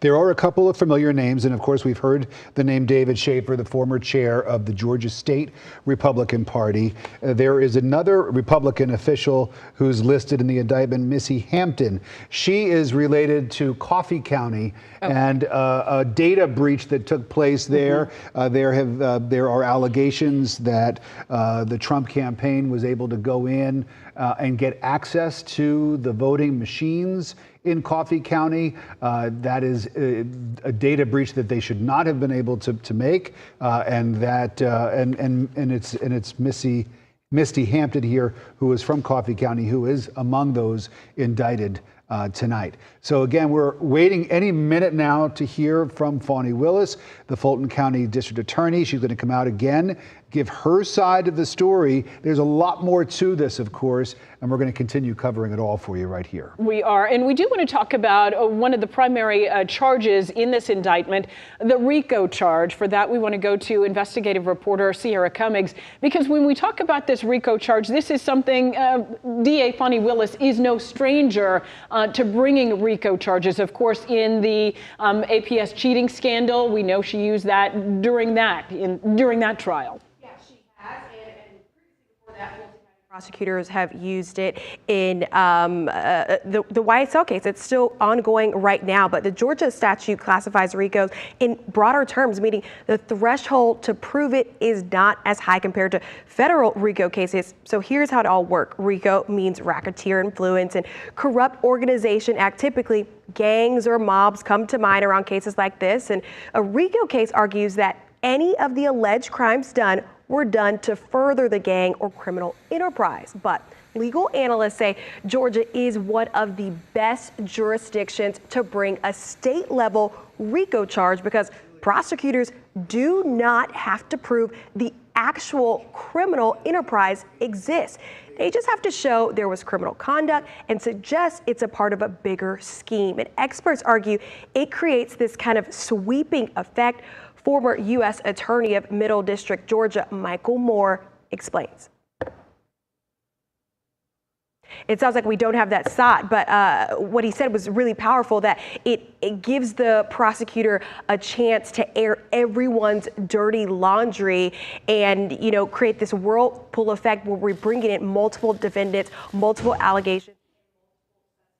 That's why it's a favorite tool of Georgia prosecutors.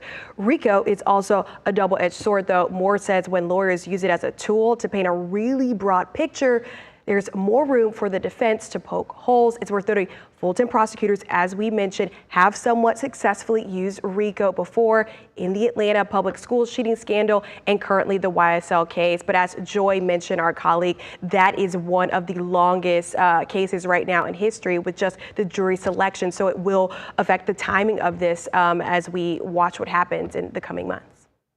All right. Thanks very much, Sierra.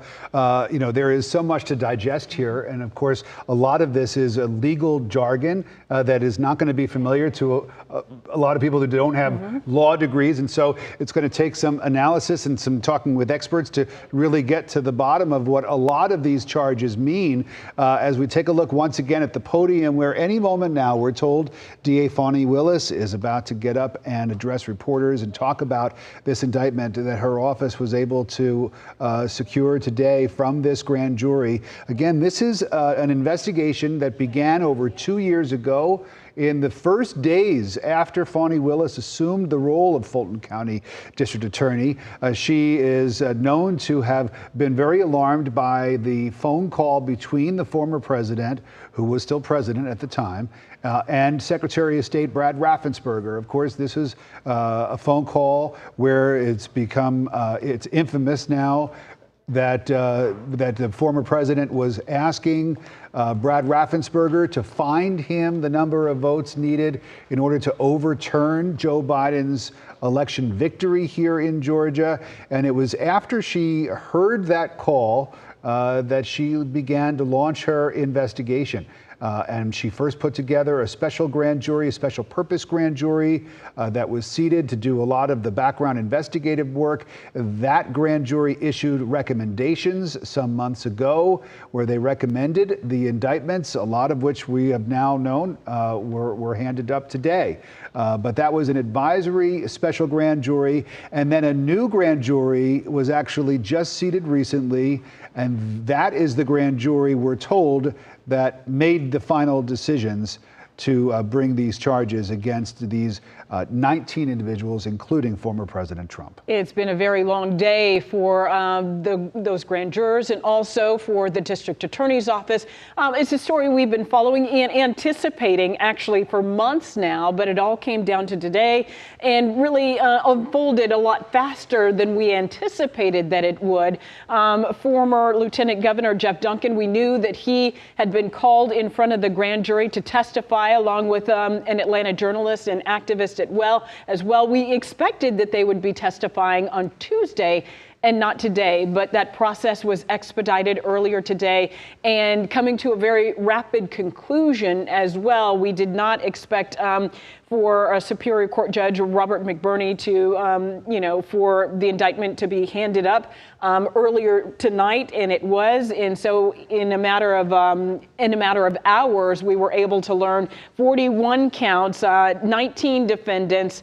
And those 13 charges against former President Donald Trump, and one of the weftiest being that RICO charge. We want to head out to Atlanta News First. Chelsea Bonfor, she's on the ground there outside of the Fulton County Courthouse, really keeping an eye on things there. How much activity have you seen outside tonight, Chelsea?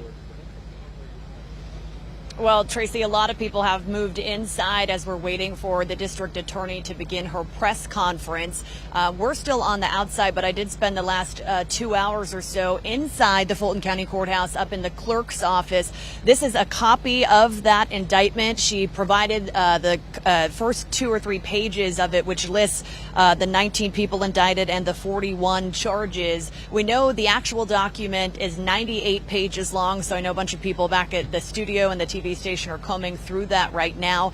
But this, it's been an incredibly long day for all parties involved. The announcement came out around 9 o'clock that an indictment had been returned. So then a bunch of reporters, myself included, headed up to the clerk's office and just waited around for her to provide us with this copy. So again, I know we've got some people digging deeper into the charges back at the station. But, you know, as we've talked about, false statements, violation of oath, false statements in writing, impersonating a public officer. And there are 19 names, including former President Donald Trump, the former GOP chair for the state of Georgia, and the former White House chief of staff. But we are still working to learn who a bunch of these other people are whose names we didn't necessarily recognize or anticipate seeing. So again, that's all information we will be working to bring you.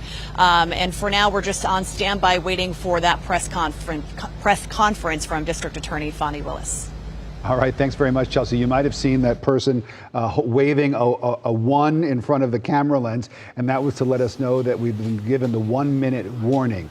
So less than a minute now, Fani Willis is going to come out and talk to reporters and talk about some of the developments of this historic day as the former president, Donald Trump, indicted for the 4th time in several months. The first time here in Georgia, though, and a lot of people who have been watching these various cases against the former president, they seem to think that the case here in Georgia could be the one that he is most worried about.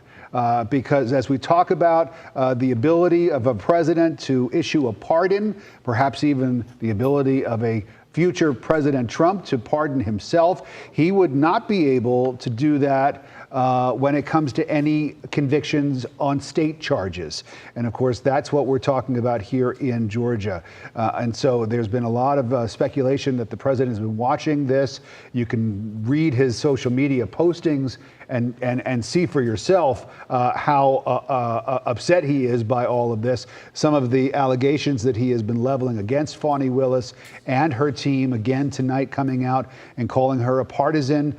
His team coming out and saying that a lot of the information included in the indictments is fabricated and made up. And so it'll be interesting to see exactly whether the DA comes out and actually addresses some of those allegations that have been leveled against her and her staff, or whether she ignores it and just sticks to the information that is contained in the indictment. But again, this is a DA who came out and ran an investigation that lasted for well over 2 years, basically the entirety of her time in running the district attorney's office here in Fulton County. And it culminates in tonight's indictment against former President Trump and 18 other co-defendants, along with a number of unindicted co-conspirators who are also alleged to have taken part in what the indictment calls an enterprise, a criminal enterprise to basically overturn the lawful results of the 2020 election here in the state of Georgia. Yeah, and it's not like DA Fani Willis needs to make a name for herself in any way. She defeated Paul Howard, who'd been the DA in Fulton County for some 23 years. You know, really an iconic figure in the DA's office. And, you know, she worked alongside DA Paul Howard as well. And of course was one of the lead prosecutors on the APS cheating scandal case. So she had talked about before some of the threats that had been made against her and some of the people in her office when she first kind of embarked on this investigation into the alleged efforts to overturn the election here in Georgia. And she said, you know what, we will seek the truth no matter what. She did ask for some help from the FBI as well when those threats started coming about, and more recently too, when she received some of those threats levied against her and some commercials, you know, indicating that some other things were going on that have been unfounded. But all along she has said, you know, we will pursue this just like any other case in Fulton County. Unfortunately, this has kind of predominated the headlines here in Fulton County when we have a plethora of cases and a backlog of cases for the district attorney's office. But this one's certainly getting the nation and the world's attention tonight. Well, the other thing that she's done is telegraphed precisely what her office was doing and what they plan to do, giving a timeline, letting her colleagues in law enforcement, also colleagues who work at the Fulton County Courthouse, giving them a notice, a heads up on when she expected this announcement to come down. A lot of her staff began working from home, working remotely to keep them sort of out of the building and out of the way of any potential protesters who may assemble at the courthouse as a result of these charges being leveled tonight. She let law enforcement know, and the Fulton County Sheriff Pat Labat. This is the window I'm talking about. The middle of August, she made it very clear that this is when we were going to be learning about these indictments. She said it's going to be historic when the announcement comes, and tonight is the night, as Fani Willis now steps up to the microphone at the Fulton County Courthouse. Let's take a listen.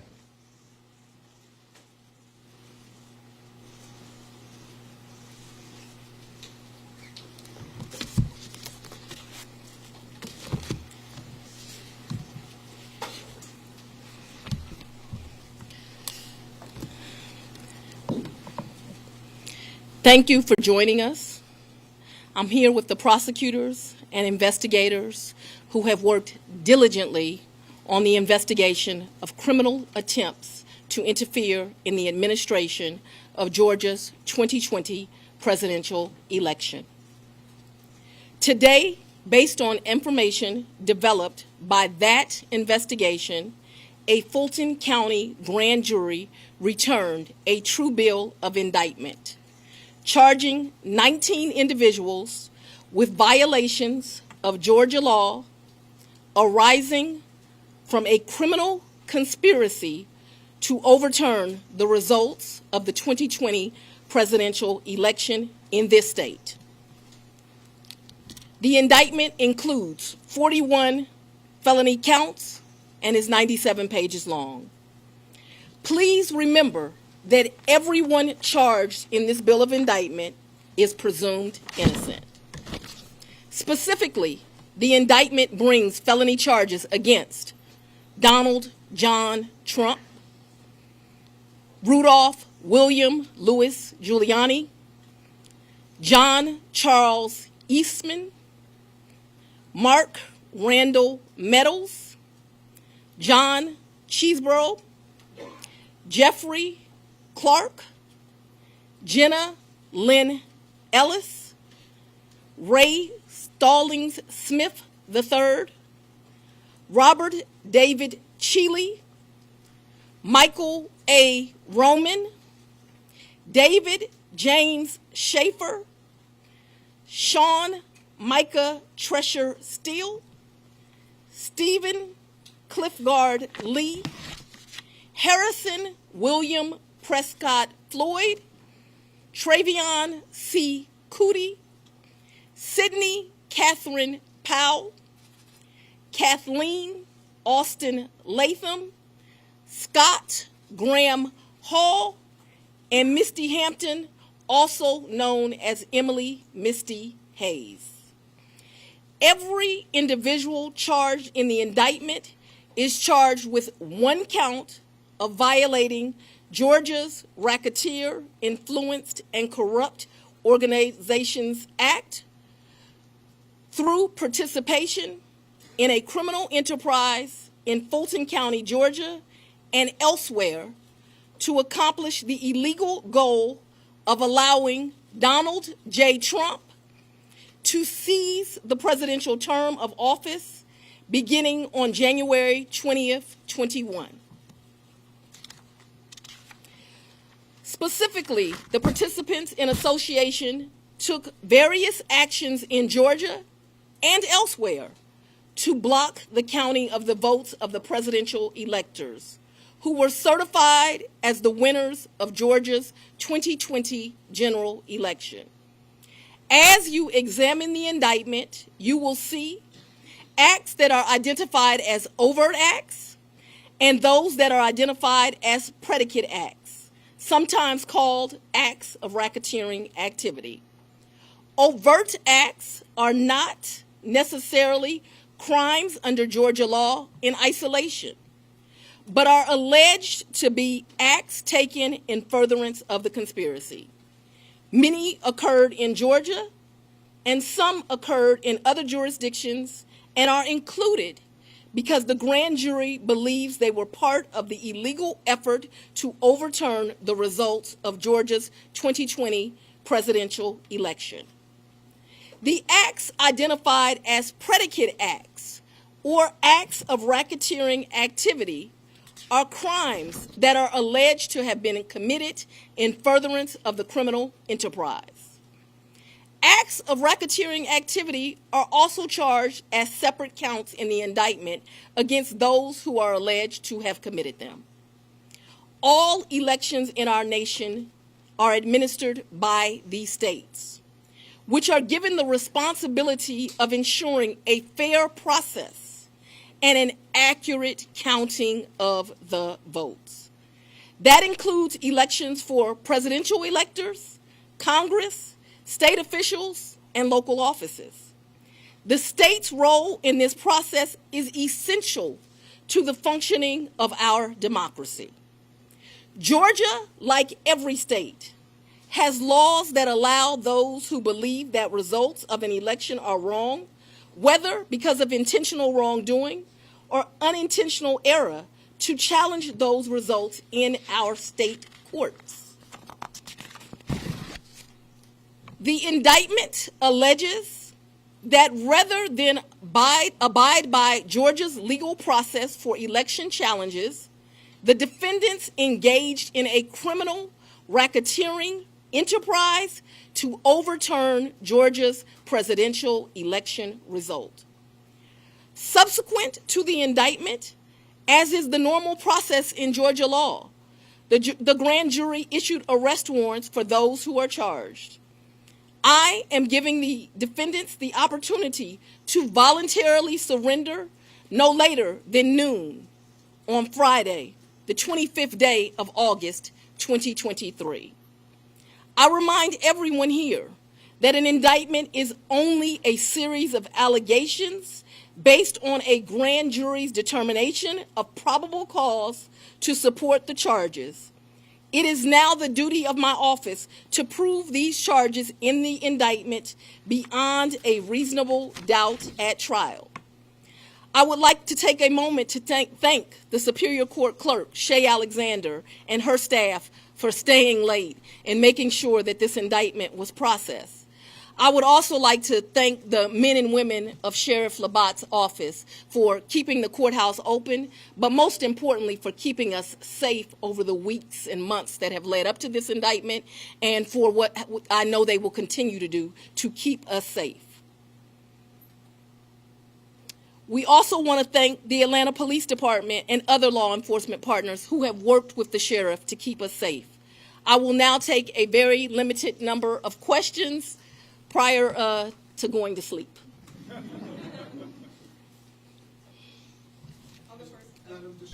don't mind, Surveil 11 to 11. Quick question: can you clarify in Georgia the mandatory minimum when it comes to RICO charges, whether it's servable by probation or how that might play out? The RICO charges has time that you have to serve, so it is not a probated sentence. Madam District Attorney, what's the timetable for the trial? What is the timetable for the trial? Yes. As you know, in this jurisdiction, trials are set by the judges, and so it will be the judge that sets the date of the trial. This office will be submitting a proposed scheduling order within this week. However, that will totally be at the discretion of the judge. And you're the fourth jurisdiction now to indict on. Could you be the fourth one to try him, or could you move it up? Do you want to be the first to try him? I don't have any desire to be first or last. I want to try him and be respectful for our sovereign states.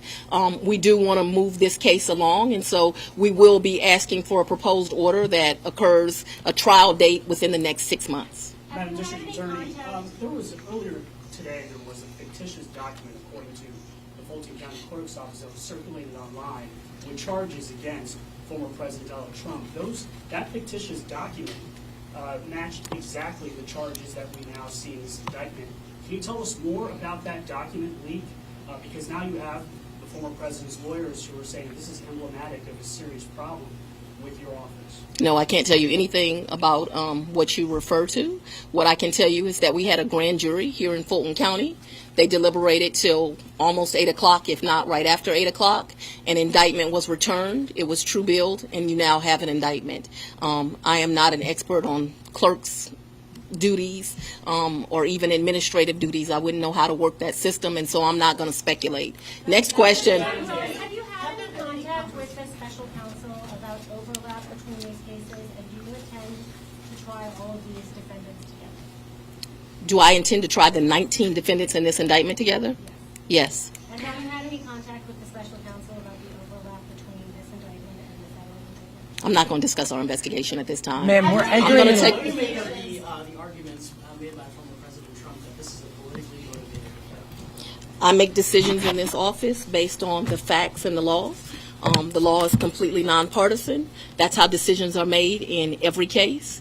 To date, this office has indicted, since I've been sitting as a district attorney, over 12,000 cases. This is the 11th RICO indictment. We followed the same process. We look at the facts, we look at the law, and we bring charges. You've heard this case yourself? Get down. You've been listening live to Fulton County District Attorney Fani Willis really outlining the indictments against former President Trump and 18 other defendants, 41 counts all totaled, 19 defendants, including former President Donald Trump, 13 of those charges against the former president. And the most glaring thing that stood out to me, I'm sure to you, Rick, as well, DA Willis said she gives the defendants an opportunity to surrender by noon Friday, August 25th. That is next Friday. She expects them to surrender and says she will try all 19 defendants together. She says that all 19 of these individuals do enjoy the presumption of innocence, and that it is her office's job now to prove the charges that have been brought against all of them. Again, 19 individuals who are charged with violating Georgia law. She accused them of putting together a criminal conspiracy to overturn the results of the 2020 elections here in Georgia for the accomplished an illegal goal of allowing former President Trump to seize the presidential term beginning in 2021, which would have been term number 2 had he been allowed to stay in office as he wanted to. We want to head out to a political reporter, Doug Reardon, who's been actually in the room where it happened, let's just say. And Doug, you had an opportunity to hear from DA Fani Willis. What stood out to you? Doug may be having... Doug, can you hear us? We just heard from District Attorney Fani Willis on the nature of these charges and who will be facing them. Of course, right before she came on our air from the Fulton County Government Center here in downtown Atlanta, we got a copy of that indictment, and we were reading through it as she came out here. Among the larger parts of this, 21 felony counts against these 19 individuals, including big names like we expected, former President Donald Trump, his attorney Rudy Giuliani, Sidney Powell, and others here, including the GOP chair at the time, David Schaefer. And so there are a lot of big names in this, a lot of names that we expected. And as far as what the district attorney, give me just a moment, guys. The lights will be off and the air will be off in 10 minutes. So we're about to lose air and light, so we don't want that. But just to recap a little bit more about what the district attorney was saying here today, she was saying these are only a series of allegations. All of these 19 defendants are innocent until proven guilty. She said that not once but twice throughout this press conference. The other thing she said too is the timing of this is kind of up in the air. Remember that the former president is facing 3 other indictments, one at the federal level, the other 2 at state charges in New York and Miami. And so we'll have to see how this all plays out. He has until Friday, next Friday the 25th, to surrender to authorities here in Fulton County, guys. Doug Reardon live for us there. Doug, thank you so much. Let's check in once again with Atlanta News First anchor and attorney Joy Lim-Nakrin and Brandon Keefe, who is Atlanta News First chief investigator. And you guys have had a little bit more time to go through the indictment and to read more of these documents. There's a lot to sift through. What's jumping out at you? Well, Sorry, we're getting a little bit of I'm getting feedback. No, in my it's ear. okay. I can pick it up while you figure that out. So basically, there's so much in here. Obviously, it would take all night to read this, and we are going to take all night to read this. But some things are jumping out right away. One of the things in here is solicitation of the Vice President of the United States. That, of course, was Mike Pence at the time. And it starts with members of the enterprise, as you just heard. A reminder, we keep saying this, but it's important. There's a presumption of innocence. Even the district attorney said it. These are just charges. Everyone in here is innocent until proven guilty. But she is alleging, and the grand jury is alleging, a criminal enterprise. And they're saying, you say, well, how can you charge someone for soliciting the Vice President of the United States to overturn the election in Fulton County? Vice President Mike Pence wasn't in Fulton County. The president wasn't in Fulton County. How is this a Fulton County charge? Because she starts with the phrase members of the enterprise, or the grand jury does. What they're saying is this is part of the RICO charge, basically the conspiracy. And Georgia RICO, you're the attorney, gives them that umbrella to charge offenses that occurred outside of Fulton County and outside of Georgia. The other one is Coffee County, where you see charges. How is the Fulton County DA and how is the Fulton County grand jury indicting people for things that happened in Coffee County with the intrusion into those election and voting machines? It's because of the criminal enterprise and the RICO statute. It's so broad. You don't see that as overcharging. Right. Well, I actually really don't. And, you know, I'm actually looking through, obviously, this is a 98-page indictment, so there's a lot to look through. But, oh gosh, just the RICO charge itself, which is the #1 count here, I'm still going through. I mean, it's, what, almost 20 pages long, just detailing all of the acts that really constitute what was charged under the RICO statute. And it's really, I guess, listed as the first count here. But I guess what is interesting is it's kind of a roadmap for what we see in the rest of the indictment. But it's everything from the presentation to the Senate Judiciary Subcommittee here in Georgia by former Trump attorney Rudy Giuliani, alleging, you know, voting fraud, to even the lawsuit against, against the governor, the Trump versus Kemp lawsuit, right? Again, alleging this election fraud. So it's all of these acts that are combined to kind of culminate in the charges under RICO, it seems. And this is why this indictment is so extensive, why it's 98 pages.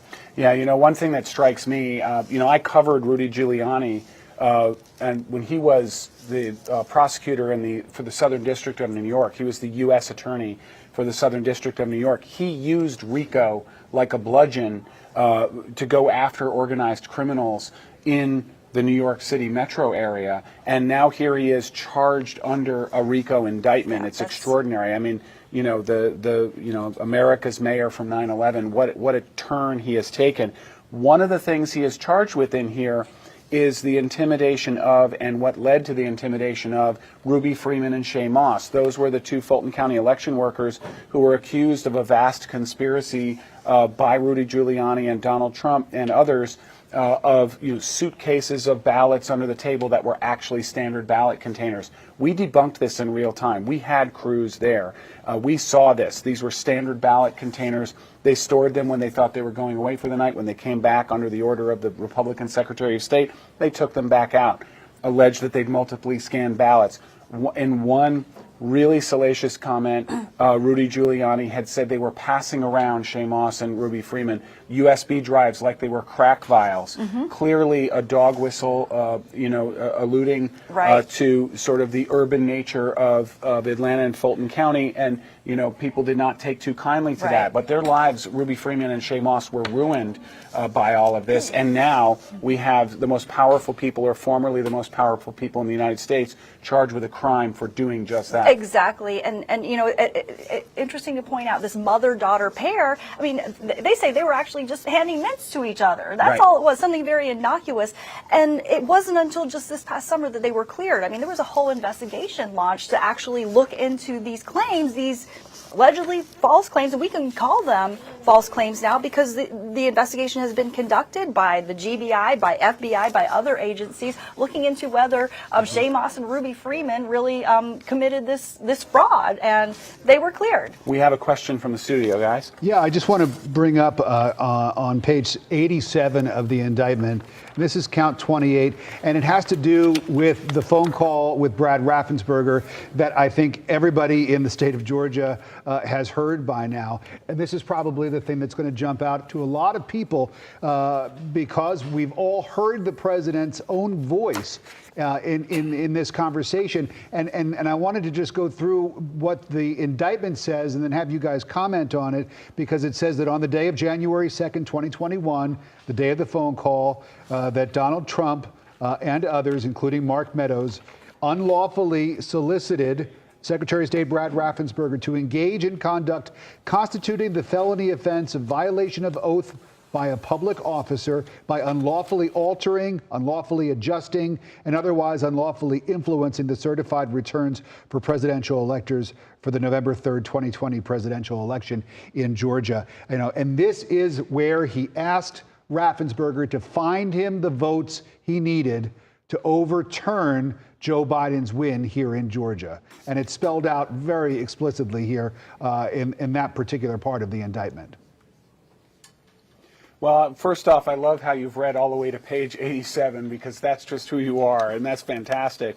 But it's really important to note that this element of this crime does not require it be successful. And this is really vital. So you say, okay, if he asked, and Mark Meadows is also charged in this, the former chief of staff of the White House, if they asked them to overturn the election, well, they didn't actually do it, so it wasn't successful. When you walk into a bank and you say, give me all the money, and they don't give you all the money, you're still guilty of bank robbery. In this case, the charge is solicitation of violation of oath of office under OCGA 1647 and 1610-1, and merely the act of the request could be a crime. That's right. And what's so interesting is that as we're looking at these charges, these counts, most of them are conspiracy, or solicitation. We see 3 solicitation counts. I see like half a dozen or so conspiracy counts, and that's something under the law you call inchoate offenses, incomplete. Essentially referring to an attempt in some way, like solicitation. Let's play ball. Let's go and kill somebody together, Brendan. You say no. The fact that I tell you I got a plan, this is how we're going to do it, I'm already a criminal. Well, there's this argument, especially after the January 6th indictment, expected here. Donald Trump said, hey, I have First Amendment rights. He absolutely does. We all have First Amendment rights, but a political candidate, and whether president or not, has even greater protection because we protect political speech. We're part of the First Amendment too. And the press, same thing with speech, political speech, and particularly protected. But if that speech is encouraging a crime, so again, give me all the money is speech. But if it's a crime, in the furtherance of committing a crime, then that speech itself can become a crime. And I think a lot of people don't understand that. The other critical element of this is, and we don't want to turn this into a law school class, you have the JD, I don't, but it's something called mens rea, which is criminal intent. That's right. And is that key?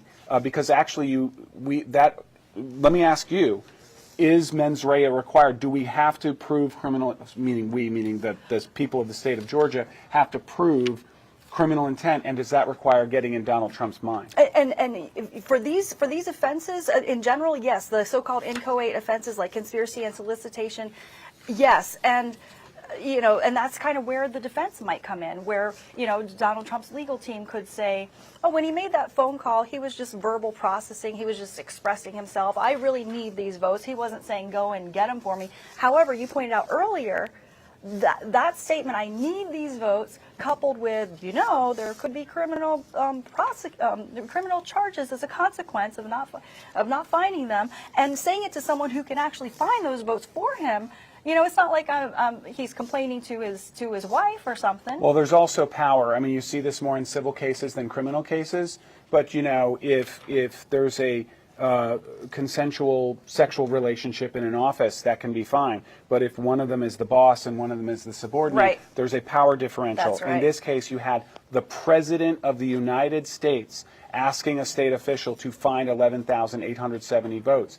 If Brendan Keefe asked to find 11,870 votes, one, I probably wouldn't They're get going to hang up Raffensperger on you. the call. But in this case, he was asking Raffensperger. What's interesting is I sat down and had a lengthy conversation with Brad Raffensperger just 2 days after the Trump call that is now evidence in this case. And actually, Brad Raffensperger said he did not want the president charged criminally. He did not want a formal investigation, and he didn't refer one to the GBI. However, he did think it was worthy enough, someone in his office to record it, and someone in his office to distribute it to those who asked for it. And that's how it became public. If Brad Raffensperger did not have the forethought or someone on his staff to record and then disseminate that phone call, we would know nothing about it other than live testimony. And in this case, we have a recording, which is better than live testimony. Right, right. And it has nothing to do with what Brad Raffensperger wants, because this isn't a civil matter. This isn't, a matter of him suing. This is a criminal matter. So this is a matter of the people of Georgia and really the people of the United States in this case, even though we're talking about a state court in Georgia, and really what is justice for them. For us. And he also vacillated back and forth on the call between asking really nicely and then threatening. And the threats were veiled. And he even made a reference to B.J. Pack on the call. He was the U.S. Attorney for the Northern District of Georgia. He had just essentially resigned, in part because he found no fraud and he was replaced. And then his replacement found no fraud. And I think there's one more important thing here, is that peppered throughout this indictment and these 41 counts isn't just what you see, it's what you don't see. And what happened was the grand jury actually forcefully said, there was no stolen election in 2020. There was no election fraud in Georgia, determinative. All of the allegations that were made in order to ask for those votes, the basis was not correct. And I'm just reading back some of the verbatim from that phone call, that January 2nd phone call. Again, that was just 4 days before the certification, January 6th. And the language of it is... and you're going to find that they are, which is totally illegal. It's more illegal for you than it is for them, because you know what they did and you're not reporting it. That's a criminal, that's a criminal offense, and you can't let that happen. That's a big risk to you and to your lawyer. Right, so that's where the threat part comes from. There's a carrot and a stick, and it tends to be part of Donald Trump's playbook that we've seen before. There are 22 unnamed co-conspirators in this indictment. And there are names you don't see in here that we don't know. We don't know if the current Lieutenant Governor, Burt Jones, is one of those 22 unindicted co-conspirators. We don't know if he is or isn't. What we do know is he's not indicted in this case, and he was involved particularly with the alternate electors. And so the fact he's not indicted in here, we don't know who the unindicted 22 are. It's important to point out that this may not be the end of it. There could be a superseding indictment, and there could be people who aren't indicted that might be indicted in the future. We just don't know at this point. And, something that we've talked about is just kind of the methodology behind criminal prosecutions. It could be that some individuals are not indicted because the hope is that they may become cooperating witnesses during the course of the prosecution, and some kind of plea deal may be reached. Or an immunity agreement, I should say, could be reached, since they haven't been indicted. But there's so many moving parts here, and we've been talking a lot about RICO and the fact that RICO is the top charge here, and it's something that the statute does allow for quite a bit of flexibility for prosecutors, for instance, in kind of how long the trial process can take. But we did hear Fani Willis say a short time ago that she wasn't going to drag it out, that we could expect trial, I believe she said 6 months. Yeah, that's extraordinary. One other thing that's interesting in here, in addition to the 41 counts, there are well over 100 acts that are indicated as furtherance of those crimes. One of them is directed directly at Governor Kemp. Donald Trump tweeted, remember, he had 80 million Twitter followers. I know this because he retweeted one of the things I said during the 2020 election, and I immediately gained 10,000 followers and lost 10,000 followers, and then literally received death threats just because he retweeted me. And that tweet became an exhibit in the January 6th hearings before Congress. And we won't go into the details of all that except to say that Donald Trump's Twitter account was incredibly powerful, and it's actually indicated as a criminal act in here as intimidation, essentially, of Governor Brian Kemp by saying he should resign from office for not overturning the election, an element perhaps of the crime. It's really stunning, and we mentioned also the lawsuit against Governor Kemp being part of the indictment here, and obviously that was thrown out. But there's a lot here. We could take up all the time. But and guys, one more thing before we send back to you, AtlantaNewsFirst.com. We do have an entire page that lays out all of this. We have a Trump indictments page and the Trump investigation page. Please check it out. We've put a lot of work into it, making sure it answers all your questions in anticipation of this very moment. Very well organized. But I have to point out one of I think the most popular things on that page, on that whole section, the phone call. You can listen to the entire phone call. Back to you guys. Yeah, it's certainly a wealth of information there on our website. Joy, Brendan, thank you. We do want to head out to political reporter Doug Reardon. He's been covering this story for us all day long, was inside the room when DA Fani Willis spoke. They put you outside right now. Of course, the folks there at the courthouse, they want to get on with their night and close things up. Now we're well into Tuesday. Doug, what can you tell us from your perspective? Been out there all day covering this story. Right. Well, look, when you're a journalist, you're used to getting kicked out of rooms, so no harm, no foul there. But yeah, this was what we had been waiting for all night, and really for the last 2.5 years of this investigatory process. And I want to just go back to something that Brendan and Joy were talking about, which is something that the DA mentioned in her press conference, the difference between overt and predicated acts here. Of course, why is a RICO charge a good move for the district attorney in this case? It's because Georgia law allows things that happened outside of state lines to be brought into prosecution if they were in the furtherance of that alleged conspiracy. And so we were reading through that indictment before her press conference. We've been reading through it afterwards, and the amount of mentions of different states and things that allegedly took place in places like Michigan, Pennsylvania, Arizona, they were very heavy parts of this indictment because you are allowed to consider those types of things when you are talking about a RICO indictment here in Georgia. And so for the district attorney, I think for all the legal analysts, including our own, speculating that this was going to be a RICO indictment, they hit the nail right on the head, and perhaps from the district attorney's point of view for the right reasons too. Now, a couple of housekeeping things. The 19 people who are facing indictments, charges in this indictment, have until next Friday, that's the 25th of August, to appear here before Fulton County officials. We know that during a press conference with Sheriff Pat Labat a couple of weeks ago, before all this, he was saying that they're going to treat the former president and all other 18 of those defendants as they would anybody else. So that means fingerprinting, that means mugshots, that means a check-in on Rice Street, where the Fulton County jail is. That's something that we really haven't seen yet in any of these indictments out of New York, out of Miami. It's federal indictment in D.C., and so that would make this quite unique.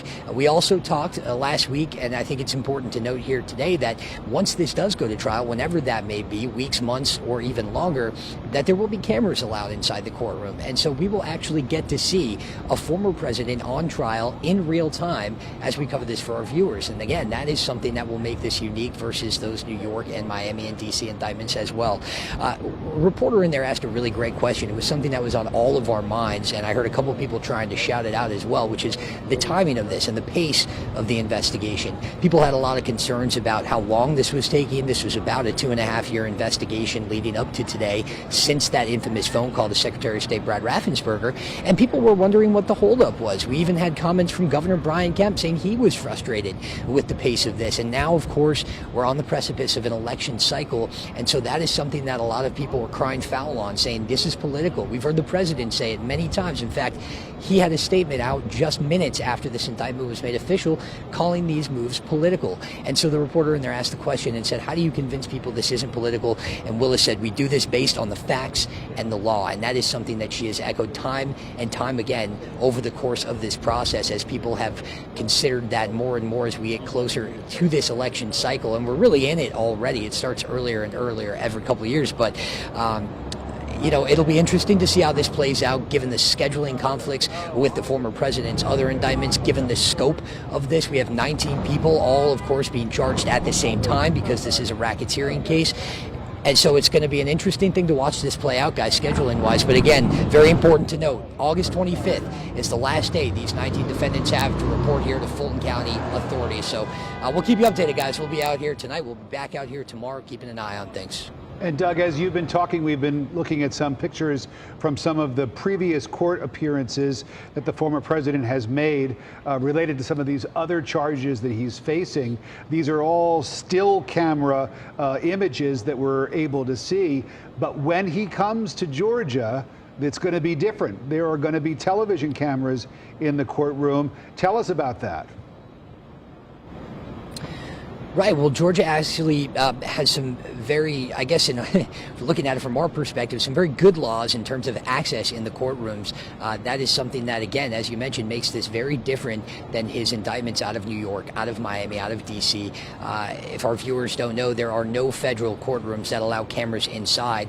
And as for state and local jurisdictions, that'll be up to the judges. And that's the case here. It will be up to the judge. However, Georgia has some very relaxed and progressive laws on allowing cameras inside the courtrooms. And so the way it goes here is you would have to have a really good reason to not allow cameras in the courtroom, something like a child victim or a witness who is of a sensitive nature. And of course, there really is none of that here. And so we expect this to be televised to our viewers when this happens. Again, the big question, the one that we probably won't have an answer to for some time, is when the trial will actually take place. But yes, when it does, we expect to have live broadcast television coverage of this. So the first time that we'll see the former president on TV in a courtroom, letting this legal process play out in real time. All right, Doug, thank you. And of course, Superior Court Judge Robert McBurney showed us he wanted transparency in the courtroom, and that is what we've seen so far. Now, we do have complete coverage of the criminal charges against former President Trump.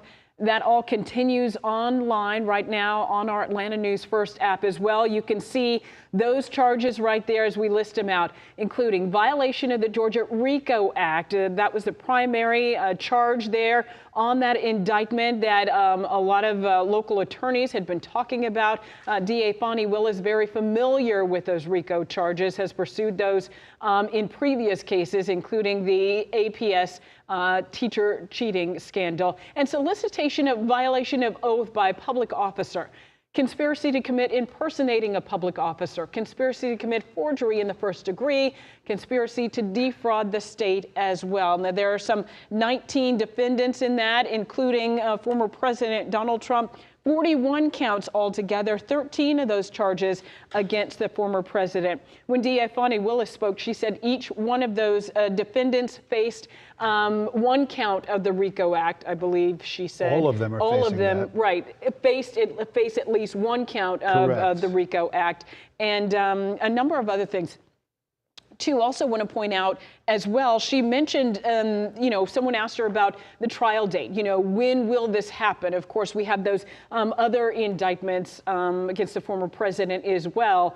She said, she wants to move this case along, obviously expeditiously, but in regard to those other states, but expects that a trial date could happen within the next 6 months. Another reporter asked the DA about any overlap between the Justice Department's case against the former president when it comes to election interference and the Georgia case against the former president when it comes to election interference, and whether there's been any discussion between the two offices. Jack Smith, the special counsel working appointed by the Justice Department, the Attorney General Merrick Garland, and of course Fani Willis. She would not go into that. She didn't want to talk about any discussions that the two offices may have had, but you have to think that because there is so much crossover, that there has been some discussion about the best possible way forward for the prosecutors to try to get the best outcome for them. And so it'll be interesting to see exactly how all of that plays out with the timing of when these cases are going to be brought to trial. Absolutely. A monumental day in Metro Atlanta and in Fulton County. Of course, tonight, former President Donald Trump now facing 13 charges. Those 41 counts in that indictment. He is one of 19 defendants named in that indictment. Complete coverage of the criminal charges against former President Trump, including the full indictment, continue online right now on our Atlanta News First app. And you can join the Wake Up team tomorrow morning at 4:30. Our team coverage will start bright and early with a complete rundown of all of what we've learned tonight about these indictments. And again, you can find information anytime at atlantanewsfirst.com and on the free Atlanta News First app. Have a great night. We'll see you bright and early tomorrow.